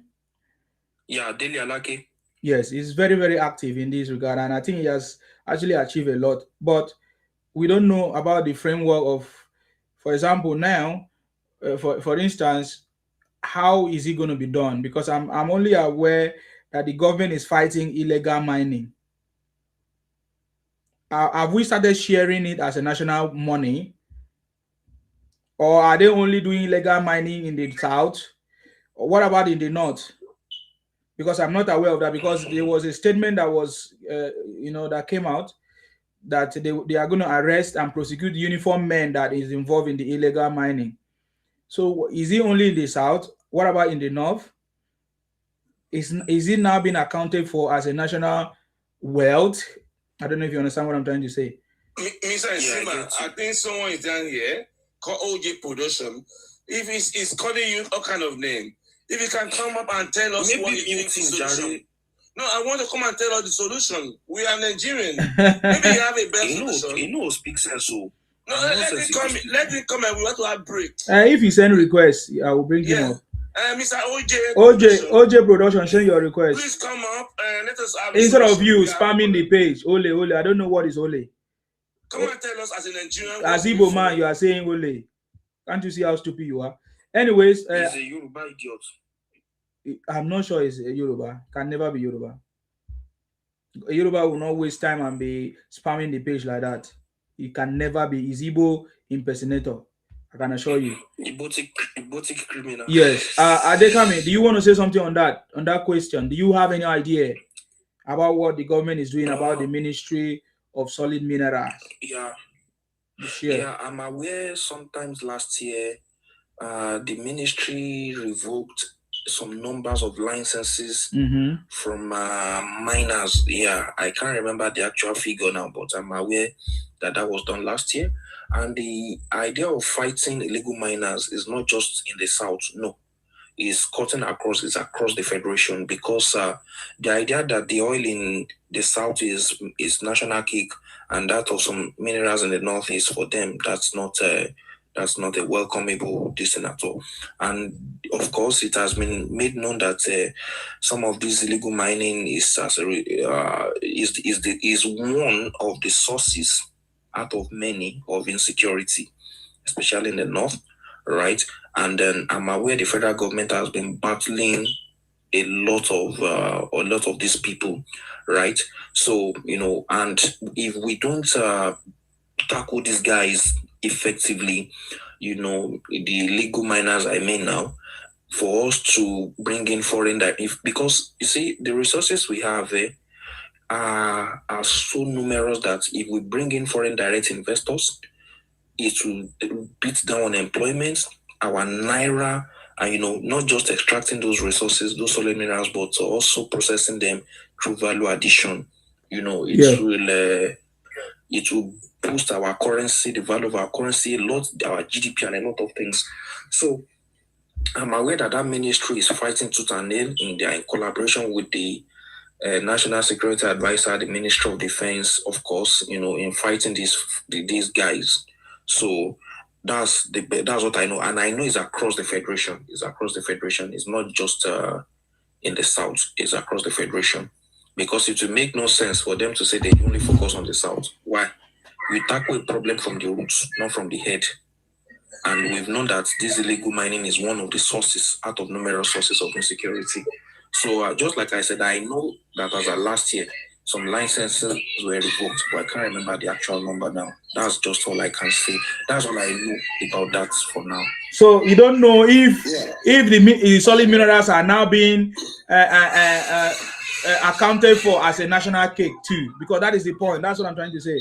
Yeah. Okay. Yes, I think of course it is national. It is national. Yes. What is happening right now is Dele Alake is trying to create a system where illegal miners will come together, form a cluster, and register. So they don't want anybody to just go and mine without being registered. So that's what it's working on, so that when it is formalized, they can track what they are doing, and they can track the remission of the revenue to federation accounts. And another thing is also trying to do is let it be institutionalized. So, for instance, now in Nasarawa, they have lithium, and the state government has set up about two. I mean, they've brought in about two different foreign direct investments, and they are beginning to and they are beginning to manufacture lithium in Nasarawa State. So I know that the revenue acquirable from solid minerals has grown. It used to be like around maybe $1 or $2 billion. I think it's now about 10. So I know those are the things he's doing, but it's not been easy for him, because those people, when they are going for that illegal mining, they are always going there with hands, So if they attack people that are called to confront them, I think that's one of the problems they are having. So he also set up I can't remember what they call them now, like mining police or something. Yes. But those people are still, they are not enough. So those people, they are also getting attacked. So I think those are the things he's trying to do to also rev up the revenue that is being generated from solid mineral. So he doesn't want a situation where it is only the southern part that is bringing money from mineral resources. He wants to focus on the northern side and be sure that they are also, whatever they are mining, they are bringing it to the federal treasury for all the states to share. It's really taking long, 3 years. Yeah, it's a cabal. Yeah, you need to fight. So I think, it's a cabal that you need to fight, and they are strong. They have money, and they are ready to fight. All this is also connected with this terror that is happening because from those resources they are able to generate a lot of money. So they get foreign backing, foreign protection. I think those are the issues that is having. So all these things are connected. They are interconnected somehow. I believe if we are able to resolve this issue of state policing, it will go a long way to ease the pressure on the federal police. So federal police can now be deployed to states. You understand? Because they can't use state police. If they use state police, that means the states will be the one to benefit from the states. So, but the revenue are supposed to be for the federation account. So they should use federal might to protect all these sites and make sure that whatever they are getting from them is being accounted for. But I think when we go to, and I also recommend. But I think if possible, it should be just like you said. It should be institutionalized, just like the way we have the NNPC for crude oil, for petroleum, oil and gas, and oil, NLG for gas. They should also be like a body, that should be in charge of, even we have the downstream and whatever too in the oil and gas. There should also be something maybe that will be regulating the, what's it called now? The solid minerals, because we can't be having for lithium separate, uranium separate, whatever. Maybe everything will come under solid minerals. I think that will also help. But I'm having contrary view, But I think we are saying that we should make the either regional government or through federalism to be responsible for their resources. I think the people, the state that own those resources or region that owns those systems, they should look for ways to manage by themselves. I don't think we should be. My thing is this: the staff that has oil should control their oil. The one that has solid minerals control their solid minerals. These things are the things that are causing problem. Everybody's fully rich and blessed. I don't think we should be thinking about how to control that. They own their solid minerals. If they want to buy themselves on it, they should go and buy themselves on it. If they want to create banditry on it and to be wasteful on themselves, these are the things that are causing us problems. We need to liberalize ourselves. We need to set ourselves free. This thing that we are trying to hold on to is causing problems. Let them control their resources, solid minerals. If they want to create central system for themselves, so be it. And if they want to be having banditry, to be looting it, so be it. And the one that own oil, keep your oil. You cannot be taking from oil and have your solid mineral from banditry and be using it to create insecurity. And be taking the money from the oil to manage the insecurity from the outside. It deficits. It's deficit. You are creating insecurity. You are creating your solid to create banditry and criminality on your side, and you are using the oil people that own the oil to produce what security for you. That's double lost. So cater for your solid minerals. If you want to use for banditry, just so be it, and let the oil people who own their oil. They will not be paying by paying your criminalities. Whereas they are not getting from solid minerals. They are not getting from it. It's purely yours, and you are doing it to create insecurity for everybody. So I think we need to solve this problem once for all. Cater for yourself. Enough of this babysitting. Enough of it. It's not helping us. It's dragging us and creating inequality and cheating. We are being cheated. In Amman, we are going to the north. Our power allocation for the north, we are paying billions for insecurity in the north. And it's affecting us. And those money are come from the south, the whole producing states. Those money should be used by South to develop their own state. But they are wasting it on something that they're not benefiting.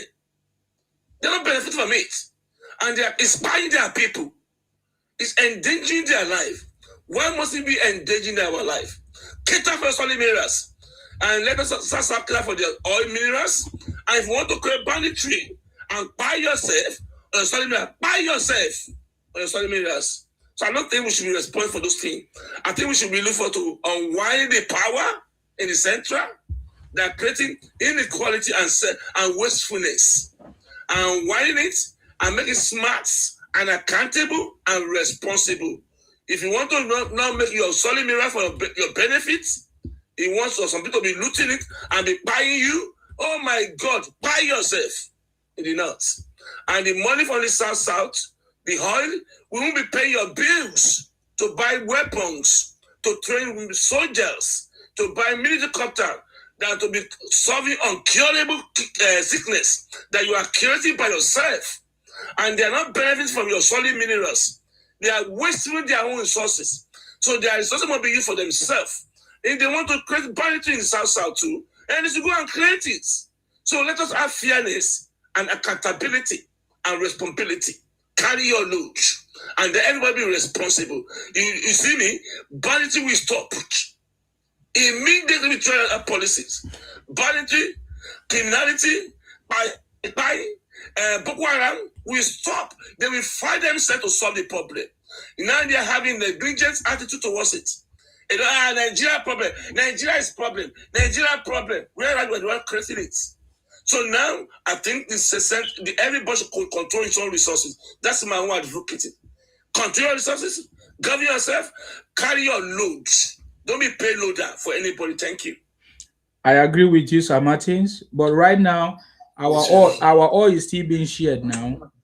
Our oil is still being shared. In the next 2, 3, 4 years, I'm not sure it's going to be done. So our oil is still being shared. Saying.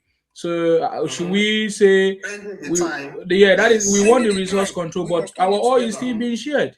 Our VAT is still being shared, but the solid minerals is not being shared. That's what I'm talking about. You understand? I understand that part. That's what we want. But right now, since all this thing has not been done, are we gonna continue to fold our hands and say, okay, we want? Exactly. So that's the point. That's what I'm saying. And before we get to the point where we achieve resource control, yes, you can't be cheating one region. Let one region be carrying the burden of the whole country. Whatever they are making from there, they should also bring it to the center. Let it be shared. That is it. Exactly, Sir Martins. And then Ade, you talked about that is a very challenging situation, and they are partnering with these international. Who are those people? Is it that the government don't know the people that they are partnering with to carry out all this illegal mining? And according to the law, there is a law. How can international bodies will be partnering illegally to carry out mining? So, and it's a government right now. So doesn't mean that our government don't have power to checkmate those international whatever that are partnering with those guys, giving them arms. Is it that we cannot do something about it without delays or all those kind of, I'm just asking that question because I think the excuse is too much. It's been 3 years and we have not achieved anything. How powerful are they? Yes, that's why I said it is better that we use federal security to police those things, not the states.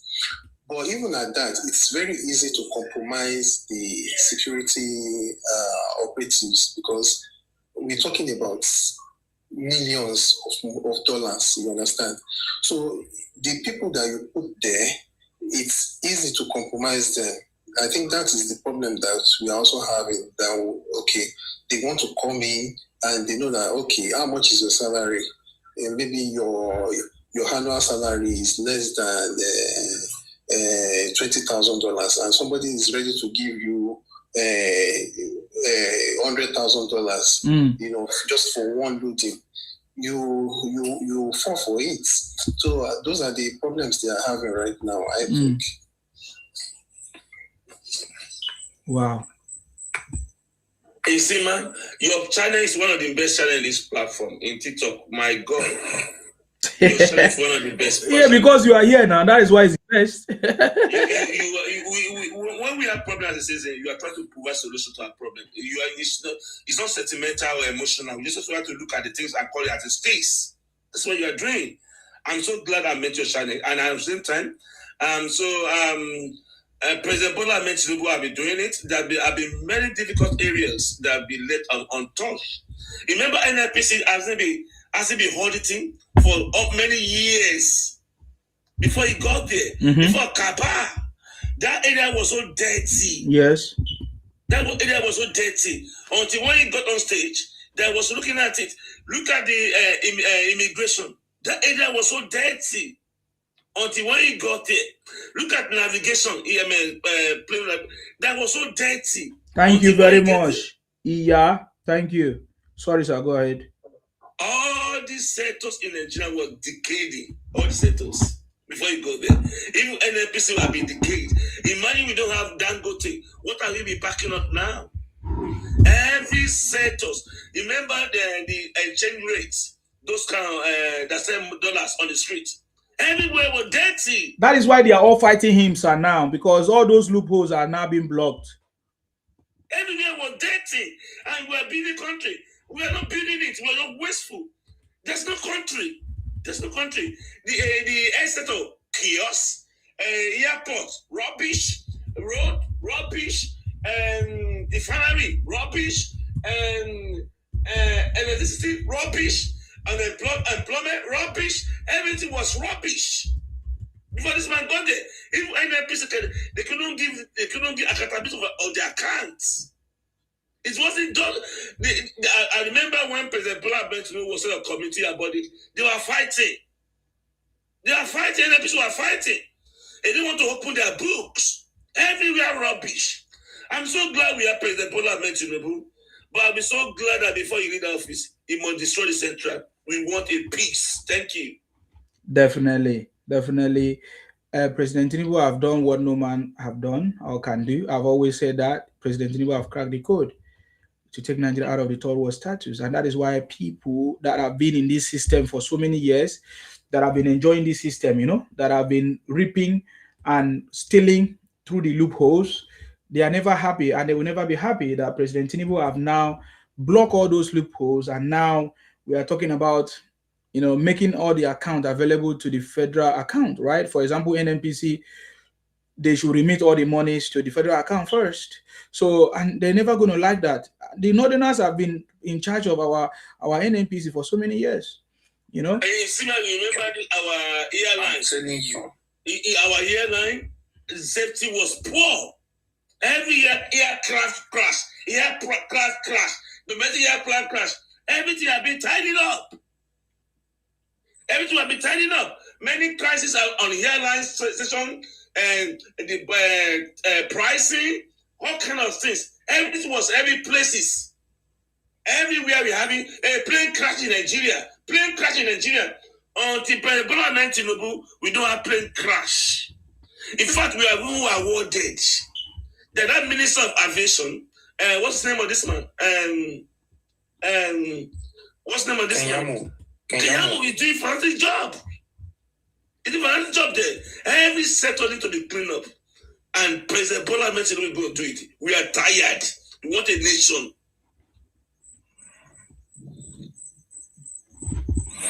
They've been, you see, the Northerners have been in charge of our oil. Look at this Mile Kyari. They've been looting. Honestly, you see, sometimes if I speak up, some think you are Yoruba. Why are you always speaking for South and all? Honestly speaking, I know how these guys feel. In fact, let's even go back to the Civil War. The way these Djibouti criminals are crying up and down that they need reparation, the federal government should pay them, Nigeria needs to pay them. Who pay the guys in Port Harcourt? Who paid the guys that way? I don't want to be going into a lot of things. How those guys were marginalized, pied. Ojukwu took the battleground to Cross River, Akwa Ibom rivers, and Bayelsa, the current day, whatever. Not even in his own whatever. But you see, looking at this issue of solid minerals, you see, I completely understand how it feels for the resources in your own region, in your own space, to be extracted, and then it's being taken as national cake, national property, and some other people, in other places, have failed to release their own. Number one. Number two, they are even the one in charge of the oil, the resources again from your own region. They've been heading NNPC only God knows how many years now.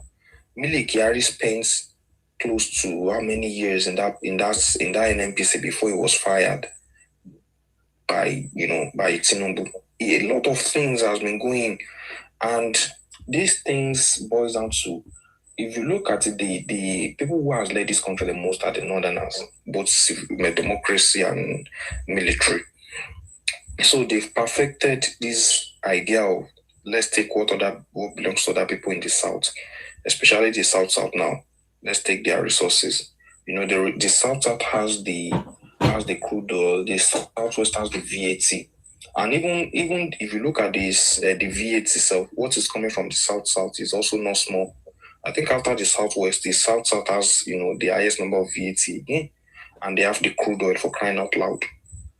So these guys have perfected the idea of taking what belongs to others, and then they leave their own place desolate. You see, it is true that regionalism and every resource control will end this trash, but the fact remains, before that regionalism comes, what are we going to do?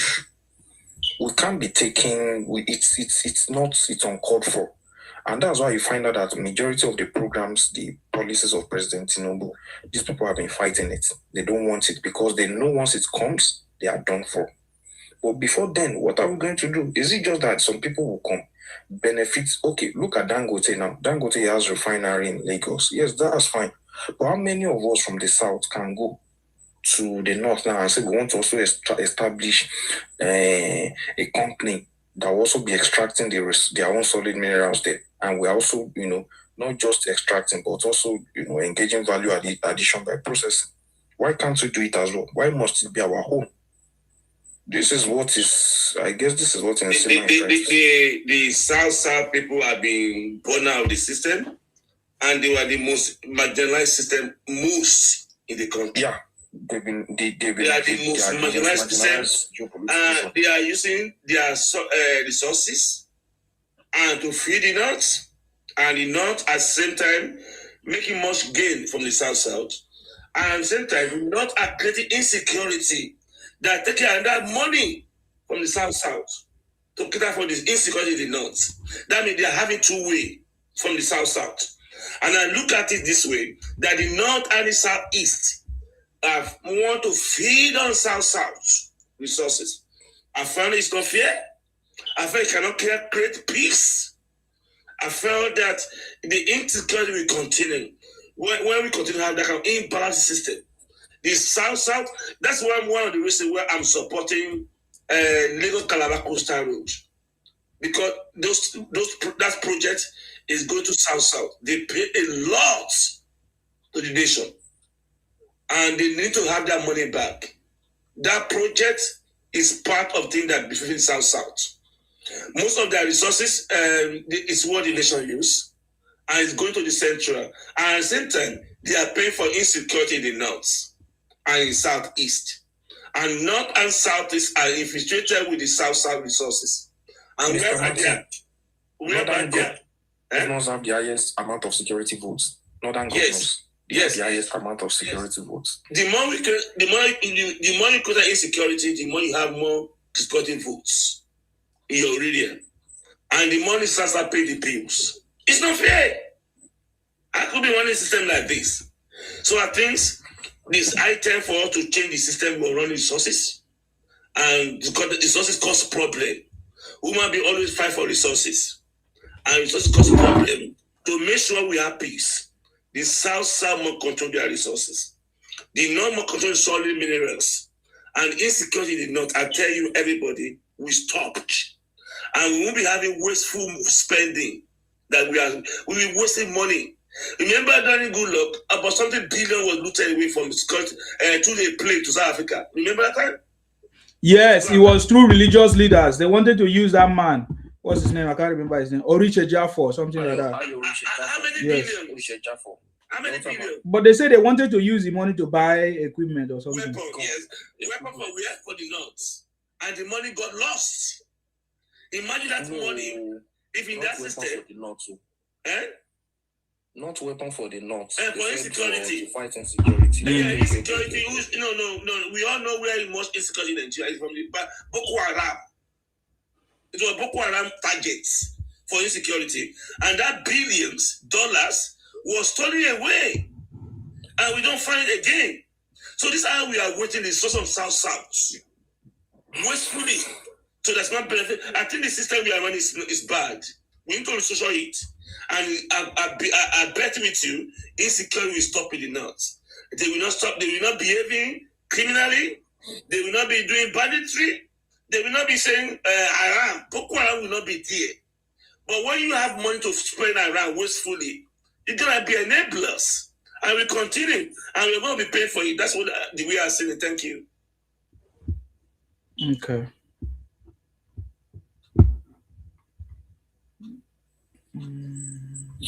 You see, those guys, those former military guys, those ex-generals, majority of them are from the North.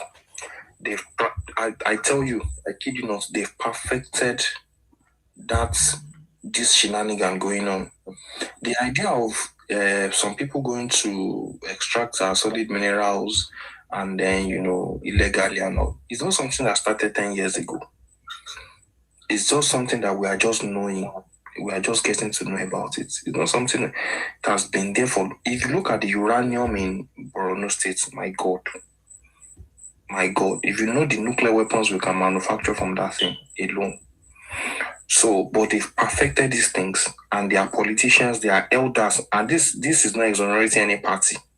Both they are APC, they are whatever, they are PDP, they are what they know about these things. So I kid you not, to fight this thing is something that is really going to take a while, because it's something that has been deeply rooted long ago. And then don't forget that their guys are more in the military. They have more of the numbers in the military.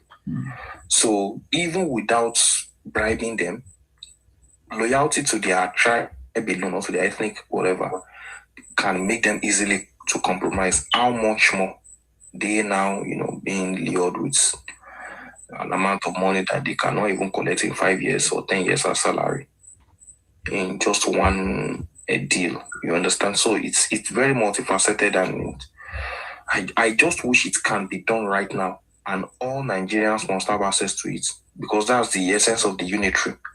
You can't be having access to our home and we don't have access to yours. But we mustn't look at it not alone. My brother, we have it in Southwest, we have it in Southeast. I've been in a platform. Southeast, okay. Yeah, yes, of course. I've been in a platform with Ijele that some people are mining some resources in Southeast, like particular oil before it comes to Central. Some people are illegally in Southeast. And in Southwest, some people are mining gold illegally as well. It might be hidden. Yeah, it might be hidden. Yeah, so we have it everywhere. Yes, we are having it everywhere. We are having leakage everywhere. And this is affecting every lifestyle of Nigeria. And the system enabling it. By the time we structure the resources control, that leakage will be blocked. Anybody that want to be looting, like the one in the southeast, I learned that they're doing some kind of mining in southeast as well. I think that they will not allow it to happen in southeast when they have the economic control of their region. This sudden the gold being looted as I had in southwest, we stopped. And the more and modernly in the north as well, it's not really in the north, we have it everywhere in Nigeria that being looted. So it's not accountable for. So when we have a system that's more smarter, all this leakage will be stopped. And they come to national pause and be able to make use of it for everybody good. That's what I think. Thank you. But if I may ask, how will the South be compensated at the end of the day? The one that has gone. Sasa. Sasa ayaya. Sasa ayaya. You know, I'm your friend, though. I normally fight for you. But honestly, the one that has gone, oh. We cannot go back. But that is true. How can we get it back? But you just have to be sure it's not more. But we can still get it back, though. We can count all the years that they have been sharing our resources, yeah? But we want to give you coastal road to compensate you. That coastal road. Who is compensating us? That coastal road is nothing. Coastal road is just infrastructure and everything. Yeah, it's going to south. Not just coastal road is not only for south, sir. It's not only for south. Coastal road got across everywhere from Lagos. You say from Lagos to Calabar. Right now, it passes through three southwest states. Yeah. So it's not only for south, sir. But the thing is this. The thing is the south is coming to radials. Everybody I know that inequality, injustice coming to south, and everybody's talking about it. That's a good part of it. So to look at the past, you must forget about the past, but you must make sure that we control. Mr. Martin, I feel this issue of Igbo presidency that these idiots are craving for up and down. It should be the south that is more louder about it. And I tell you in Sima, for 2039, the Southwest is well positioned for. In fact, let me not say on behalf of Southwest, but for my own political group, my political goons, I'm not talking of on social media, on ground, right?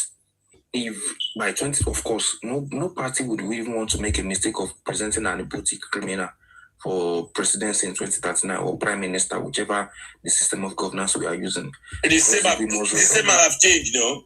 They won't have to come. They won't come to Central again because there won't be anything in Central. We are the smart tweets. If anything must go, if we must go back to regionalism, parliamentary is the best style. You know, not necessarily. But even if we are going to, you can have two federalism, each state control it.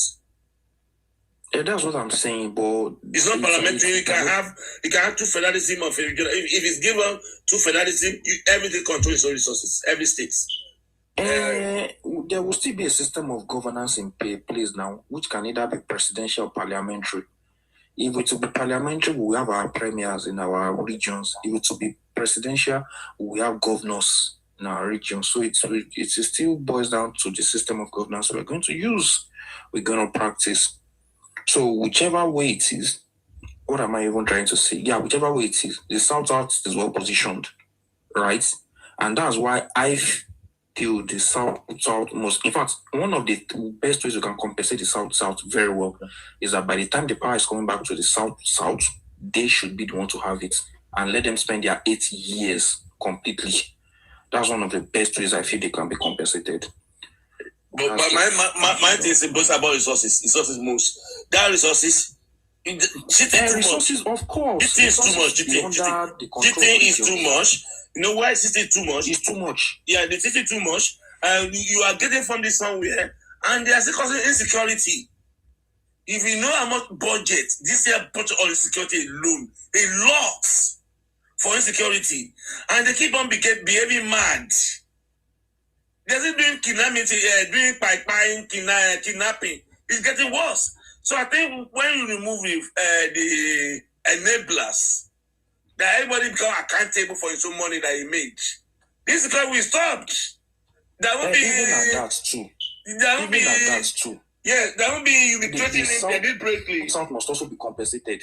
Even at that, the South must be compensated. Even at that, even after the resource control. They must be compensated. They must be compensated. That's just the truth.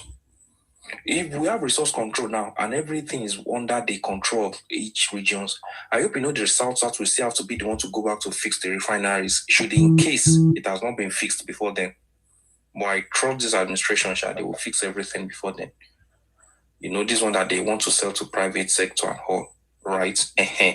But even at that, the South must. It is the South that should be compensated, not these people. No, you can't compensate us. My brother, you can't compensate them. Just start where you start. Start where you stop now. Start here. Then you go control it now. That's it. If you want to compensate it. Even if we are still in the same country, we still have to compensate. I salute you, Yoruba greatness. Sima, do you get what I mean? Yeah, I understand. But where are you going to take the resources to compensate? Yeah, but Mr. Can I say something? You still sound as if by 2031 we will still be under this unitary system. Because by saying, this person must not, no, because I would expect that by now we should be thinking that presidency is going to be useless, which is what Mr. Martins was saying. Yeah. So compensate, and even the refinery, if the South that it should be by then that they will be responsible for whatever refinery, because they should have their own. They should be thinking of building their own refinery, because they will be in control of their resources. Nobody's going to be depending on the oil. It's every man to himself. Correct. We have our own refinery. But to say that they should be thinking of fixing the refineries, that's military system talk. And why would anyone want to have any form of compensation when that chair, by the time Bola Ahmed Tinubu leaves, that chair is going to be useless. Unless we're still thinking of. What I'm saying, Yoruba greatness. The way you're sounding. No, the way you're sounding. There was a discussion we had. Okay. There was a discussion we had before you came. You know, we were talking about the gold in Zamfara, the lithium, the uranium in Borono, and other what have you. Right now, the crude oil in the South has been seen as national property. These idiots up north, they said they sat down on it. Actually, we started with the Solid Minerals Ministry, right? Mm-hmm. So we suggested that by the time we have regionalism, of which most likely in the world, you know, regionalism moves align more with parliamentary anyway, right? If you will agree with me. Now, so by the time we have our regionalism, right, every malam will be to his kettle, right? Yeah. That being said, now looking at the way things has been, you know, the resources in the South is national cake, even that of the Southwest too has been national cake, but they are one up north. So we are trying to say now that pending after we go back to regionalism and everybody will have every malam to his own kettle, right? Now they will be in charge of their own resources. If they like, let them buy themselves. If they like, let them sponsor banditry. Now they are well happy that. But now we are now trying to say, after all these things has been, now everybody, even including the South, to be in charge of their resources.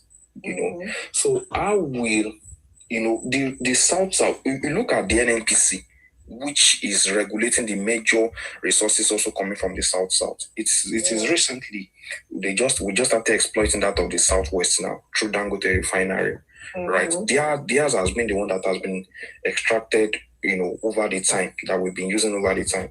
Now, should in case everybody now whatever, and if you look at that NNPC, it has been headed mostly by the Northerners. So what we are trying to say is that maybe in the spirit of fairness, right, after everybody has been on their own destiny, right, although the center might be weaker, right, the center might be weak, it won't be as powerful as it is right now again, but nevertheless, we will still be under one country, like, but different regions, just like the way it is in the UK, the UAE, right? Now, after everybody is on their own, how can, because these guys, personally, I just feel for them anyway. Maybe that's why I'm talking like that. So one of the best ways we can have them also I feel they can be compensated is that by the time the power is shifting back to the south, even either we have president or prime minister, whichever way it is, let them also have their own fair share. Aside the fact that, these guys have been really okay, look at this current administration now. The south has been supported to the southwest. So anything that is coming to the south, generally. My brother, it's not more to say that the powers go to south. The southeast is not knowing the game. They cannot be presidency. They should keep on. They should keep on abusing people, insulting people. Even if that chair is weak, I would never put those people on it. So that's good for them. So I would never suggest that anything goes to the southeast. It's not only you, man. It's not only you. Every Nigerian know that. You cannot govern a country that you hate. The four of us here, we are in for that. So they know they hate the system. Going to the southeast. No, they know they hate the country. They cannot govern it. They eliminated themselves. And when we go for that regionalism, there should be a clause in there for separation. We said it. There should be a referendum clause in there. Yeah. We have said it. You see, man, it be like say it don't go through those number of years that we've been extracting the south oil. No compensation with my champ. And they talk true. Like I think we have to, because even the political approach. My brother, we cannot talk about compensation. We need to move forward. We cannot look about the everybody that paid the pains or the price. Everybody that made of South or being president or prime minister is their rights. It's not. Yeah, I don't dispute that. I don't dispute that. Everybody knows that after North is South. Everybody knows. Everybody knows after North is South. Igbo cannot be president. They cannot be central. It's not hard science. They know. They know. You cannot be in leadership in the country that you hate. You hate Nigeria. Nigeria is a zoo. So don't you know that?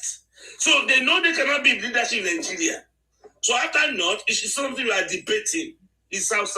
But in essence, the Nigeria system will be restructured. It's not control of country. Mr. Martins, it's not. I don't even think it's the fact that they hate Nigeria. It's the fact that they want to take land. This is what they want. Let us put that they hate Nigeria. Their behavior show that they are showing that they hate Nigeria. We know what they want, but let us put that they hate Nigeria. They said they hate Nigeria. And they said they hate Nigeria. But we know they want to expand. They hate. It's not they will hate Nigeria. They hate their own land because they know that they can't build. No, we are playing game now. We must show them our own cards. And we must show them their own cards. They say they hate Nigeria. Let them hide the one they hide. They want expansion. They want to take land. We know that. But let them know. But they said they hate Nigeria. That's what they told us. That they hate Nigeria. Okay, you hate Nigeria. You cannot be a leader in Nigeria. It's not hard science. You cannot govern people that you hate. You hate us. You can't be the president of who you say you hate.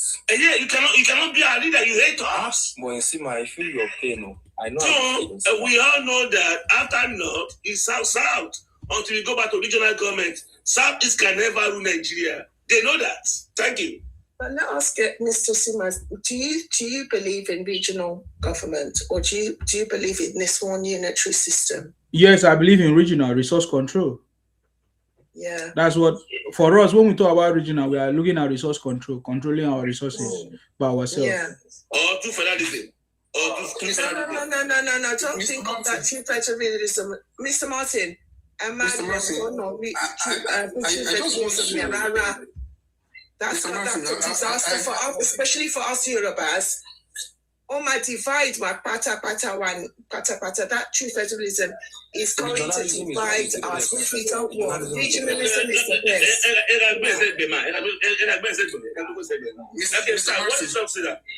Mr. Martin, I want an amendment to that clause that you suggested now, that there should be a clause for secession. Because I know that when we become a region, for the southern side, I know that the Igbos, they will not want to leave, even if we put a clause for secession there. So what we should actually push for is a clause to chase them away. No, sir. Let me see. The reason why I'm saying that is because do you think they really want to leave Nigeria? No. They don't want to leave Nigeria. They don't want to leave Nigeria. What they want is to be able to control everyone, to be in charge. So when it comes to issue of South, I mean, I know I can relate with people from the South side, but I can't relate with them. So if by that time, if you say, okay, you know what, you guys, you don't like us, okay, you can go. They will not go. I mean, if they say, if you leave it to them that, okay, let them be, but if there is a clause there that, look, you know what, we can cut you off. Exactly. That's what we do. Sir, let me say there's something that I might be wrong though. By the time we go to regional government, the South will form a strong political bloc. So they can even decide they want to go by themselves by that time, without even looking to Southeast. Everybody's free. They will get a very defined territory and identity. There won't be any question like, what is South? What is South? It won't be there. So it will be defined. So if South want to live on themselves, I think we need to have that clause. That clause. Secession clause has to be there. Yes, we have to be there. So anybody that want to live, even the North, and want to be like in Niger, peace off and be manly. So even South will be able to establish themselves as political bloc. So if they say themselves want to be smart, they can even declare by themselves they want to leave by themselves. So if South doesn't want to leave, if South has to leave, they will leave. So let's play the game together. It's a brain game. They are playing game. We are playing game. But we must put that clause. Clause must be there that everybody must be at freedom to leave. If Edo State want to leave, it must be able to leave. Voluntarily. Their country, they have 2 million, 5 million people in the world. How many is Jamaica? Jamaica is just 3 million people. Their country.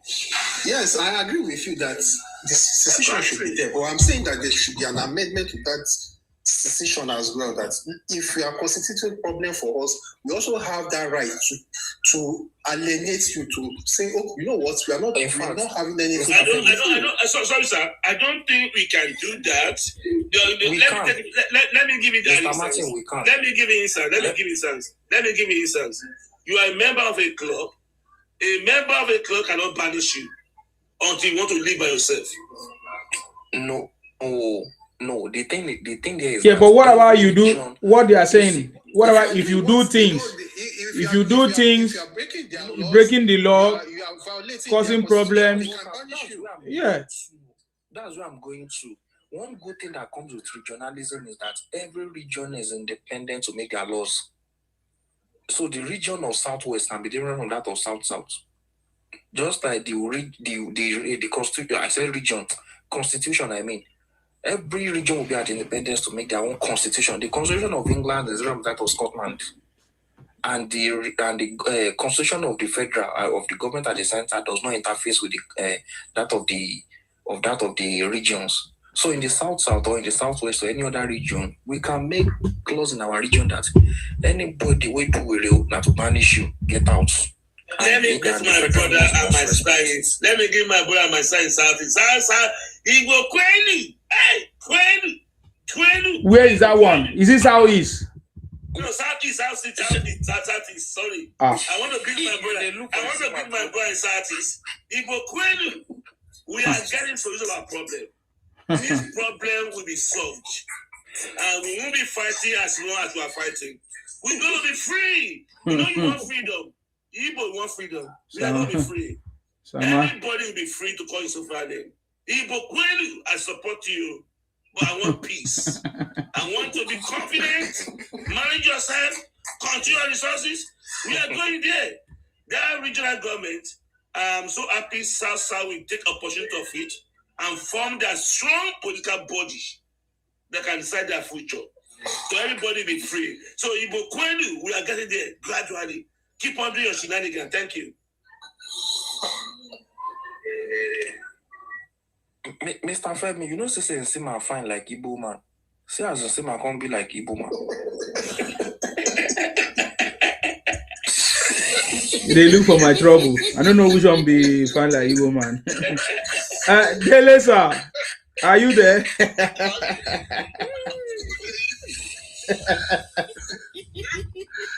Nsima looks like a Yoruba man. See that? See the way he bend if you like. Are we lighter in skin like Nsima? Yoruba people, are we lighter in skin? Okay, no go that one. Oh, no go that one. Our light like this, we go investigate them. We know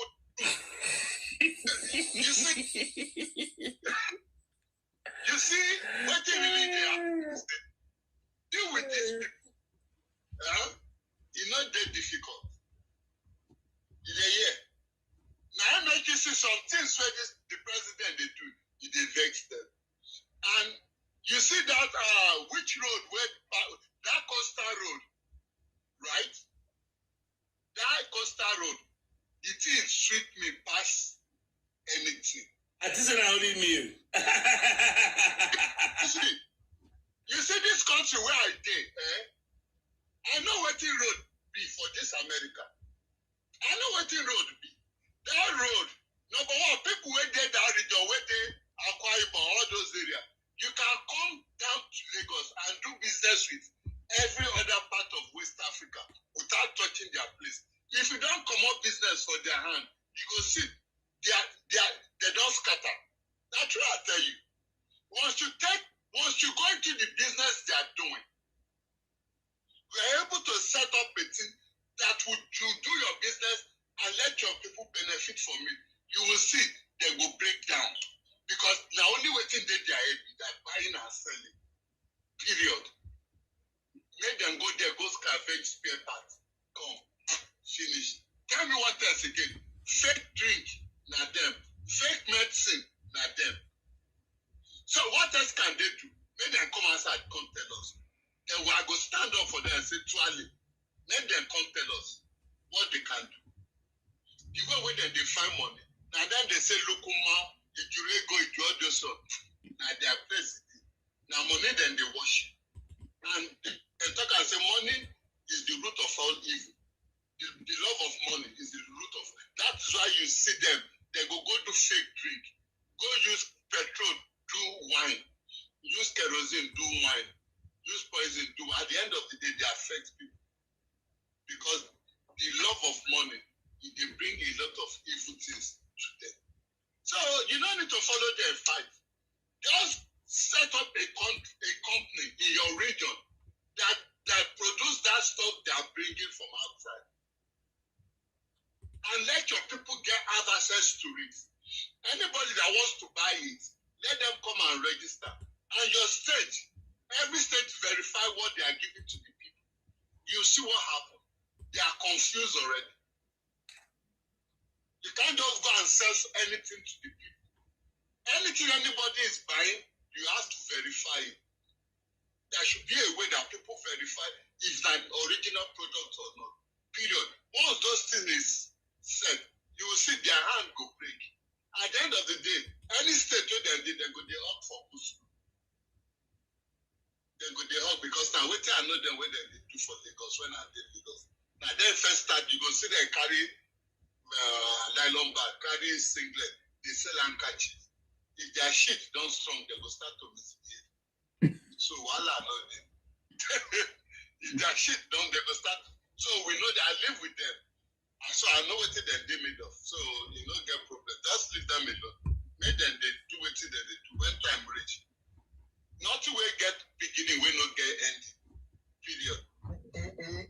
How many Yoruba can handle business? Can you handle business? No, it's not a business. It's not a business. Forget about Yoruba. Can you handle business? No, it's not a business. What can No, it's not a business. Can you handle business? Okay, we don't want to carry our business. What can you do? Forget about us.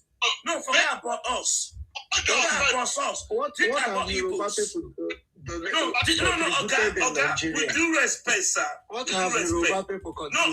No, okay. You hear I'm talking to you? With due respect. Shut up. I'm not shutting up. With due respect, forget about Yoruba. We don't know anything. Let us go and buy. No. Let us go and buy. Think about Igbos. Oh God. Don't know anything. No. We don't know anything. Think about what business can you handle? No, we cannot handle anything. No, leave it for us. You shut up. I'm not shutting up. It's about my life. You cannot be able to handle No, it's not about you. I'm not talking about Igbos. Okay, I'm not talking about Igbos. I respect you. I'm talking about with my problem. Bigger than you. No, I know we are bigger than us. I know. I know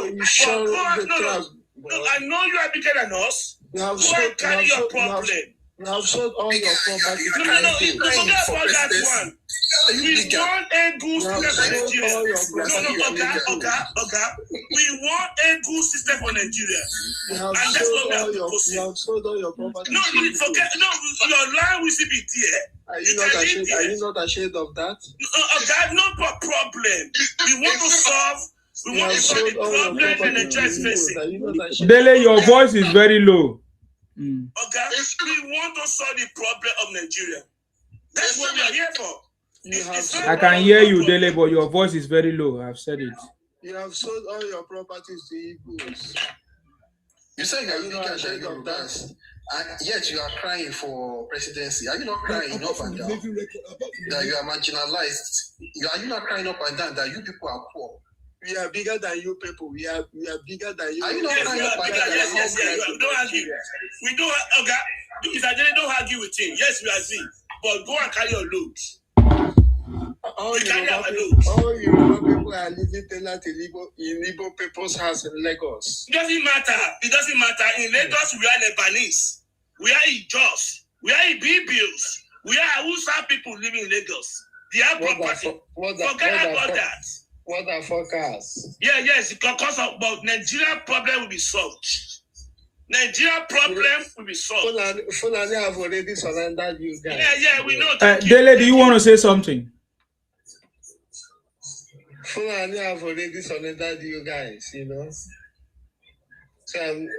So fight the fight between you and Fulani. Deliver your people. See, I see any people with sense. Deliver your people. You have to go to heaven. See, this man here now is going to 60 years. What a shame, Igbo man. Igbo people doesn't have sense. This man, you have been muting like he give you a dose. Your state is gone. Every muting like he give you a dose. Your state is gone. Let me give him a dose. Every muting. Ibadan is gone. He's not going to stay now. He will be unmuting himself. Ibadan is gone. I know him. That is what he came to do. So. All the whole house, all your people have already run away. Wait, so you said that Igbos, they are bigger than everybody. But how come you people are crying that you are poor, you are hungry? How many good houses in Yoruba? In Yoruba what? How many what? How many mansions in Yoruba land? In Yoruba land? Yeah, how many mansions? How many good houses in Yoruba land? It's not Look at this. Anybody that is arguing with him is your cup of tea. I don't know why you are. I don't know why you are arguing with a Igbo trader. Igbo trader. I'm not sure he has ever traveled out of his village before. Motherfucker, I live in foreign land, bro. Oh my God. You live where? I live in Yoruba land. Yoruba land. Okay. You live in Yoruba land. Okay. What are you doing in Yoruba land? What are you doing in Yoruba land? I'm doing a business, bro. What business? Powder. Powder I'm business. doing a business. Are you selling recharge card or charger I'm doing a business with Bola. or pure water? What are you doing? Gala on the express. I'm doing a business with Bola Ahmed Tinubu. Bola Ahmed Tinubu is doing business with Or me. selling Okirika clothes. It's not Tinubu. It's not Tinubu. Sima, if I be selling rice in the market, it's rice, women rice. This one is selling rice. I hope you are not selling fake drinks or fake powder. That is what they used to know you guys. Fake people. Fake people. Motherfucker. I hope you are not selling fake drugs. That is what your father used to say. That is what your father used to say. I will soon touch you. Your father is wanted in the United States of America. Let him travel to the United States of America. Let's see. Who tell you that one? Who tell you that one? Which America do you want to tell him? Let him travel to America. Let's see. Tell us, which foreign land are you? I'm in your father's house. See, I want to rule Nigeria. See, my house is candidate. He doesn't know. He doesn't know. He doesn't know, sir. What's your candidate, Don Dada? What's your candidate? Toby is my candidate. You know? Okay. Are you voting for him? I'm voting for your father. Sima,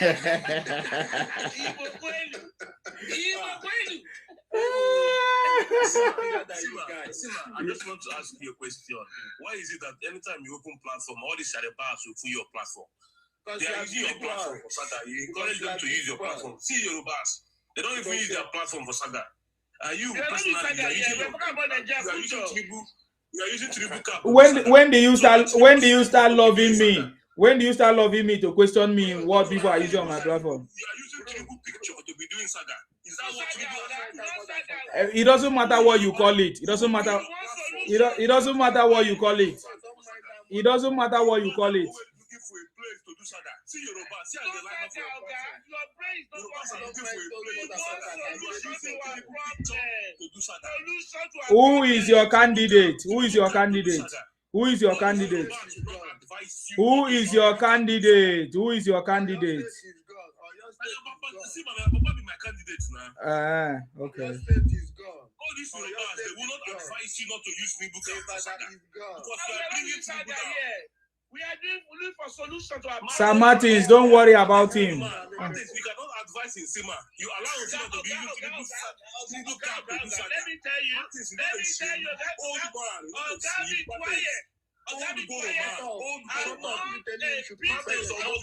Fulani don't finish you. Fulani don't finish that your village for you don't finish you. What is the woman? I just the one that put the woman. You see the online they do Saga. If you do Saga online, finish you owe me to your Uber work for offline. Martins, you know that shit. Very stupid man. Your wife is an Igbo woman. You do Saga online. Offline, you owe me to your Igbo woman. Fear. See Yoruba people. Another side see my platform to do Saga. Another shame. See why they use Tinubu picture they do Saga and they encourage her. Why are they crying? Because they are Igbo traders. They are so much in pain. Allow them. And they know that their time has come to an end. Yes. Criminality Yes. The time has come. Don't worry. They will cry more. Don't worry. Sima, did you not get my email? It's your beautiful car. I want to buy it. Did you send me email, ma? Yeah. From Yoruba Nation now. Wow. Old Ashawo woman, keep quiet. Old Ashawo Is this what Tinubu is paying you for to be using his car for tribalism? And you want people to vote for Tinubu? You are bringing Tinubu down. I'm telling you. Can you send me So you care so much about Tinubu? your website? I will send you, man. I will message you now. I will message you. I'll message you. Selling me for? I can't remember now. I will check. I want to ask you something. Even your Sasa people, they are not even here to support you. I want to buy. You know the one you had on the last time. This one, I even like this one as well. Well, let me see the ones you like, ma. Did you like this one? Yes. Look at Okay. this motherfucker. Look Okay. at what this motherfucker is selling. Yeah. Okay. Do you know your size? Because I have size 24. I don't know how they measure it. I need to check the sizes. Since you like this one, I will check all the sizes and message you. Yes. Okay, so you have this one and also this brown one as well. I want to get 3. Okay, like this one? Yes. Yeah, I have plenty. Let me bring them. I'm coming. All right. Okay. Older shower woman, keep quiet. You are older shower woman.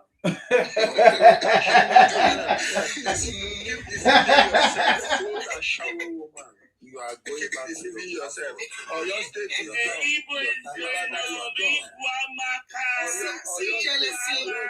jealousy. Jealousy. You see my business here. The national, international business. You're crying. Why are you afraid of your homeland? Protect your land. Or your state is I don't forget about you. This rounded one. I have this rounded one. Oh, I love that one. Yeah, that one. This rounded one. Yes. Oh, your state is gone. Protect your That was it. Or your state is gone. Gone from who? Gone from who? Do you like this one? No, I like the other one. The one with the This one? Sharia law is already your No. You know the first red one that you showed me? Sharia law is already in your state now. Yeah, this one doesn't have the round part. Oh, you know, like the one that bends over. Where it bends over. Yeah, this one bends over. This one bends over. Yeah. Okay. Okay. And then the blue one that you showed me, the bright blue one, that one is nice. Yeah, this one. But do you want the bend one or because he has a rounded one? I want this one, this round one, okay. The bent one, and this one that you have on. I want to get 3. And the one I'm wearing now? Yes. Oh, okay. Okay. So send me your Yeah, I'll send you the website. When you order it, I will receive it and then I will process it. Yeah. Beautiful. Thank you, ma'am. Okay, let's now address these people. Motherfucker.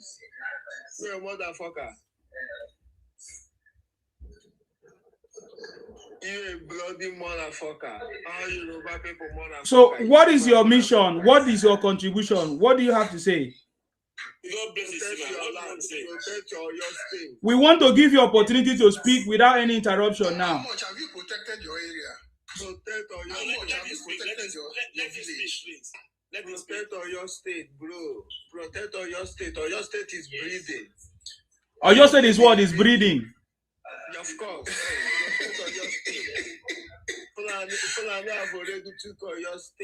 Or your state is doing what? Or your state is bleeding, bro. Come on. You don't know that they don't fire all your people for village. All of you have run away from that your village. How much have you protected your site? Where is on our See the way it is sounding in your mouth. Where is him? Where is him? I'm very happy Nigeria is looking for waiver. We have this problem. I'm very happy. You see, you guys are motherfuckers. You guys are bloody motherfuckers. You've not seen anything. Because Tinubu gives you like $5,000. You are here supporting Tinubu. Look at You've not seen anything yet. Look so at you started it. We will give it to you back to back. Leave them. We want everybody to be free. Igbo, you be free. I'm already free. I'm a big guy, bro. Okay, yeah, that's what I want. I like that. You people are crying I'm for eating 3 square meal every day. But Yoruba people cannot afford 3 square meal. That's what I meal. want. I love freedom. I'm eating 3 square meal every day. Yes, that's what I want. I want freedom. I want South to be free. I want not to be free. I want everybody be free. That's what I want. Oyo is not free. Yeah, leave that for us. It's Yoruba land. We do that. As you are eating 3 square meal, do you remember your people in the village? On Igbo land. Ibadan is not free. Oyo is not free. As you are eating 3 square meal. Even this man know that Benin City is not free. As you are eating 3 square meal, do you remember your people in village? This motherfucker know that Edo State is not free. This motherfucker know that Edo State is not free. That's what we want. We want everyone to be free. Everybody be free. Everybody be free. Ogasa, we want everybody to be free. Everybody in Nigeria. We want to remove the lock that tied us together. We want to remove it. We want to remove that make Fulani to come to Yoruba land, to come to Igbo land, to come to South South. The Fulani cannot dare to come to Igbo land. Yeah. We want to solve it. We will solve it. Fulani cannot dare to come to Igbo land. So you are the people that want to be part of Nigeria. What a shit. I dare Fulani to come to Igbo land. Let's bet. See Obi candidate, you. Obi candidate. See where they are thinking. Let's bet. I dare Fulani to come to Igbo land. See, as you are hitting 3 square meal, do you remember your people in the village that are crying of hunger every day? Nobody is crying of hunger in Igbo land. Yoruba people are... you people are all over social media saying that you are hungry. How many Yoruba people are in Lagos begging for food? You people are all over the social media crying that you are hungry. Okay, if you know that all this account is real, open your camera. Let's do a video call. Open your camera. If you know that all this account is real, open your camera. You see this mumu? You see? Run away, people. Open your camera. Zima, help me ask you. What has camera got to do with what we are talking about? Zima, help me ask you. What's the way for Nigeria? It's not fake account that you guys are using. It's not fake account that you guys are using. Zima, help me ask you. What's the way forward for them? What else you think that just needs? Somebody that is using a fake name. We don't want to be part of Nigeria. We want to go. We need this is somebody using a fake name. Don Dada. You can get Biafra. No, you can get Biafra. We want to have a referendum in election. I'm not hiding my face. Can't you see what is there is my picture? Can I see your own picture? You don't have a picture, motherfucker. You see my tongue, I'm not Igbo. I'm not Igbo. You don't have a picture. Listen to me. I'm talking to you and you're insulting my guests. Come on, will you shut up your mouth, Isima? Shut up. When I say shut up, you shut up. You listen to me. When I say shut up, you shut up. Do you know that you are disgracing your Igbo traders? Do you know that? I say you should shut up. Isima, you shut up. I'm asking you. Do you know that you are disgracing your Igbo traders? Isima, when I say you should shut up, you shut up and listen to me. You are the ball. Shut up. I'm a ball. Obi is a boy. Yes, you are Obi is a boy. I'm a ball. Shut up. Listen to me. When I'm talking, you shut up. When I'm talking, you shut up, Isima. Okay. What are you saying? What are you saying? What are you saying? I'm sure you guys are motherfuckers. Tell us what Obi will come and do by 2027. We are supporting Obi 2027. Tell us what he can do. Tell us what he can do. We are supporting Obi gonna solve the insecurity in Nigeria. Obi gonna give us 24 steady electricity. Motherfucker. Obi gonna help you guys and retrieve for your state that is already lost. Or your state is already lost. So Obi gonna help you guys and Did he do all that for Anambra State? Motherfucker. Did he do all that for Anambra State? Did you shut up your mouth, motherfucker? Shut up. When I'm you guys have 24/7 lights in Anambra. Oh, your state is already gone. I like the way you showcase them to 159 people to see them. I believe the audience people here are very intelligent. They can hear this. Obi China. Obi China. 50 people here, audience are very intelligent. You can hear Obi candidates speaking. I can hear I was speaking. So you a motherfucker. You are a motherfucker when you talk about that. You are a motherfucker.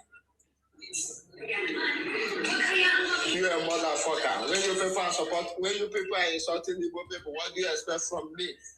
When you insult my tribe, I'm gonna insult you, motherfucker. Come on, get away, you damn motherfuckers. When you insult my tribe, I gonna insult your tribe. We don't insult you. We are talking about Nigeria generally. You keep quiet, motherfucker. When I'm talking, you keep quiet and listen We to me. are talking about Nigeria, not Igbo. Keep quiet and listen to me. We want a peace solution to the Nigeria case. Keep quiet and listen That's to me. That's what we are talking about. You are talking like an American. Where are you based? Are you an American? Are you an American? Keep quiet, motherfucker. You know, they formed America. They are the one that formed America.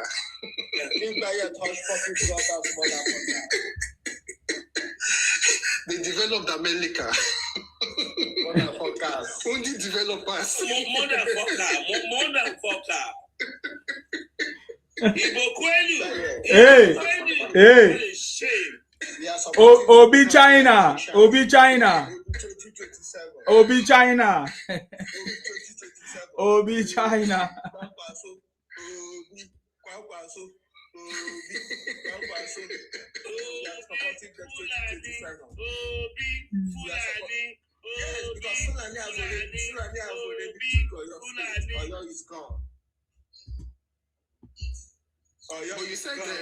But you said Fulani can never come to the east now.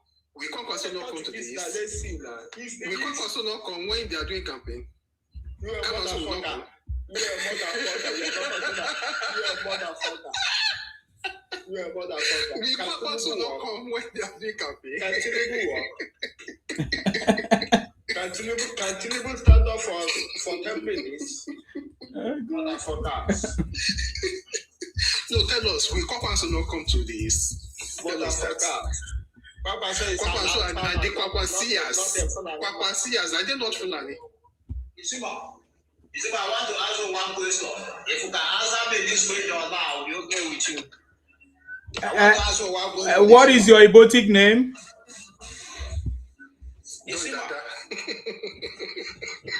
What is your Ibotic name?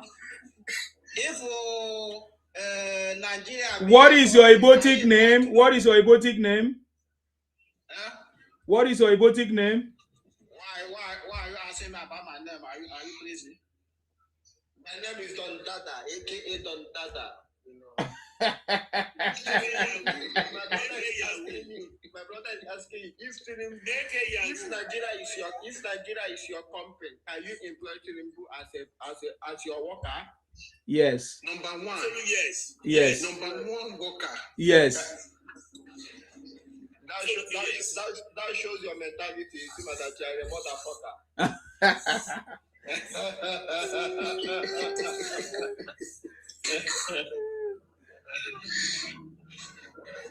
So you can employ a third man into your company. God, we are talking about Nigeria here. We want a solution. Is it not my company, as you said? Is it not my company, as you said? So I can employ anybody I want in my company.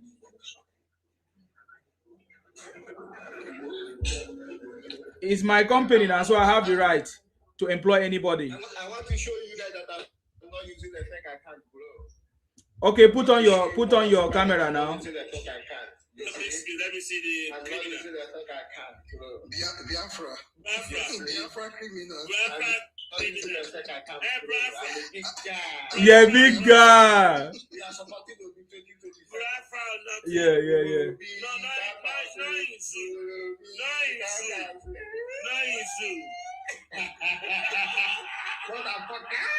No. Show your brother now. I think he won't show your brother. You show me yourself before I can show you anybody. Me, I did here now. You know they see me. Yeah, you a motherfucker. This is AI Yishima.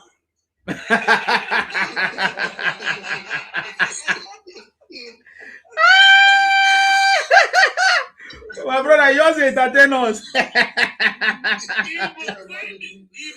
Igbo Kwenu. That is why can't you see how sweet the Igbo name sound in your mouth? Igbo Kwenu, you know. So we are motherfuckers, bro. You are motherfucker. I noticed that the only thing you have been saying is this. Can't you speak any other English? You see, man, let your followers show themselves. No, my follower. I'm the one showing myself. Let your follower show yourself. I'm the one showing myself. Can't you speak another English? You idiot, you human. You can't say any other thing. To show yourself. Tell your follower to show yourself. You can't do any other thing. Can you do any other thing? Can you speak any other language? They are supporting Obi. Okay, you are supporting Obi. Very good.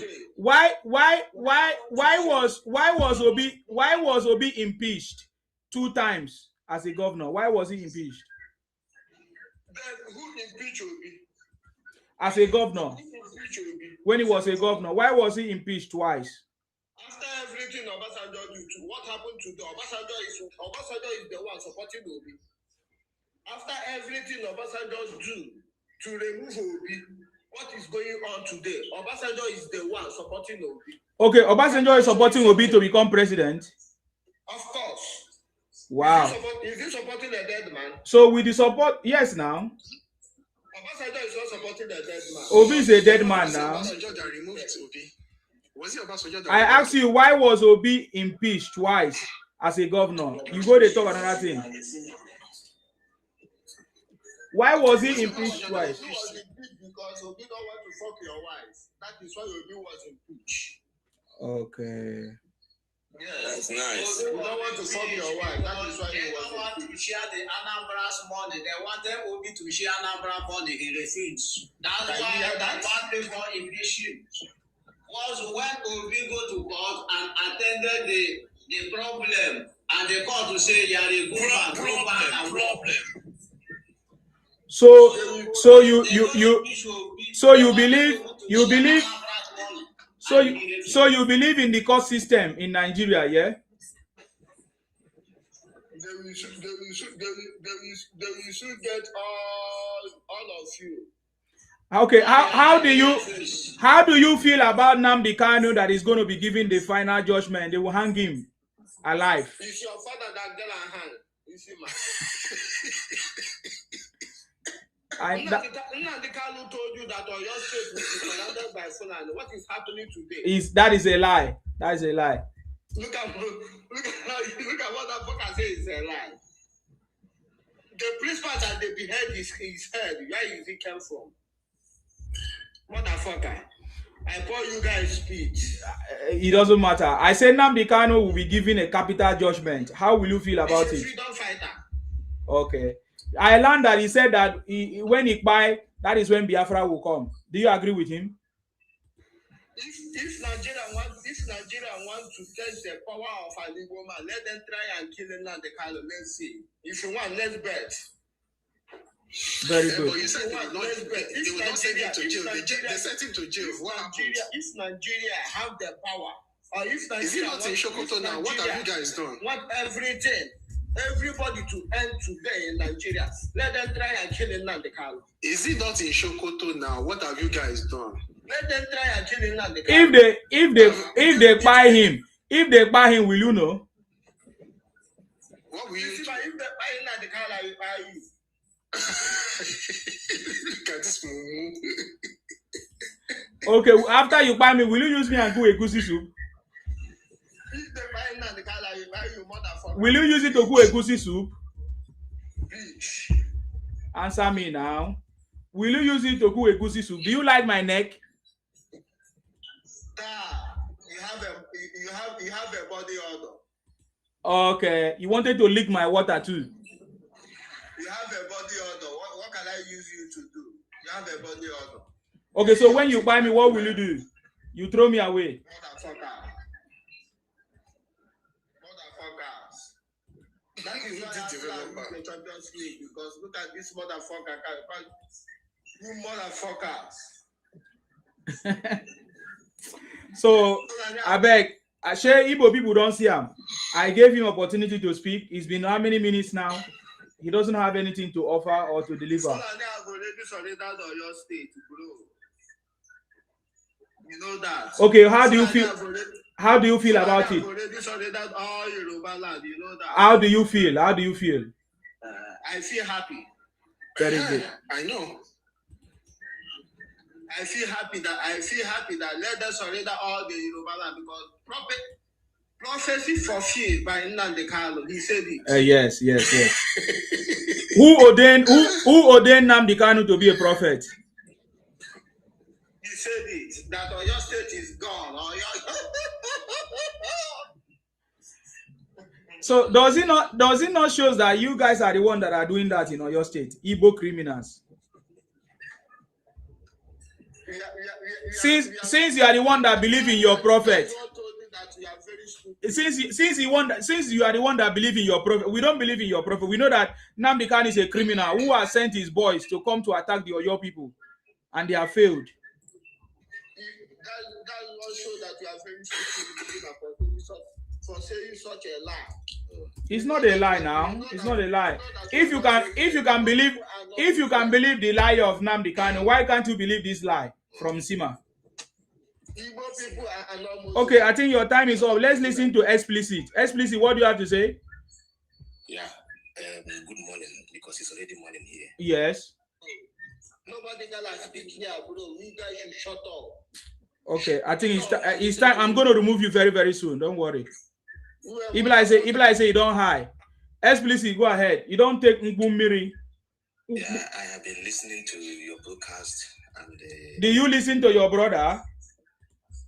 Listen to me. Did you listen to your brother? Did you listen to your brother? I'm not here for him. I'm not here. But you haven't been listening to him. You listen to us. You only listen to us. Listen, I am not here. Did you listen to your brother? How stupid he is as a trader? How do you feel that you have such brother? How do you feel? How do you feel you have such brother? I'm asking you. Explain based on his own mentality. That is what I'm saying now. How do you feel you have such mentality of a brother from your place? In Igbo land. How do you feel? Are you not ashamed? I'm here. Are you not ashamed? Why will I be ashamed of him? Okay, if you cannot answer that, are you not ashamed that you have a criminal like Nnamdi Kanu from your own region, an Igbo man? Are you not ashamed? Let's be mature here. Okay, are you not ashamed that you have somebody like Peter Obi, a criminal that called Nigeria a zoo? I'm asking you now. You say you were listening to us, and I asked you, did you not listen to your brother? Don't mind him. He doesn't know me. You think you can speak here when you don't answer my question? I asked you, did you listen to your brother?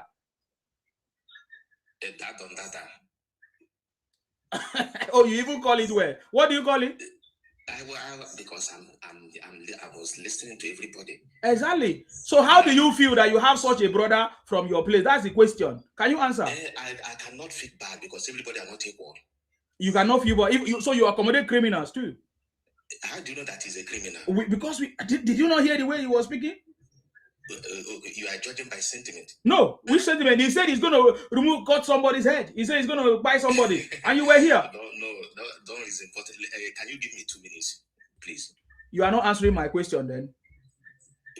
Which question are you answering? How will I know that he's a criminal? Okay, I said, how do you feel about having such brother in your space? Did you listen to his mentality? Everybody are not equal. Okay, let us hear your own mentality. Okay, good. First of all, let me start from politics. Okay, politics. Okay, fine. Who is your candidate? Listen to me first, bro. Okay, you cannot tell us politics without having candidates. No, first of all, give it in this. Do you have a candidate? Yes or no? No, I don't have it. Listen, I cannot say P2B is my candidate. I did not say P2B. I say the question was, do you have a candidate? Did I say P2B? Did I force you P2B? I said, do you have a candidate? Can you give me a minute? The problem is that you don't have basis of having a conversation. This platform, as you can see, Oga, listen to me. You cannot speak here now. This platform have a basis. We are standing for the city boy, the current government in Nigeria. Fine. Anybody that wants to speak contrary to what we stand for, what we believe, need to tell us who you are supporting and what you stand for. Let me answer your question. So, who is your candidate? I support Bola Ahmed, but I am not a city boy. Voila. You ask me why. Voila. You support President Tinubu, but you are not a city boy.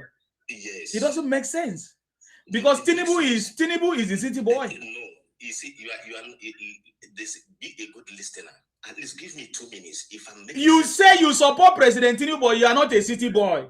Yes. But President Tinubu is the city boy. Without Tinubu, there is no city boy. No.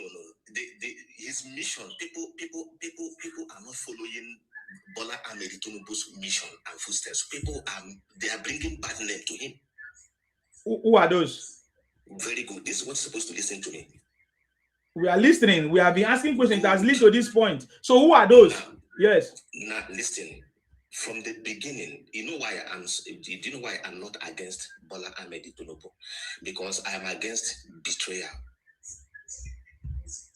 First of all, I'm against betrayal. Okay, let's start from election. The last election. It's like an agreement. He worked for people, he helped people, and they passed their own election. Now, when it's time for him, because it's an agreement, they want to betray him, they start changing Naira, they start doing all those things, you see, but along the line, he won the election. Now, there are two questions I normally ask people. Number one, was Nigeria good when Bola Ahmed Tinubu mounted the office? And the second question is, things that are happening now, is there anything that have never happened before that is happening in this regime of Bola Ahmed Tinubu? You see my reasons I'm supporting him. We are listening. So that is the reason why you are supporting him? Now, people are calling bandit, calling this, calling that. Yes. All these things are strategy. Because why am I saying that it's a strategy? Because this same thing happened when Goodluck Jonathan was ruling. Now, why is it that when another tribe is ruling, all these things start happening? But whenever one particular people are ruling, you will not experience this thing. These are political propaganda. I have a question for you, though. He said what? I have a question for you. Okay, you can ask. What do you think about dismantle the central governments, battle regional governments? The what? Dismantle the central control of the system in Nigeria and battle regional government. What do you think about that? The past government or the present one?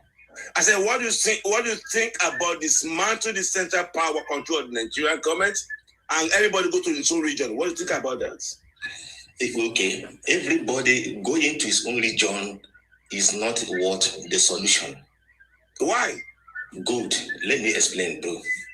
Everybody going to his own region is not the solution, because most of the corrupt politicians are still in Southeast. No, we are not talking about Southeast. We're talking about Nigeria.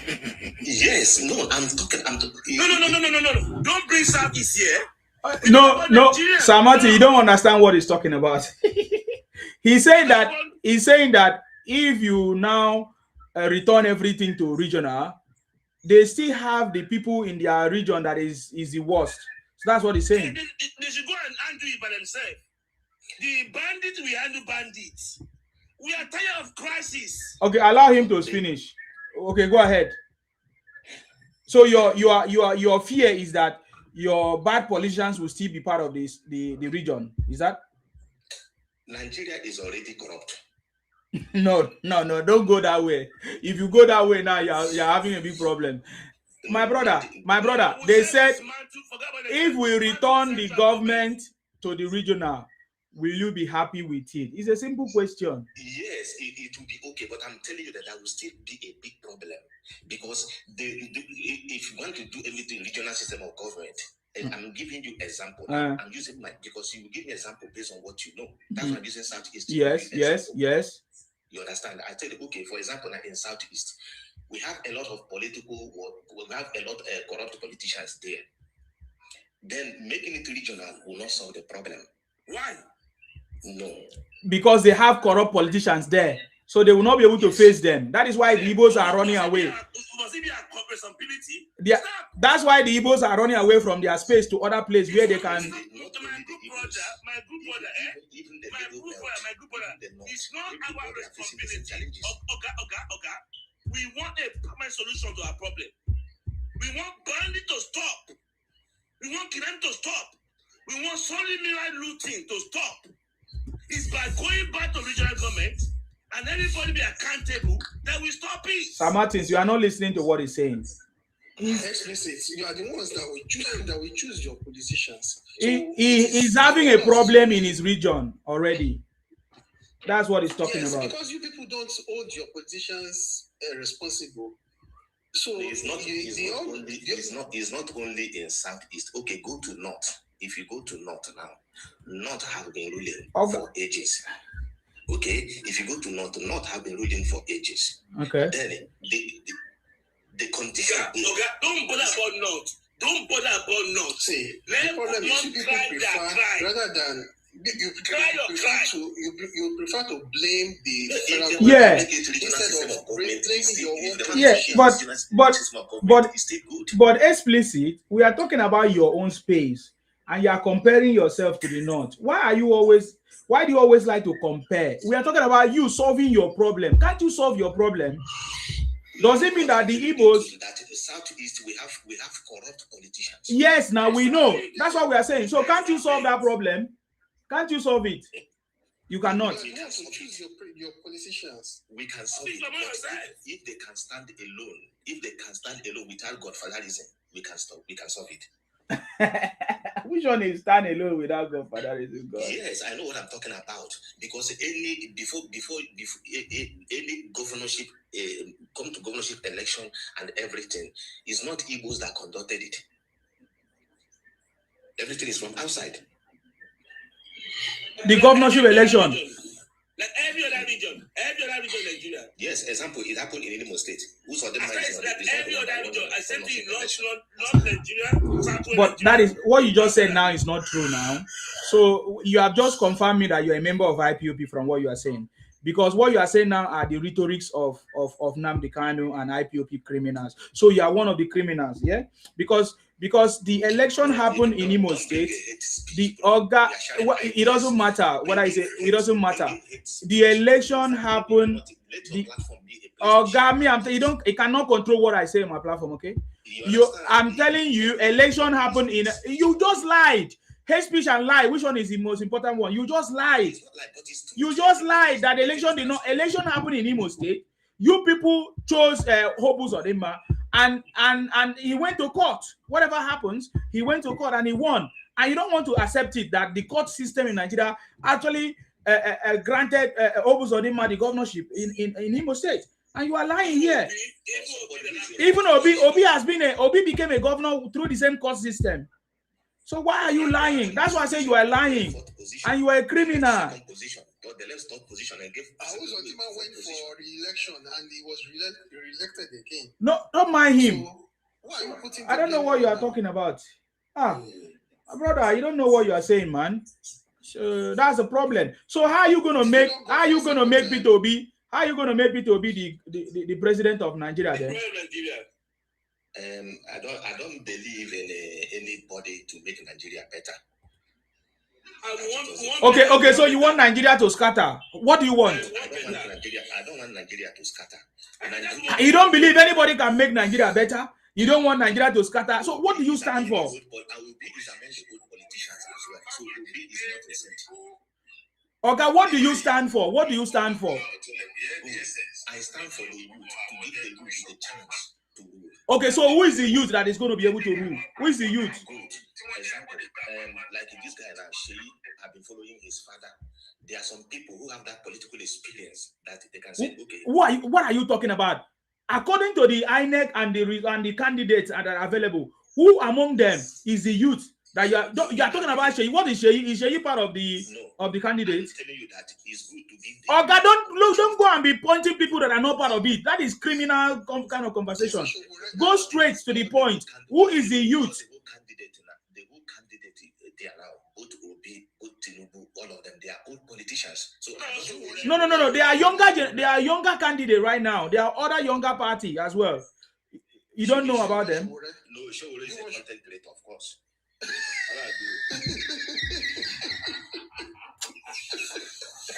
Oh my God.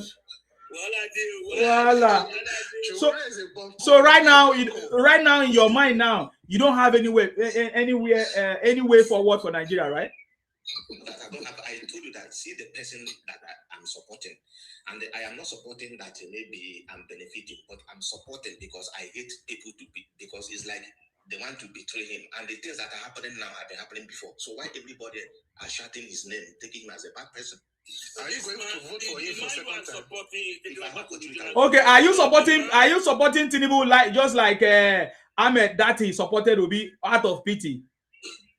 No, not out of pity, bro. Try to understand me. It's not out of because you are not making sense now. Who is betraying Tinubu? Who is betraying Tinubu? Many, they betrayed him. Who? If you really follow him, you understand that they tried to betray, even time for election, they tried to betray him. Are you talking about the first election? Yes, of course, they tried to betray him. But it doesn't matter, he won anyways. So what are you talking about? Okay, even this second one now, he's facing betrayal as well. Who? It's going back to regional government. Who? It's going to where you don't want. The Igbos go and cater for Igbos leadership. That's where you're going to. That's his agenda. We are going back. We don't want this time again. We want to dismantle. No, Oga. We want to dismantle central government. Everybody go and carry your load. Be responsible. Be accountable. We want everybody to be strong. Fulani carry Fulani load. Igbo carry Igbo load. That's where it's going. That's why Tinubu is going. Of course, it's making sense anyway. We want to have problem. We want to have solution to our problem. We are tired. We are tired. That central must not be attractive. We must dismantle it. Everybody go back home. Party has finished. Anyway, you are making sense on that. So, and there's a lot. Go ahead. Okay. I know that you support Obio because Igbo man can never support another person. He's Igbo man. You support. The last election, we saw how you guys voted 98%. Obi is my brother. I cannot deny him. Exactly. So, yes. I've been listening to these people for the past, 30 minutes, almost an hour? Yes, ma'am. Now, one thing, it would be a disaster to have these people on that chair. Yeah. These people are not right. In fact, I don't even think they're human. There's something in the brain that is not well cooked. Can you imagine just listening to them speak? I wish they could just record their voices. I don't think they're okay. They are not okay, man. Yeah, they're not okay. Can you imagine having that on this man talking now is not okay. No. No,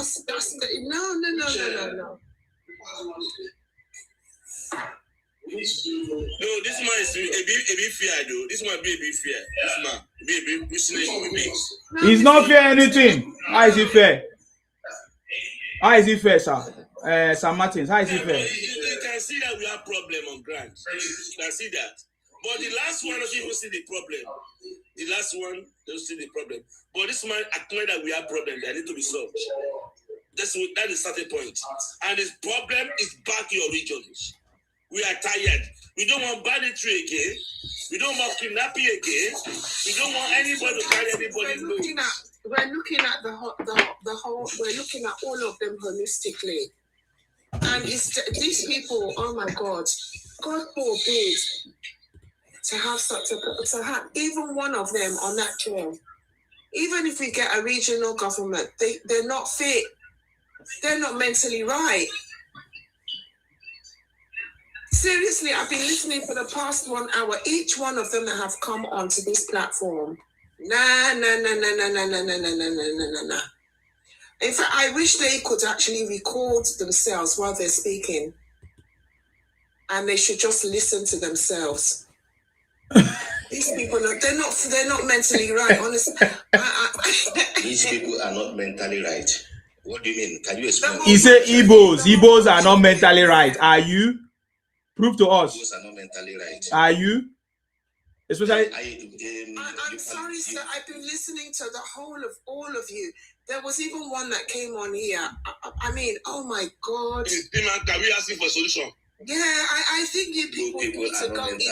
There needs to be some confidence.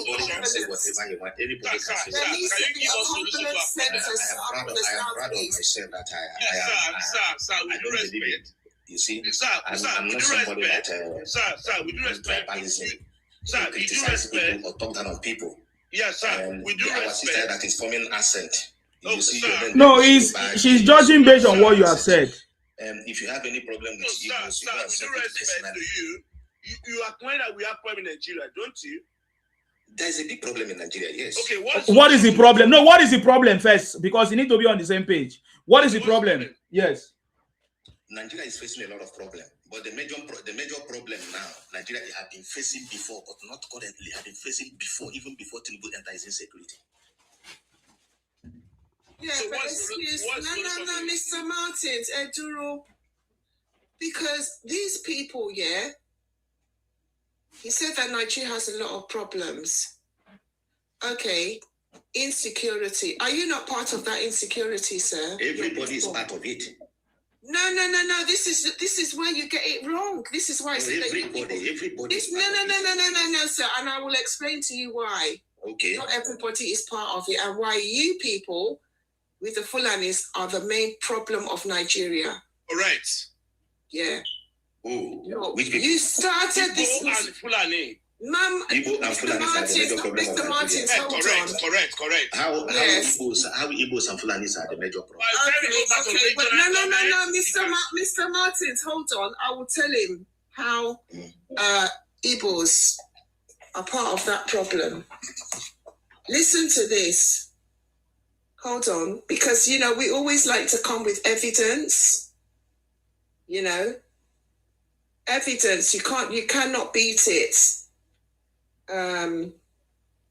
Where will I find this recording now? Lord, let me see. Okay, I'll get it now. Yeah, hold on. Okay, listen to this recording. Somewhere inside an estate in Maryland, Lagos, a man had been running a drug empire out of his apartment. Hundreds of bags, billions of naira, all of it stacked in a residential building, and law enforcement had been watching for months. The operation was a joint effort from the Zone 2 headquarters, the Special Protection Unit, and Divisional Police Detectives. They received the intelligence first. They then built the case before they eventually moved in. A 41-year-old man, A.K. Henry Ifeanyi, was identified as the drug lord. He was arrested in his house, the same place he used to store the consignment. Hundreds of bags of Canadian loud, a synthetic strain of cannabis, were seized from the premises. During the raid, Ifeanyi offered a bribe of 500 million naira to the police officer, $500 million in exchange for the team standing down and allowing him to contact his associates to move the drugs. The officer refused. This seizure happened on Saturday, May 23rd, 2026. The illicit substances recovered from the apartment have been valued at 7.8 billion naira. Now, Ifeanyi is awaiting prosecution. Okay, I personally ran a space, sir, where I had 222,000 people on X Space tuned in. That space was on fake drugs, fake drinks, fake baby food, and the likes. Yeah.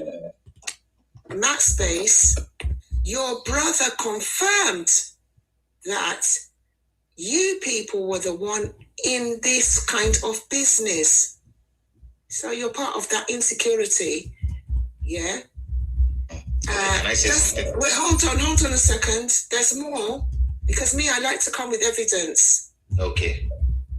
Just the time when the kidnapping happened in Oyo, your people were found in our bushes in Ogun State. Yeah. They brought in a Mexican cartel producing 480 billion worth of methazine in our bushes. Do you know what that does to people? That meth. It deadens the brain so that you can never remember who you are. It turns a human being into a zombie. And you people were found bringing in this Mexican cartel and producing to the tune of 480 billion naira worth of that meth. And you're saying that you're not a problem. Your region, hold on, sir. Hold on, sir. Okay. Your region is one of the most unproductive regions in Nigeria. None of your governors are allowing local governments to run. They're collecting the money, and I'm not saying that we are not doing the same, but I can't see any of your you're not allowing your local government to run. So you cannot then use your own worldview because of the way your region is run now to classify the whole of Nigeria being run like that. You people are scattered all over Nigeria. You only attend your region only once a month in a year. In December, that is when you travel. That's if you yourself, you're not even in your region. You only go back to your region in December. Come January, you're out of there like clockwork. You're like Serengeti cattle. You don't stay. So because of this, your region is the most unproductive. Majority, even 70% of your people, like one lady that is running your Igbo Women Assembly, she said 70% of you are not in your region. She confirmed it. I can't remember the woman's name. 70% of Igbos are not in they're not staying in their region. They're scattered like leeches and living off other people's regions like bloody parasites, leeches. The woman was even saying that it is best that you people start going back to develop the Southeast because 70%, she said, and even she herself is not staying in the Southeast. She's living in my Lagos. So you can now not use.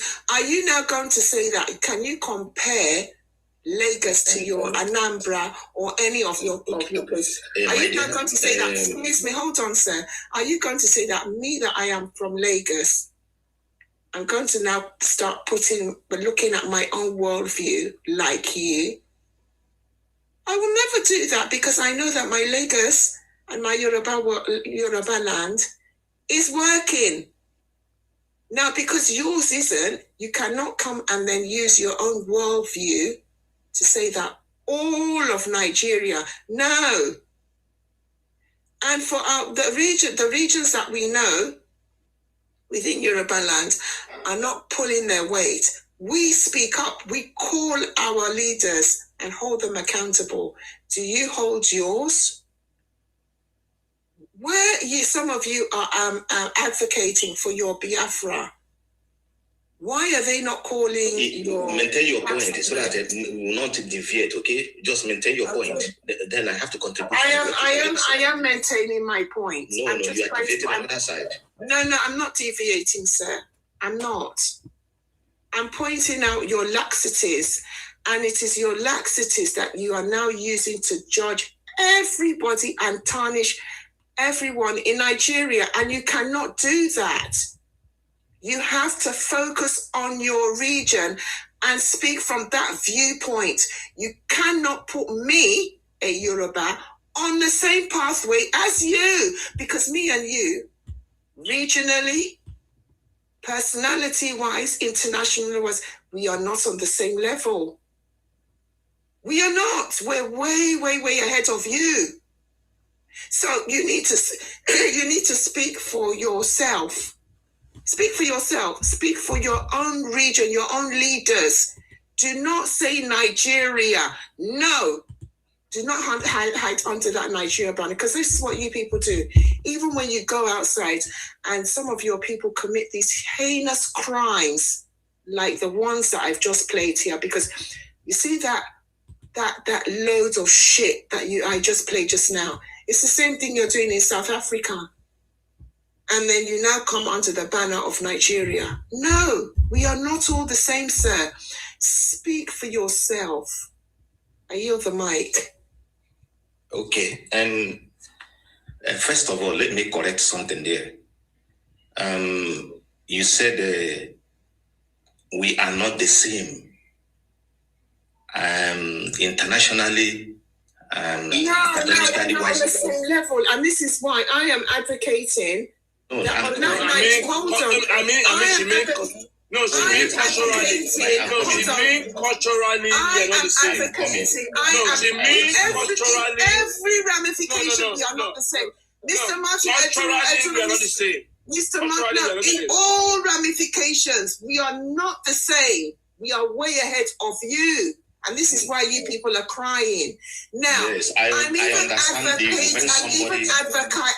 even advocating because of you people and your criminal activities, yeah.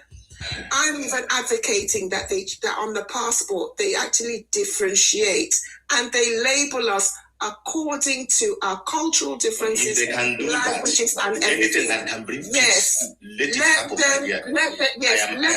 So that when your Biafroid people, yeah, when they go and commit their crimes. You have spoken. Can you give me 2 minutes to answer your questions? I'm about to land just now. When you go and commit can you give me 2 minutes? I'm going to give you your 2 minutes. When you go and commit your crimes outside, they will stop labeling us as Nigerians. They will say, Biafroid Igbos, and not label us under the same Nigerian passports, because they will know exactly the ones that are committing these crimes. Look, your people were even stopped in Pakistan. I have the recording. They refused them entrance into Pakistan. Nowhere there is no crime. A lot of Yorubas are in prison. No, not to the level that I don't think we should be comparing. No, I don't think we should be. No, sir. People that don't commit crime. Sir, I don't think we should be doing comparison. Just go. No, because she's comparing. No, I don't want to do comparison. I'm seeing I don't want to do comparison. It's not helping us. Silly in him. No, it's not helping. No, comparison is not helping us. We are gone over that. You understand? Because she's comparing. Okay, no, let me go straight to her. I want to add it to it. I don't want to have a share with any banditry. Respect. No. Respect. I'm not a banditry. It's not my culture. Respect. It's not you alone. It's not you alone. Including Fulani. Everybody go away. Now, listen, bro. Listen here. We are sharing ideas. Not that everything I said is correct. I might be wrong. You are the one to put me no. Young man, this is what you said now, you are wrong. I'm somebody who do admit my mistakes. You understand? Now, anything that can bring peace. Now, what it can be peace, and let me tell you, sir, is everybody go back to his own region. I have had that, and no problem. And nobody should be abusing each other on that. Yes, no. I don't know why people, some of your brother will come on platform and come and gaslight and insult people. No, we want solution. Speak it, bro, but you see how many we are going to. We are more than half an hour now. I think there isn't. I respect you for that too. No, I would like to give you a flower for that, sir. I understand. So I respect for that. Excuse me. I'll be coming after. Sorry, ma'am. I'll be after Igbos. I've seen. It's only few of you I've seen talk intelligently and try to address this problem. So I appreciate that for you, sir. But what my thing is this: I don't want comparison. I don't want dragging. We have messed up. Now we want a solution. Yes, everybody go back home. I want to say something. Mr. Martins and Mr. X, I just want to play one more recording for you. No, wait, before you do another one, let me go the No, wait, hold on. This has to be on a platform. After this, when you say you give other space, Mr. Seema, can I just play this and then I'm just gonna come off the mic. I understand what you want to play. That maybe no. They are into this. I know what I have to listen. I have to play this. I'm not disputing that. You are not lying. You are saying the truth, but listen to me. Hold on. Let me play this one more recording, and I will keep quiet. One more. How can somebody? This is my hotel reservation. I signed everything is complete. Everything is complete. Give me the reason why I should go back. No single reason, just to go back like that. They just make call. Ask me a question about my floor. I say Igbo. They said they will not let me in. Look at us because we are Igbos. That's why they are treating us like that. That's no problem. That's no problem. Now we cross up. If not our government, should I be suffering myself like this? I'm really fantastic. They're putting me just like that.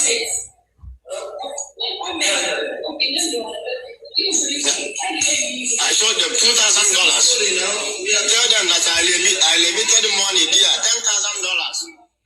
Show me hotel reservation. I give them my hotel reservation. Give them everything. They say, this you are playing is not this you are playing.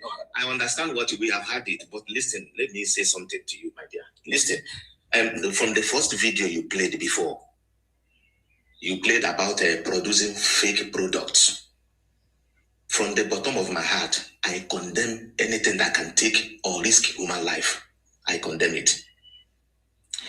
Any Igbo person producing, yes, maybe a lot of youth in Nigeria, they are producing fake products. Maybe the majority might be Igbos. I don't know. Majority might be them. But me standing personally, I condemn such act. So now, if you got one Igbo person producing fake product, just like there is no place you will not see for fake product, even in Europe. There is fake product. Even China, people are running helter-skelter, moving there. A lot of fake product are there. Now, it's left for the government. Don't be surprised that NAFDAC will be the same law enforcement that will collect bribe from them and still set them free. So, if Nigeria can put law that can warrant such thing, when somebody face the law, adequately the way it's supposed to be, you see that others will retrieve. This is our problem. When but we have found out that the Nigeria cannot find it. Nigeria cannot do it, so we go and do it regionally. We cannot do it. Now, when somebody was caught in such act, government will take action. Just like in Europe here, when the court, if law enforcement found anything like maybe fake product, there are a lot of consequences that followed it. So these are one of the problems that we are facing. But we cannot do it now. But we have to look for an approach. And that approach is everybody go back home to a region and have it by stress. I know that everybody have problem. Then go back and solve the problem. Explicit. You are just being diplomatic. These people, who are those people selling fake abo? Who are the people selling fake abo? It's the same thing. It's the same thing. We are going to the West. Can you show us proof that Igbos are in It's not by violence. It's not by violence. You are being diplomatic here. You don't have sense. You understand? It's not about insult, bro. Insult or anything. So I have to use that diplomacy you are mentioning to clear them and let them understand what they're supposed to understand. Explicit. You are being diplomatic with this. You are not okay. Let me say this one, sir. You are being diplomatic. Nigerian is greatness. Can you show us proof that the Igbos are every state of Nigeria is complicit. Another thing the lady said. Let me say this one. I want us to have a solution. Every state of Nigeria is complicit. Not only Igbos. We have Fulani bandits, kidnappers, everywhere, everybody. But go back home. Go and solve it by yourself at your home. Yes, Let bro, we Fulani have and Hausa respect. We have had that. We have had that. Yes, wait, let Fulani and Hausa go and saw that banditry in their region. yes. Let Igbo go and saw that their fake you product in Igbo land. Your own opinion. You are right in your own opinion. I will not say that what you said is not good. No, that is your own opinion. But what I have never finished with our sister here, based on her remarks and a lot of comment, a lot of this thing that she made. Now, the Igbo people living in your forest, you said that they are doing business in your forest. It might be legal business, it might be illegal business. And when your people chase them out, maybe if they are doing legal business, your people support them, okay. And if they are doing illegal business, you chase them out. I will not be against that. Why did you chase them out? I won't be against that. Why did you chase somebody who is doing something that can harm or affect human life out?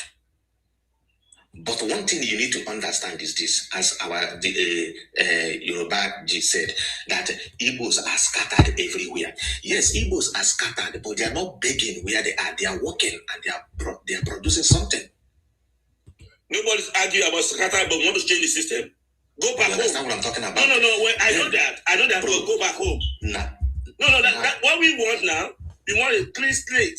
Yes, even if you do this regional system of government, there is no how now Igbo man will tell Yoruba man not to enter our own region. There's no how you tell you Yoruba not pass to enter your a law. region. If you come to Igbo land, you follow Igbo law.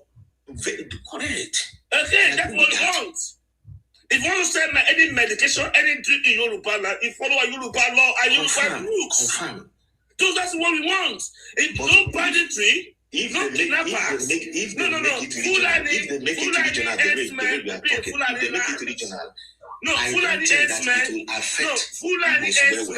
will be Fulani land. No more herdsmen. Everybody buy your load. It's chaotic. It's not working. People are being fined. Do you know how many thousand people being fined last 2 years? How many thousand of middle pens? Do you know how many thousand people you find in Benue, Plateau States? Excuse me, everybody. I've given everybody time to speak, please. Excuse me. Explicit. So you agree with us that Nnamdi Kanu must face capital punishment? True or false? How? What do you mean by that? Explain to me, please. You might be right or you might be wrong. Explain. I want to hear you. You just said that if they catch somebody commit a crime, they should punish that person so that it will deter other people from doing it.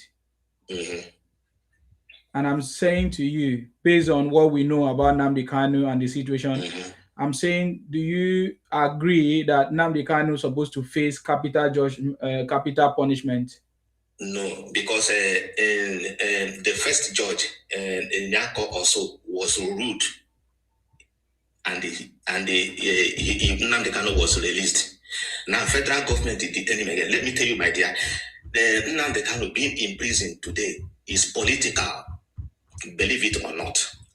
There was a time I read it in the news that each time Nnamdi Kanu went to court, it cost Nigerian government 500 million. Where you read it now? Igbo News. Not Igbo News, bro. It's definitely Igbo News. No, not Igbo News. Can you quote the news where you read it from? Nnamdi Kanu detention today is political. Can you read, Oga? You see, when I ask you a question, you are not answering. You are just... Where did you get it from? Which news? If it's something that you put it in your brain to that level, you should be able to know the source where you get that message from. Yes, I'm supposed to provide a bill. I don't know that I will come to your platform. Which means it's false. No, if we don't have, it's false. How come it's only you that know it? It's false. It's false. And now you said, I don't even know what you said. I said Nnamdi Kanu is supposed to face capital judgment. Can I ask you a question? You never answer my own. I have answered your own, but I said he was discharged. Federal government detained him. He was discharged. Yes. Guys, you see why we have been wasting time all through this while. talking with this guy. He's Igbo criminal. This guy is Igbo trader. He doesn't have sense. If they release him, why did they now sentence him to life imprisonment? If they release him, because you don't know. They just give you one news. All your brothers will just be sending you all this propaganda. They're just sending it to once. That's why I asked you, where do you get the information that, you understand me? Where do you get the information that they have been spending 500,000 as they keep him? And you cannot tell me. And now you are telling me that they have discharged him. Where do you get that from? Those are the propaganda of your brothers, of your Igbo IPOP criminals, and you are one of them, because all your sources of information come from the same IPOP criminal. Any name, but listen to the truth. Well, there is no truth in what you are saying, because right now Nnamdi Kanu is in Sokoto prison. No problem. Now, let me ask you one question. Is law equal to everyone? What are we talking about? Is law equal to everyone? Law is individual based on what you commit, the crime you have committed. No. Yes. Is law equal to everyone? Oh, God, I've just told you. It's based on your crime, what you have committed. No. Is law equal to everyone? Yes or no, bro? No. It's based on what is based on the crime that you have committed. No. It's not. It's based on your crime. I've answered you. You say no. What are you talking about? You are so hypocritical. I told you no, yes, and that Nnamdi Kanu is in Sokoto, and now he's going to face the capital judgment. It doesn't matter how you twist the story, because now he has gone to appeal it, and now the government is now going to give him a capital judgment, which is death, and ask you a question, and you are twisting it. You think twisting it on this platform is going to change the conversation? To answer my question, I say, is law equal to everyone? Okay, since you did not hear, then you can get out. I can't waste my time with Igbo criminal. Okpeyemi, if you are available, please, it's your time to speak. I don't want to waste time again. I've listened. I've allowed people to have interrogation with you. I've listened to your responses. Is all Igbo filled with IPON criminality propaganda. So I can no longer continue. My platform is not for IPOP criminal propaganda. Okpeyemi, do you want to say something? Okay. If you are not saying something, I bring you down. Is there any other person I want to say something? Because I need to move. I can't be wasting my time with Igbo criminals. Gone are the days I have time and be arguing. Nnamdi Kanu is in Sokoto prison right now, and he's going to face capital judgment. Simple. Every case is not the same. Ayindos, are you ready to say something? Yeah, Esima, good morning, my brother. I salute you. Yeah.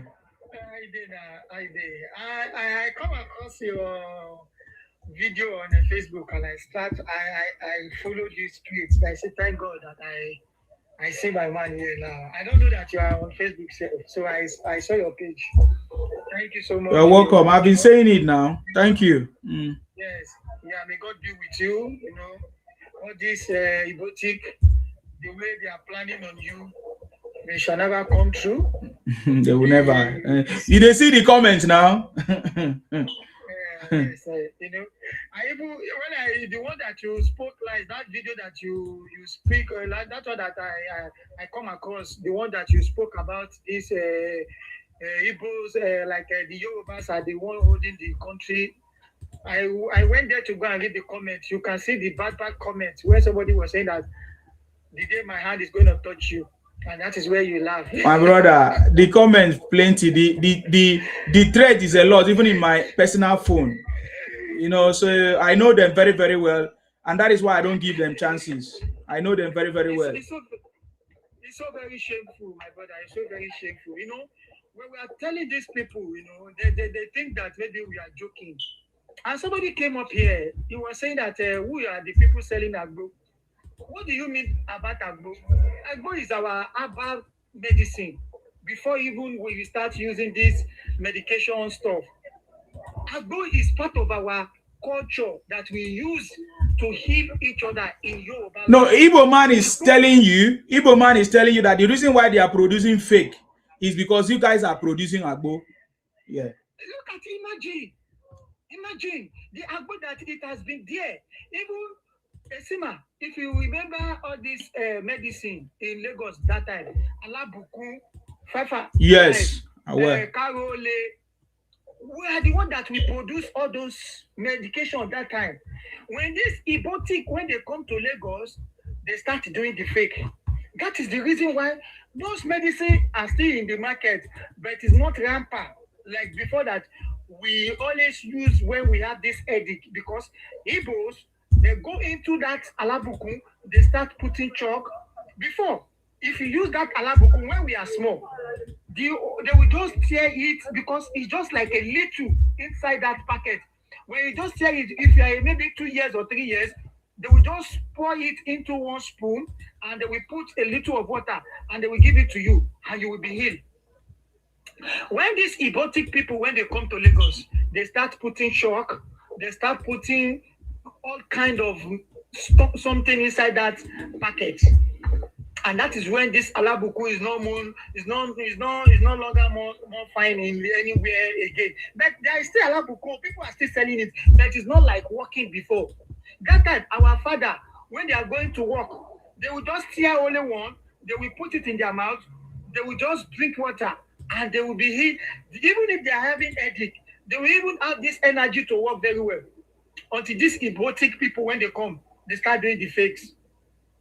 These are the things that we are talking about. Because when we keep on telling you guys that you guys, you come into our economy, you just destabilize everything for us, you are like a cancer. And we are not going to stop talking about it. Because we are tired of you guys. Now, they are telling you guys that you should go back home. You guys, you are looking for unity. How are we going to be united? Because everybody, there is a blood bleeding in all regions right now. We need to take care of ourselves first. Because you people, as we are telling you that let everybody to go and guide their own land. People think that maybe we are telling them because we are scared of strangers right now. People are not even living in their region anymore. When they have problem in their own region, they are coming to Yoruba land. Look at it now. What is happening right now in our own region now? Nobody is caring. All this caring that you are seeing, maybe all these sympathizers that you are seeing them coming online to come and do, it's just like a mocking. Not that maybe they are doing it for maybe because they like Yoruba people and because let us sympathize with them so that these children that they took into the bush so that they can return it. No. It is because Igbos, they are using it to come and do campaign. Imagine when they are doing that protest, the one that they did last time, they were even campaign inside that protest. Moe, Calmera. You see? So these are the things that we need to tell each other because people are saying that, we should bring our children back. These people, they are just trying to push this propaganda. Even if anything happens in our region, something that is not even happening, they will go and bring old video or something that it happened in Burkina Faso or in Chad or in Mali. They will bring it, they will put it on. And when you ask them, they will tell you that, are we not the same Africa? You see, these are the things that we need to talk, we need to tell each other. You now, you are the marketing Nigerian. But still the same, the country that you are demarketing, you still want to become the president. So when you become the president, so the one that you demarket that time, so how are you going to repair it? Because you have already tell your enemies that this is how Nigeria look like. So when you now get to the power, how are they going to believe you that Nigeria, the way you are telling them now, is true? Because you are still the one that you are calling this Nigeria is a zoo. But your brothers want to become the president. So are you going to tell those ones that Nigeria is a zoo? Even if you repair the Nigeria, are they going to believe you? Because we don't think. People will just be spinning nonsense. Because of the hatred that they have for one man, they just start want to be bringing it up. They want to use it to paint them because we don't like balance. See, you are doing yourself. You are doing yourself. See, we Yoruba, when we finish our own tenure, the people that they will come to power, if you can handle the power, it's your own cup of tea. That we are going to guide our own land. We are not going to allow you guys to come in like the way you always come in. We don't want Alemonjiri in our land. We don't want iron condemn again in our land. Bikes that works from morning to next day, we don't want it in our land. These are the things that we are going to cancel. If there is an Almanjiri that want to come to Yoruba land, we are going to build a house for them. They should go there. Anybody that want to go and give them money, they should go there to go and give them money. They will not be walking on the street because, Esima, those are the people that they are giving these bandits. They are giving them information about your land. So all these people, you need to stop them in your own, also in your region, because these are the Manjuri. They will be pretending as if maybe their eyes is blind, but they will be going all over the street. They will be doing like as if maybe they know your house. You know, these people, they will be going all around. They want to sneak your land, and after that, they will know how many people living in your area. They will know how many richest people living in your street. And that is the way they are going to give this bandit or this Fulani, they will now come in to come and kidnap you. The bike man that you are even telling him to carry you to your own houses, that bike man, you tell him that take me to this so place. This bike man already know where you are living. They will come for you to come and steal your children. They will come and kidnap you. Because those are the people that you are bringing bandits into your space. So all these kind of people, we don't want them again. Let everybody go back to his own region to go and take care of his region, go and guide your region, because we don't know who is who anymore. And let anybody should not be like we should unite. Nobody's going to unite with anybody for now because we are scared of each other. Because there is so many evil among us. So people now, these people now, they are so very pathetic. They are so very useless people. You know, they don't even care. These people, you will be looking at them that is this a human being beheading a human being like themselves? It's so shameful. How do we get here? So let everybody go back to his region, go and hold your region, let everybody go and guide his own region. We don't want any maybe banditry in our land again. We don't want all this iron condemn. So if you still want to start selling this your fake drinks, fake medication, go back to your region, go and start selling those things. We don't want fake anything in our land. Thank you. Thank you very much, sir. God bless you.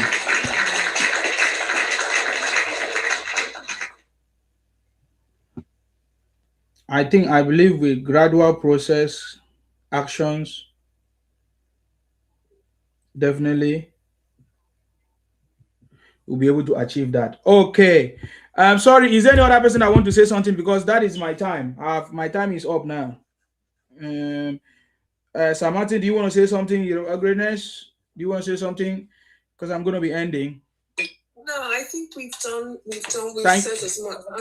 I've just come to the conclusion that it's worthless arguing and exactly. I know them. Any saga with these people. I know them because you know, we just focus on making sure that Bola Ahmed Tinubu gets back into power, and we achieve the regional government, and everybody just manages their own resources.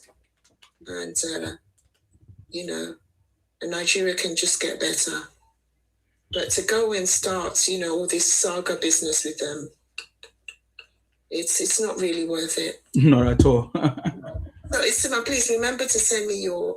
Yeah. Get the caps. I will do that. Right. That's no problem. Thank you very much. Thank you very much for coming, man. God bless you. Thank you. Sir Martins, do you want to say something there? Yeah, you have said it all. And I just employ everybody to be diligent in our approach. And we just need to solve this problem. And I think one of the things way of solving it is with self-control. That's what is pulling everybody. Everybody wants to shoot at that person. We cannot go on like this. Some of the things that guy said, I'm happy with it.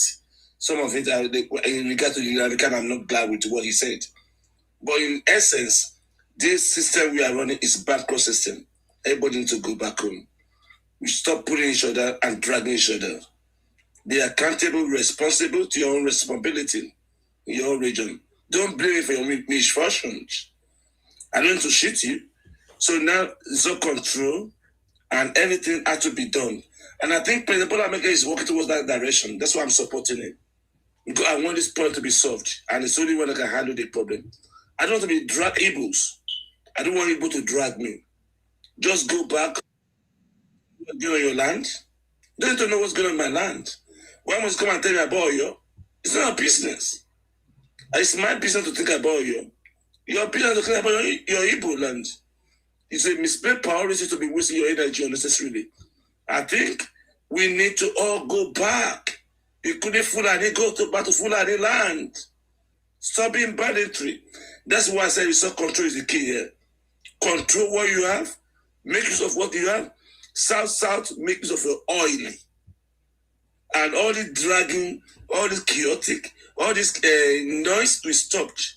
And the central government will be dismantled. It must be made attractive. I thank with this platform what we have been doing. I thank Isiman spending the time and energy to host this platform for giving us. I've seen a lot of people be here. I'm so surprised that we are still having 143 people listen to us. I believe people are getting for what we are saying. We are not wasting our time here. We need to do things differently. Nigeria is not working. This system needs to change. We are not going. We cannot continue like this. Imagine when we have more than 400 million people. It'd be so difficult to change. Everybody go back home. Stop putting each other. Stop claiming, you are me, you are not me. You are my life, it's my land. We can't be doing this all the rubbish. Go back. And this is what caused by one Nigerians. One Nigerian, when we are not one. Is Igbo is same thing as Fulani? No, they are different. Why must they be one? Be your Fulani, be your Igbo in your land. Everybody is having different things. Let us have division of labors. Division of labors. Make everybody count and responsible. When we know who is shooting who. We are still going to be a Nigerian, but we are going to have it done in a different way. This one Nigeria is a chaotic. It's not going to work. Go back home. Go and invest in your land. Go and make your land great. Everybody to be responsible. If you are Ijesha, go back to your Ijesha. If you are Agbo, go back to your Agbo. If you are Ikere, go back to Ikere. If you are Bini, go back to Bini. And again, the resources in every land, everybody take care of it. All this kind of noise making, it won't be there. We couldn't push this one to the coming generation. We must solve it in our own time. Let us do these things and see how we are going to develop. And the rapid development and progress we are going to make. With the whole system, we are not going to go anywhere. We are going to have bitterness, fighting unnecessarily, and wasting our better energies. Let us go back to our regions and have security, safety, health care, and good medication in our lands. Everybody be responsible. Someone's talking about Agbo. When you have a regional government or your true federalism, if you don't want Agbo in your land, just ban it. In Yoruba, we ban all fake medication in Yoruba land. Period. I don't say you are doing Agbo. That's not the case. You are key to control yourself. In Igbo land, we don't have Agbo. Don't be Agbo. A ban. Case closed. It doesn't come for any kind of drama or any kind of unnecessary things. Everybody be responsible. We want to move the nation forward. We can't be doing the same thing every time and be expecting different results. We need different approach. And this approach, go back home. We are not one today, tomorrow, and forever. I'm not one with Fulani. Akaibo man is not one with Fulani. A River State man is not one with Fulani. Igbo is not one with Fulani. There's no similarity. Do not just force it. Go back home. Let us have different approach. And I'm glad about President Bola Ahmed Tinubu is going to that direction. In second time, President Bola Ahmed Tinubu, that's where we are going to have read the, don't panic. President Bola Ahmed Tinubu is going to restore Nigeria is for everybody good.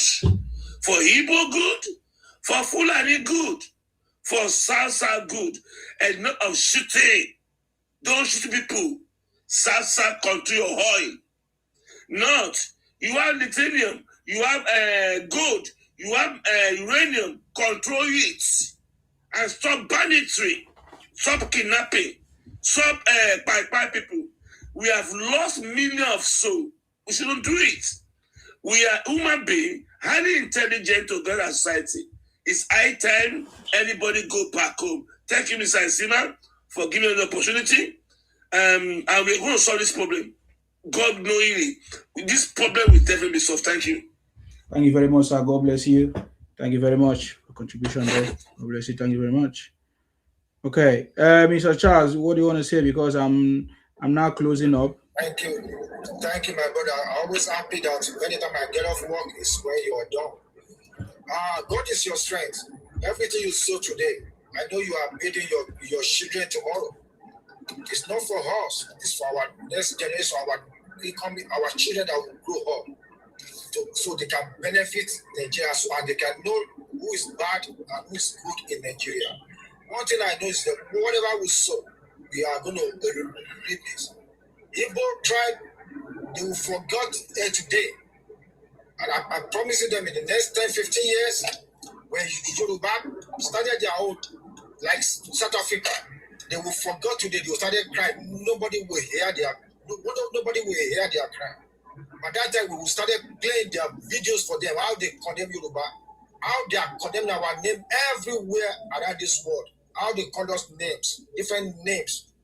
One said Yoruba no get sense, but if Yoruba no get sense, right, we won't create atmosphere for you. Not government created this. We citizens of Yoruba land created an atmosphere for you. They give you house, they give you free way to do your business. But because of Obi will go. Obi's name will totally end 2027. Baba Tinubu will finish his term. All this our Baba Dede will go. We are the next generation. Next 10, 15 years, Mr. Martins will be in Ogun State. Isma, by God grace, you will be in your state. Contesting maybe for a governor or everything. But to me, in Ondo State, I would never forget today, because we are going to make sure Igbo get the hell out of our land, so our people can have their own job back, so our people can have their own business back. All this business they are doing today, we are doing it at 51 years. So there's no Igbo selling electronics in Akure. We have more than 5 electronics stores around Akure city. We buy new tires. We have Michelin in Akure town. So all these things they are doing today, they will reap it tomorrow. Obi will go. Baba Tinubu will finish 8 years and retire. It's going to be our turn. By that time, they will now realize that what they have sown, they will repeat. Thank you, Isima. God bless you. God is your strength. We are with you. We are at your back. Nothing to you, my brother. Mommy, your greatness. God bless you. Mr. Martins, God bless you. All right, guys. Thank you very much. Good night. I need to, thank you very much. I salute you. AY, you are done, right? Is there anything you want to add? AY? Yeah, thank you so much, Esima. May God be with you, Esima. Amen. Thank you. Don't let this job bully to bully you. I understand you. You're like their husband. You always give them their medicine when they are having bully. Medicine. So you're just like that nightmare. No worries, bully. Immediately that they saw you online like this, these people, they always want to come and cry on your comment sessions, because they have been trying to shut you down so that you will not expose them. But you have been doing these things for a donkey years, and you will keep on exposing them, because I see you that you don't like criminal. So they want you to be like them, and you say, no, I will not be like you. Thank you so much, Esima. Good job. Keep moving. Your train shall never jam. Thank you, sir. I salute you. Thank you, sir. Nobody will bully me. Rather than me go bully you. Nobody will bully me. I appreciate you so much, sir. Thank you for your contribution, guys. It's been a wonderful conversation all through the night. I just need to rest a little bit because I get work. It's almost time anyway. So I get a little bit of work. So God bless all of you. May God bless all of you. Let us continue to pray for our president. for more knowledge, wisdom, and understanding, for the ability to do what is needed to be done, of course, and with his team of people working with him, with the team of technocrats that are working with President Tinubu.